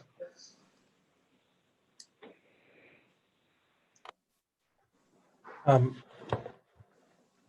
not in planning and development. The only understanding that I have is it is the property owners. The reason is in certain new developments, they usually have a clause of about 2 years that they may maintain the property, and then it gets transferred over. I think that was called RF deed or something like that. But in this case, the question comes, is it part of the roadway or is it part of the property? And that's where it hinges on. And that's where the definition of the landscape obstruction was determined in the verge in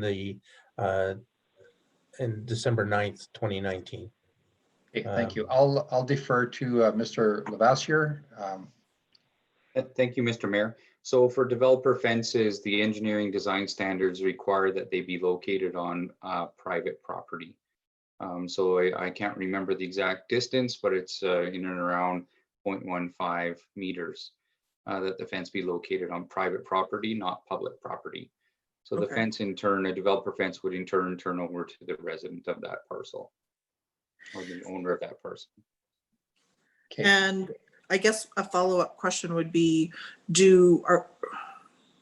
obviously other neighbors are either having back neighbors maintain or are maintaining either by, giving themselves access to the alley. Is that something fair to say that other people have given themselves access to that alley through that fence?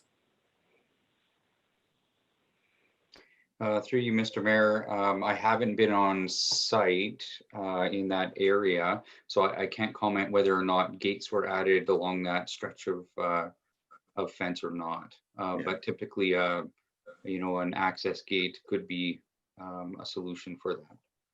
Okay, that's it for now, I guess. And just for clarification, Nicole, you had said that up to 2018, it was being maintained by someone, but then there was seemingly no notice, but just the service level, I guess, maybe had changed.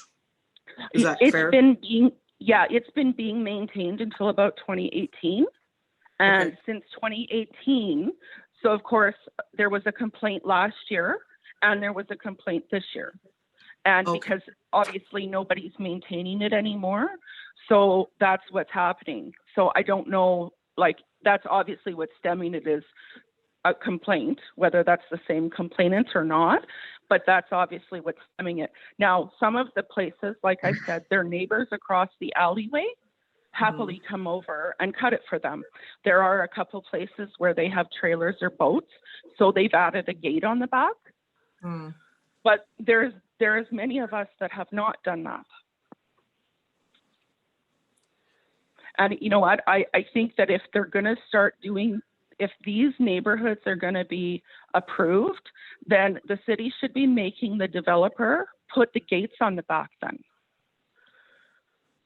Like, I just don't, I get that it turns over to the homeowner at some point, but you know, if that's the requirement, the thing is with the bylaws, it's funny because I phoned about the fence over a different issue over a shed, and I got the opposite answer that, you know what, sometimes it depends on which situation it is on whether or not I have to do something with it. If it's the city of Spruce Grove's land, I have to do something with it. If it's my land, I have to do something with it. So either way, it doesn't matter. You don't win. You have to do it. And it's not fair. Can I ask just a hypothetical question to Nicole? The question would be, if this, because I understand that it's pretty overgrown, if somebody, the city or somebody came and did a once over, is that something that you could continue to maintain hypothetically? Or is it just because it's at the state it's in? The thing is, you know, if it's something that I'm going to have to do, I would have liked, like because it was being done, it just all of a sudden stopped being done. So I guess if somebody would have told me, okay, if it's Public Works that was doing it and we're not going to be able to do it anymore, I would be still upset about it because, quite honestly, like I said, I don't have access to the back alley. So honestly, if you don't have a truck to put all your stuff in to drive around to the alleyway, you have to take the expense to put the gate or something on the back of your fence. You know, so just could you do that? Maybe, but then you still are going to incur the cost of putting the gate in. My question was hypothetically though, if we got somebody or if somebody was able to do that, is that something that you could conceivably maintain going forward? Even though I understand that, you know, it's a frustration so that we don't have to do this every year. Hypothetically, yes, because you know what, I guess I wouldn't be expecting somebody to come, like Public Works, to come and do it. Right, and then you're not getting an ordinance every year. And okay, thank you. Those are my questions. Thank you, Nicole. Any other questions or comments for clarification? Councillor Ackert. Thank you, Mr. Mayor, and thank you for your presentation. I have a question to our administration. Has Public Works ever cleaned this? I'm not aware of Public Works doing alleyway maintenance, and if they do, they should come by my neighborhood. But is this, had Public Works been maintaining this as alleged in the evidence? Does anyone know? Through you, Mr. Mayor, I can safely say that Public Works wouldn't be maintaining this. It was likely a neighbor in the area. Yeah, I suspect that. The next question is, and I don't believe we ever get to the detail of approving developments that specify where a gate will go.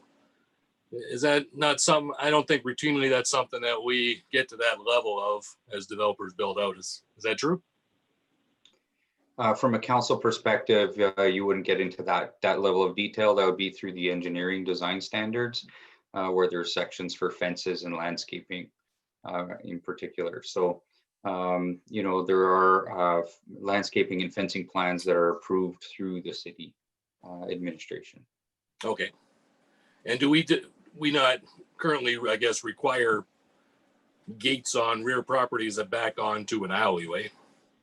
It's an option by the homeowner if they want to install one, if they want to put an RV gate in, if they want to do something of that nature. That would be the decision of the homeowner, not a requirement, right?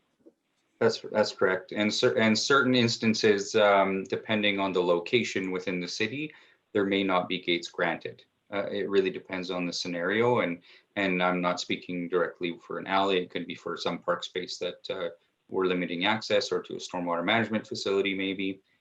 So there is a degree of review for each subdivision. Okay. Thank you.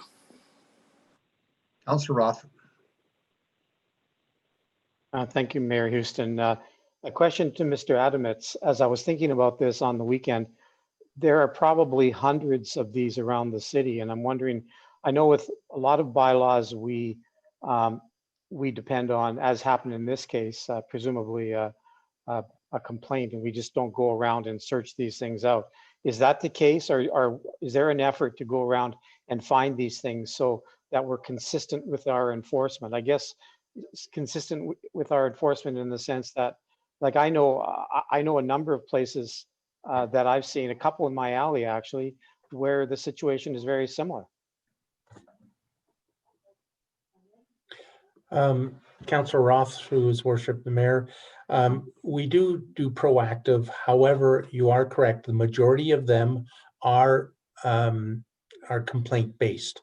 There are instances where PW refers them to us, as well as when we drive, it is so obvious the tree is branching over. So there are proactive measures, but to answer your question succinctly, it is primarily complaint based, but there is proactive efforts as well. Okay, and then thank you for that. And then a question for Noel. Noel, is this something that could be solved if you took some weed killer and just sprayed it and then did a one-time wipeout and then the problem goes away? No, it's not, unfortunately. They're too, like, some of them, the branches are too thick and stuff. So at the first time, I could not do that. Afterwards, I could, but the first time around, I could not. They're become little tiny little trees back there, probably from the suckers from whoever's trees, and they've become just a little bit too big. But while we're speaking, I just wanted to kind of interject on the question that you had just asked Mr. Adamits about the consistency with these issues in the alleyways, because when I first got these, as you can imagine, I was pretty upset about it. I actually drove through some alleyways because I was going to say, I decided not to because it's not going to help anything, but there was many that I could have phoned and made a complaint about, and I didn't. So there's absolutely no consistency with this either way. And again, with I know that we don't have quite the answers on the developers and this sort of thing and who's taking control of the fences, but when this fence was put up by the developer, it's off by over a meter and it would have been inspected. So I don't know, there's just something's not right, and there's like not enough due diligence going into these neighborhoods when they're being developed. And I don't know why, because it's just causing issues for the homeowners. Okay, thank you. Any other questions for clarifications to Mrs. Rendell? I just wanted to apologize for calling her Nicole instead of Noel. That's okay, no problem. Councillor Oldham, No go ahead. problem. Councillor Oldham, you have a question for thanks, Mayor. clarification? Through you to Ms. Rendell. One of my questions is, at some point in time, this growth, whether it's your opinion now that it's in the alley or it's not in the alley or it's impeding vehicles, it is going to continue to go into the alley. So at some level, it'll have to be dealt with. I know that one of our options here tonight is to extend a timeline for you. It occurs to me that as fall quickly comes and seasons change, may it be an easier time if we were to extend the order to October 31st or some date when the leaves have fallen. It seems to me it would be easier and maybe a more fair opportunity for you to get in there either yourself or have someone help you out with it, and kind of take care of most of it. And my understanding is you wouldn't have to clear cut it at this point in time. There may be a certain level that you get it back to. This is a over 2 year growth now. If it hasn't been touched since 2018, I'm sure it isn't fully all those 2 years been an issue. So I guess my question is, if we were able to extend the timeline for you, at some point this has to be dealt with. If it's on your property, I think we all at some point have challenges on our property, whether it's city property or personal property, to deal with. Would an extension of timeline given the season, you think, be of any value to you? Well, I think it would. I think it would give value. However, like I said before, and this isn't to seem ungrateful, but it's almost like it's almost like the homeowner is, it's like, you can't have it both ways, you know? We can't say that we want the homeowner to do something and we don't want them to touch, we can't let them touch city property, but then when it comes to cleaning it up, we want them to touch city property. Do you know what I'm saying? I'm just not sure if you can help me understand when you say not to touch city property, what are you referring to in terms of the situation here? I'm just talking about the fence and the trees in general. When I was talking to somebody about this last year, it was brought to my attention that my fence is off by 1 meter, for instance. And so when we were discussing that, I was basically told that that fence is on city property. So it's not my fence. I need to move the fence off of city property, right? But now the trees are on city property and that's up to me to do. So it's like the city's having it both ways. Well, yeah, I appreciate that. I think every property has a 6 feet or something of it that is city property, an easement, or I'm not sure of all the technical terms, to be honest. But you know, on my property, there's lawn that isn't mine that I mow because it's just part of the homeowner's responsibility to a certain extent. I'm willing to extend this to investigate, and Mr. Lavaseur or others can comment now on this fence issue. I mean, if it's a legitimate issue and concern, and if you've been told, were you told by a city staff member that it's that way? That the fence is off by over 1 meter? Yeah. Yes, I was. Yeah, I mean, this is not my area of expertise, but I think it's important that we have the information straight and understand what the challenges and issues are. And if it is off, and I don't have any idea if that's what that city person told you is true or not, I'm willing to grant an extension to better understand the full issue. But to be honest, I also do believe that every resident has something on their property that contributes or is part of the city. I know I have it on my property. And I appreciate the challenges that your particular property has, and hope that an extension might be something that is valuable to you. And we'll leave it up to my other colleagues here to comment. But I'd like to get this fence thing sorted out for you one way or another and understood, and then some time to solve the issue. I'll pass this on to my colleagues at this point. Thank you.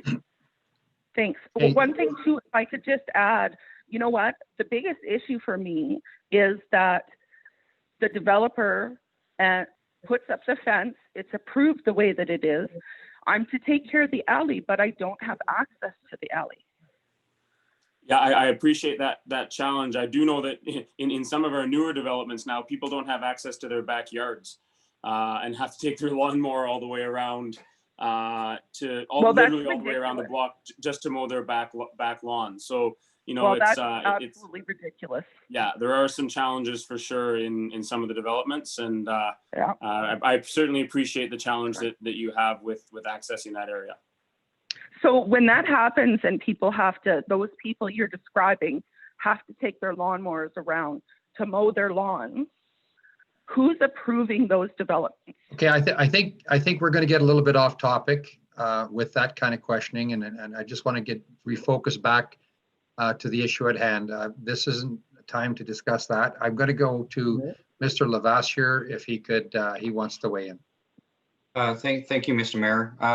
If I might provide council a bit of information, and Mr. Inspector Adamits may wish to jump in, but I believe that the fence is not the main concern of the issue at hand this evening, and we can certainly work with Ms. Rendell to discuss her fence issue. And so I don't have obviously the details this evening, but I can work with staff and have them be in touch.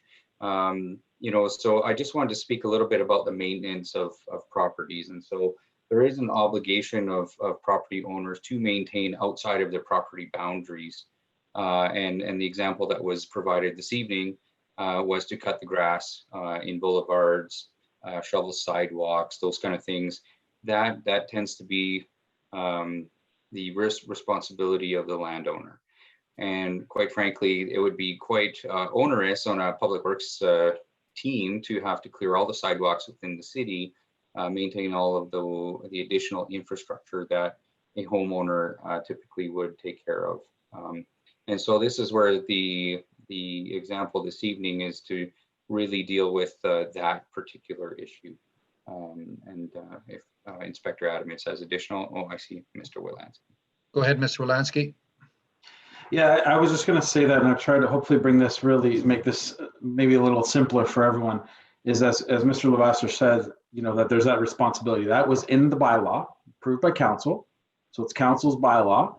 And then it's really about, did this council feel that the officer interpreted the bylaw correctly? And did it give a reasonable amount of time to remedy the situation? And that's trying to bring it when we get in fences and things like that. It's really, this is council's bylaw approved.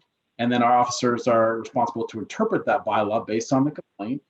And it's, does council feel that it was interpreted correctly and there was a reasonable amount of time to remedy the situation? Or if they don't, then maybe they would, like as council, as Grace said earlier, could vary that order.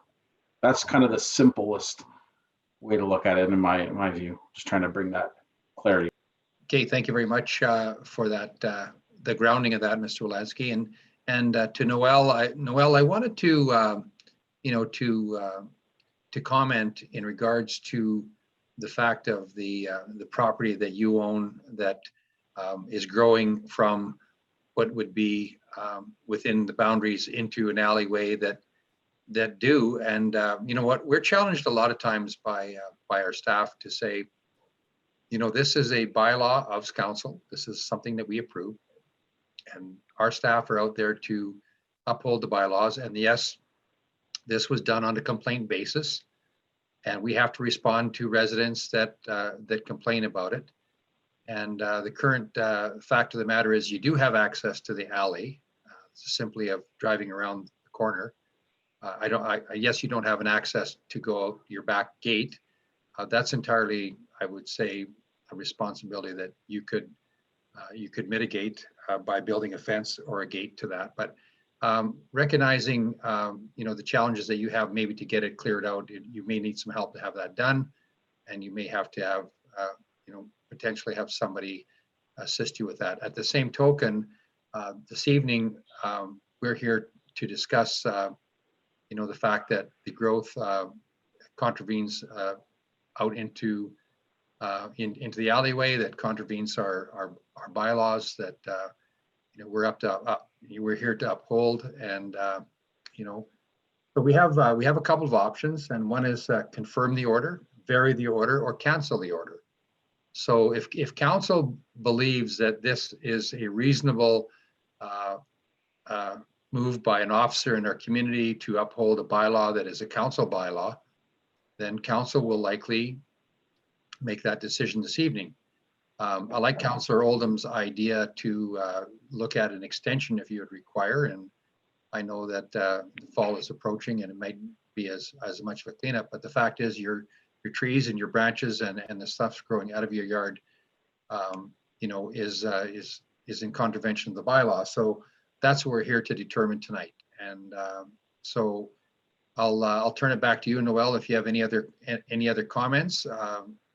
I think we've heard, you know, from our inspector in regards to the intent of the bylaw and the intent of the officer to enforce that under council's bylaw. And we've heard the issues that you experienced because of a fence that was built by somebody other than you. However, you've been there for a number of years. So I'll go back to you, Noel, if you want to close out on any comments that you'd like to make, but relative to the growth that are out into the alleyway, you know, it's an opportunity for you to discuss if there's an opportunity for you to mitigate that issue for us. Sure. I just want to finish by saying, I don't want the impression to be that I don't think that I should have to take care of my property. That is not the issue at all. The issue is it's not consistent, and I can drive through town and I can phone and complain about dozens of people's yards. In fact, I have driven by and found places that the city owns that is not upkept. There's no consistency. It's because somebody complains, you have to check that out. I get that, but there should be a consistency to it. And the thing is by saying that I can just drive around the alley and do it, I mean, that is just not a realistic thing. To get around my block is a block and a half. So I'm not just going to drive in my car and load up all the trees into my car and take them somewhere. That too is an issue. But again, I don't want the focus to be that I don't want to clean up my yard. That has nothing to do with this. It's really not. It's about the consistency, and that somebody is making these calls saying that these properties are okay to be set up like this, and they're not. Okay, we have, you know, I can say to you, and I'll honestly say this, is that I have had, during my term as mayor, I've probably had 50 people contact me about unsightly premises. And those unsightly premises are responded to on a complaint basis. But we can't say that if we allow, you know, one unsightly premise on a complaint basis, if we let it go and we say that, oh, that's okay, this person has a challenge, they don't own a lawnmower, they can't cut their lawn, or for whatever reason, you know, we have a number of bylaws that we have to enforce. And I always say to everybody, it's always great to try to have a perfect city, but when we have a bylaw that's so broad reaching, and yes, I'll attest to you, if I go for a drive tomorrow, I'll find a number of properties probably they're in the same condition. However, the fact of the matter is what we're dealing with today in regards to your property, as it relates to our bylaw and as it relates to an enforcement officer that's doing work for us. Because if we don't uphold our own bylaws, then how do our enforcement people go out and do the job we ask them to do if council can just turn around and say after that, oh, that's okay, we let this one go because we're not consistent. The whole city's got trees growing everywhere. So we have a bit of a, you know, we have a bit of a challenge in regards to how we uphold that. And I know that, and I know by the sound of the issues that you have in your property that you're going to need some help to do that. You don't have a truck, you don't have maybe the tools to do that, but you know, I think in our community, I think there's ways that can be, you know, that can be handled. At the same token, your properties, you are responsible for your property, and we'll have to deal with that order. And so that's what we're going to do next. Okay. Are you still online? Yeah, absolutely. Okay. So we have options and alternatives, and the options. The first option that we have is that this course of action will confirm the order by the bylaw. That we'll confirm that the order is indeed valid, and that the appellant must meet the requirements. That's your property. Since the date of August 27th that was indicated on the order, which requirements of the order met has passed, council will have to indicate a new date for that requirement to be met by. That's if we want to confirm the order. And I heard one of our councillors indicate that he would be interested in having that extension granted. The second option that we have to consider is to vary the order. Vary the order, which will allow council to vary the requirements associated with the compliance order. And that is one of the options. It gets a little bit more difficult for us. But I know Councillor Oldham had talked about the end of October, so maybe November 1st would be a date that council may look to consider if we confirm the order this evening. And the other one, the third one, option we have before us under the Municipal Government Act is to cancel the order completely. And this course of action may be pursued to rectify errors in the order of patently unreasonable requirements of the order. In other words, was the order unreasonable? That's what, because this is a quasi judicial hearing that we're having. And so we have to look at that. And the other part of the order is the legislation allows for substitution. However, this refers to substitution of persons, and in this case, it would not be relevant. So in regards to canceling the order, if we made an error, or if we did something in error of issuing that order, then this council would cancel the order. So I would, I guess I would first of all confirm to speak to the issue, and I can open up the floor to my colleagues, but you know, I don't think an error was made by our staff in trying to uphold the bylaws of council. And I would consider that on a comment from one of our councillors to you know, confirm that the order of your property needs to be required to be cleaned up, and it was based on a complaint basis. Yes, however, it would conform with our bylaw, and that we would give you a reasonable extension of time to do that. And I think the end of October or November 1st might be a date for that to happen.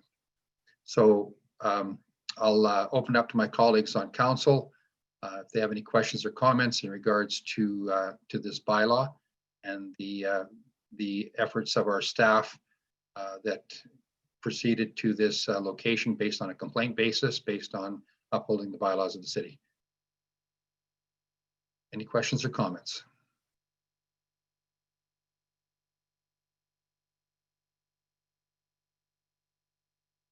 Councillor Oldham?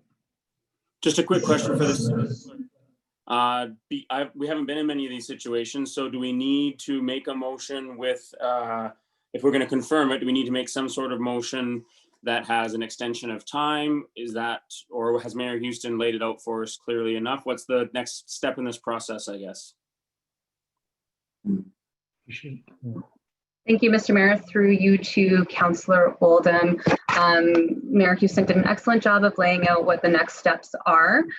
We do have 3 proposed motions that are set out in this, this request for decision.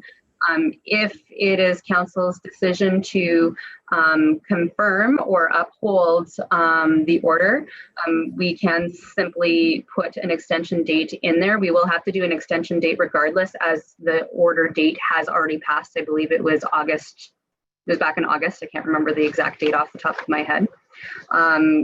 Canceling the order, as Mayor Houston indicated, it would indicate that the order was issued outside of our legislative requirements of the traffic bylaw.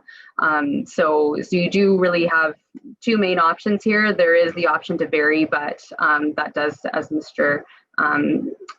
Mayor indicated, gets a little bit more complicated. Okay, thank you.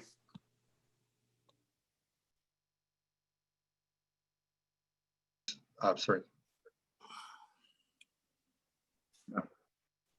Councillor Grilke, could I, did you have a question for clarification, or would you like to make a motion? No, I was just going to say I would support if Councillor Oldham wanted to make the motion to extend at the very least. Okay, thank you very much. Councillor Oldham, would you be interested in making a motion? I can sure do that. Mr. Mayor, through you, I'll propose that the Municipal Government Act order issued on August 13th, 2020, referencing file number SGE 2020-002350 be upheld, and that the requirements be met by the appellant by November 1st, 2020. Okay, thank you very much. We have a motion on the floor by our council colleagues based on the conversation.